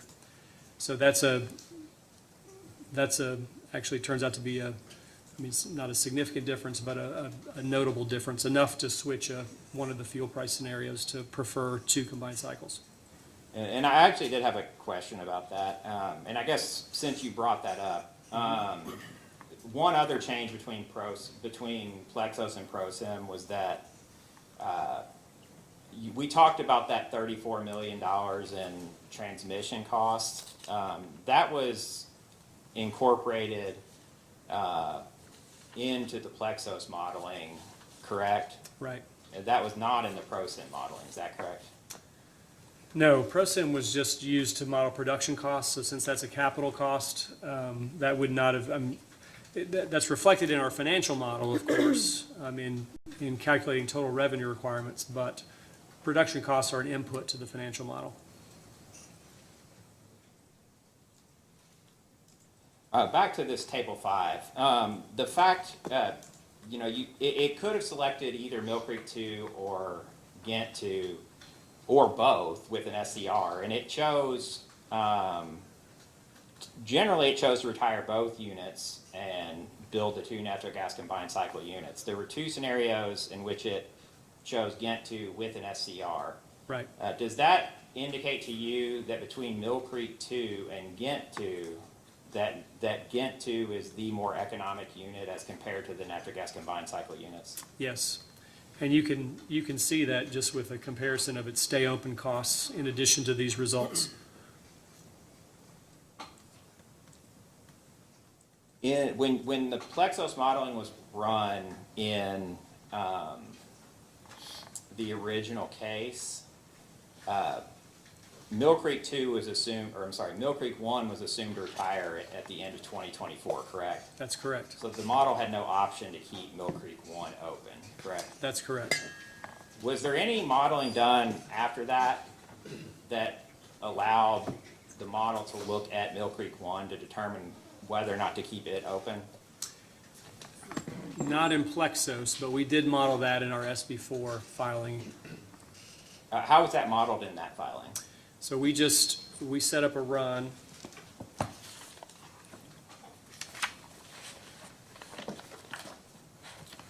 Actually, before we get to that, Sure. I will ask you about that in just a second, but I Okay. guess since we're on this table, I just wanted to ask you a question. Sure. Is there a material difference between Mill Creek 1 and Mill Creek 2 as far as costs? Well, yes. What would the difference be? Well, they both would. Just trying to see if I have that. That is in our SB4 exhibit. They both would require an SCR, and the cost of the SCR would be similar, but in addition to the cost of SCR, Mill Creek 1 would require some additional upgrades, including a cooling tower and ELG retrofits. With respect to the original modeling that was done in Sol 1, if Mill Creek 2 wasn't selected, assuming that the model had been allowed to build the ELG and the cooling tower and an SCR on Mill Creek 1, does the fact that Mill Creek 2 wasn't selected indicate to you that in the first modeling run that Mill Creek 1 likely wouldn't have been selected either? That's what I would expect, and that's what we saw in the SB4 analysis as well. Installing Mill Creek 5 is lower cost than continuing to operate Mill Creek 1 and 2 with all the controls that would be required for that. And I guess could you explain that analysis in SB, or Exhibit SB41 that you were talking about? Because I actually didn't Sure. follow that earlier. Before you move to that, Mr. Wilson, I want to ask a clarifying question real quick. It's not about time this time. Yes, Clarifying question.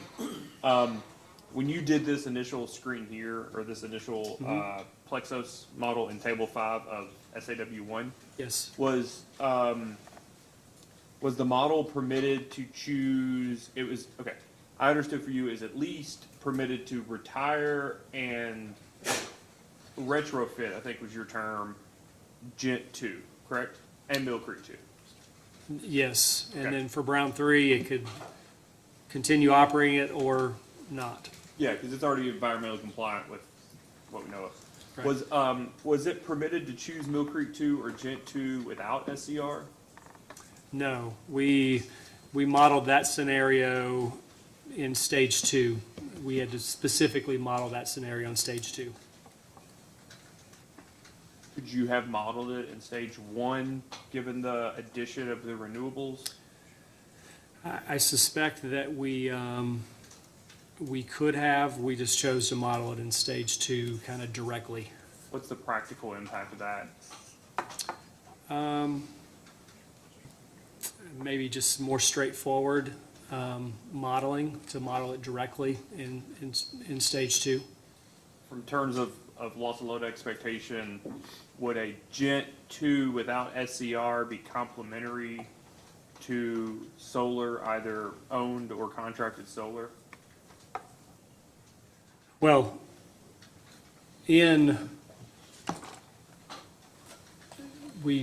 that's actually one of the things that we assessed, as to what extent could we keep Gent 2, for example, only in the non-ozone season, and then support the summer with solar. That was specifically a portfolio that we evaluated in our stage 2. I'm trying to remember which And one. I'll ask about it. I don't want to Okay. interrupt, Mr. I just want to make sure I understand. You just didn't do it in this stage. Correct, yes. I'll ask about it. We knew that was a reasonable question and evaluated for that reason. So, sorry, Mr. Bellamy wanted you to look at the Senate Bill 4-1, I think, analysis you were talking about with the, Yes. yeah. Mr. Bellamy? Yeah, I was just asking about the modeling that you did in that is reported in Exhibit SB41 with respect to the retirement of Mill Creek 1. Okay. Well, so in the first of all, in the portfolio 0, and I'm looking at table 8 on page 20 of Exhibit SB41.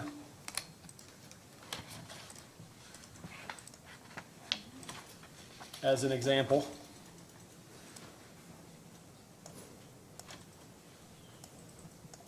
Okay.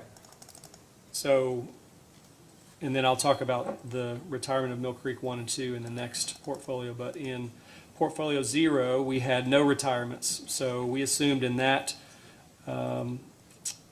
case that we would add SCR on Mill Creek 1 and 2, we would add a cooling tower on Mill Creek 1, we would add ELG on Mill Creek 1, we would add SCR on Jet 2, and then continue operating Brown 3 with the associated stay open costs. So that was and we added the proposed DSM programs. That was portfolio 0. In portfolio 1, and the changes, the reason I wanted to reference this table is because the changes are highlighted in blue. We retired Mill Creek 1 and 2 and added Mill Creek 5. So we retired Mill Creek 1 at the end of 2024. We retired Mill Creek 2 prior to the 2027 ozone season. In doing that, we avoided the cost of ELG controls. We avoided the cost of a cooling tower for Mill Creek 1. We avoided the cost of SCR for both Mill Creek 1 and 2. And you can see what we've reported in this table is the incremental present value revenue requirements. So the negative numbers reflect the fact that portfolio one is a lower cost portfolio. And how was this calculated similar to how the present value revenue requirement was calculated in stage 2 of the original modeling? Yes, we because we knew exactly what portfolio we wanted to evaluate, we just modeled it directly in ProSim for the production cost for that portfolio directly in ProSim, and then all the other revenue requirements we modeled in we captured as well in our financial model. I did have a question, because I had asked about Mill Creek 1 and Mill Creek 2 sort of being comparable, because they're similarly sized, correct? Yes, they're both roughly about 300 megawatts. And of course, they're in the same area, and I'm assuming they would use the same coal supplies and same transportation and things like that. Would that be correct? Right. And Mill Creek 2 needs an SCR, whereas Mill Creek 1 needs both an ELG and a cooling tower and the SCR. Yes. I did have a question though, because that would indicate, or you would assume that they would have the same cost, except Mill Creek 1 would just have that additional capital cost requirement. If you, table 11 in Exhibit SB41. Yes. Which is the stay open costs. Yes. I was just curious, if you look at the ongoing cost for Mill Creek 1, they are, for some reason, substantially lower than Mill Creek 2. Right. I was wondering what the reason for that is.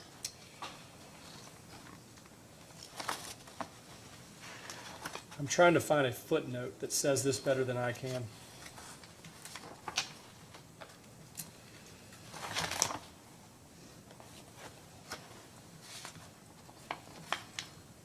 Well, I can point you to, I'll give it a shot. In a nutshell, what we assume a retirement order for each of our stations. In this case, we assumed Mill Creek 1 would retire first, just given the fact that it needs more environmental controls, then Mill Creek 2, then Mill Creek 3, and Mill Creek 4. And the primary reason that a smaller proportion of the station's total stay open costs are associated with Mill Creek 1 is because if we retire just one unit, we get a relatively, well, let me step back. At any station, there are what we refer to as common costs. And when we retire one unit, there's a relatively small proportion of the common costs that are saved. We don't make a big impact. But then when we retire a second unit, we get a larger proportion of the common costs. And that difference in the allocation of common costs is really what explains the difference between the stay open costs for Mill Creek 1 and Mill Creek 2. That also, we've talked about this in the context of Brown 3.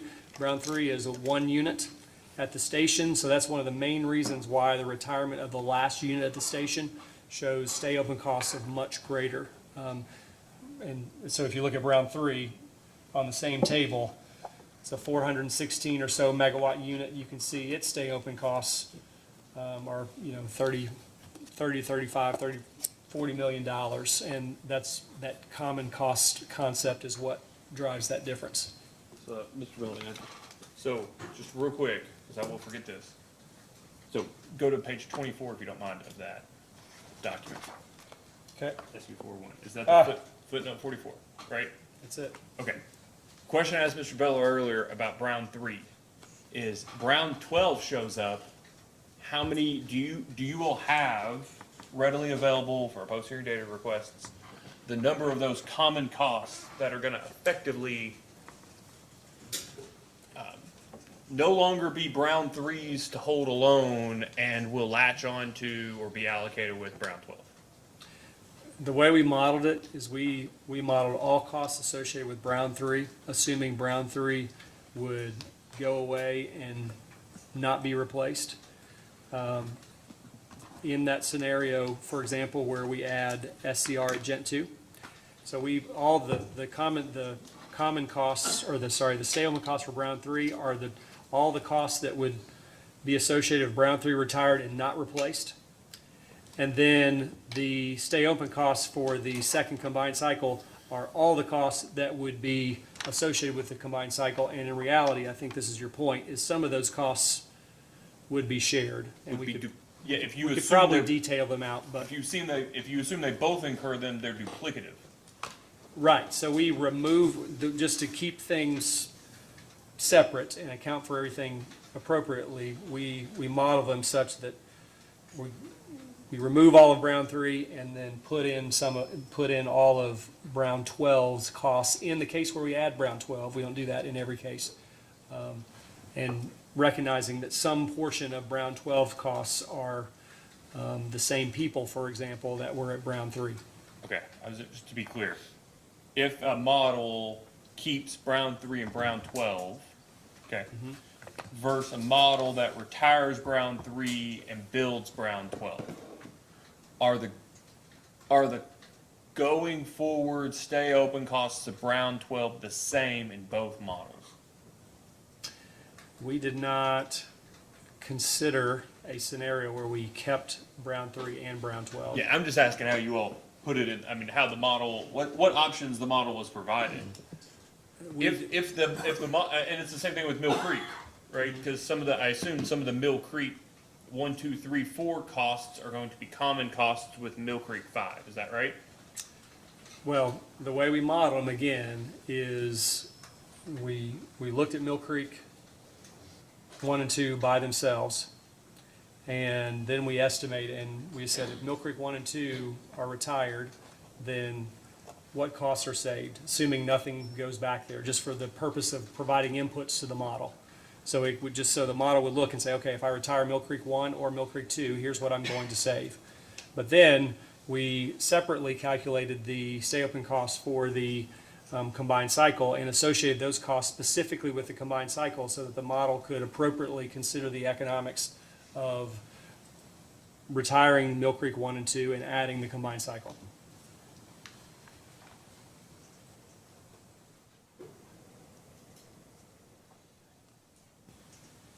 So when you modeled it, the current units included only the avoidable stay open costs. Right. The cost that, just be clear about what I'm saying about avoidable. I'm making up a term here, but the cost that upon retirement would no longer be incurred by the companies. Right, and assuming no replacement.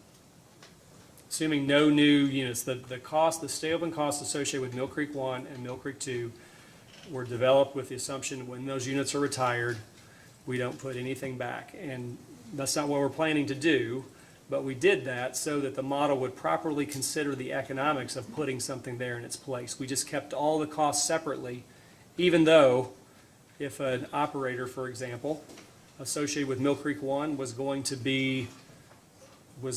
transition to operate Mill Creek 5. And so that person, he or she, will be there, before and after. That operator's salary would be in the costs of operating Mill Creek 1. We would effectively save that salary, and then if we added Mill Creek 5, that same operator's salary would be included in the cost of Mill Creek 5. We'd add it right back. But those are in the same step or in two different steps?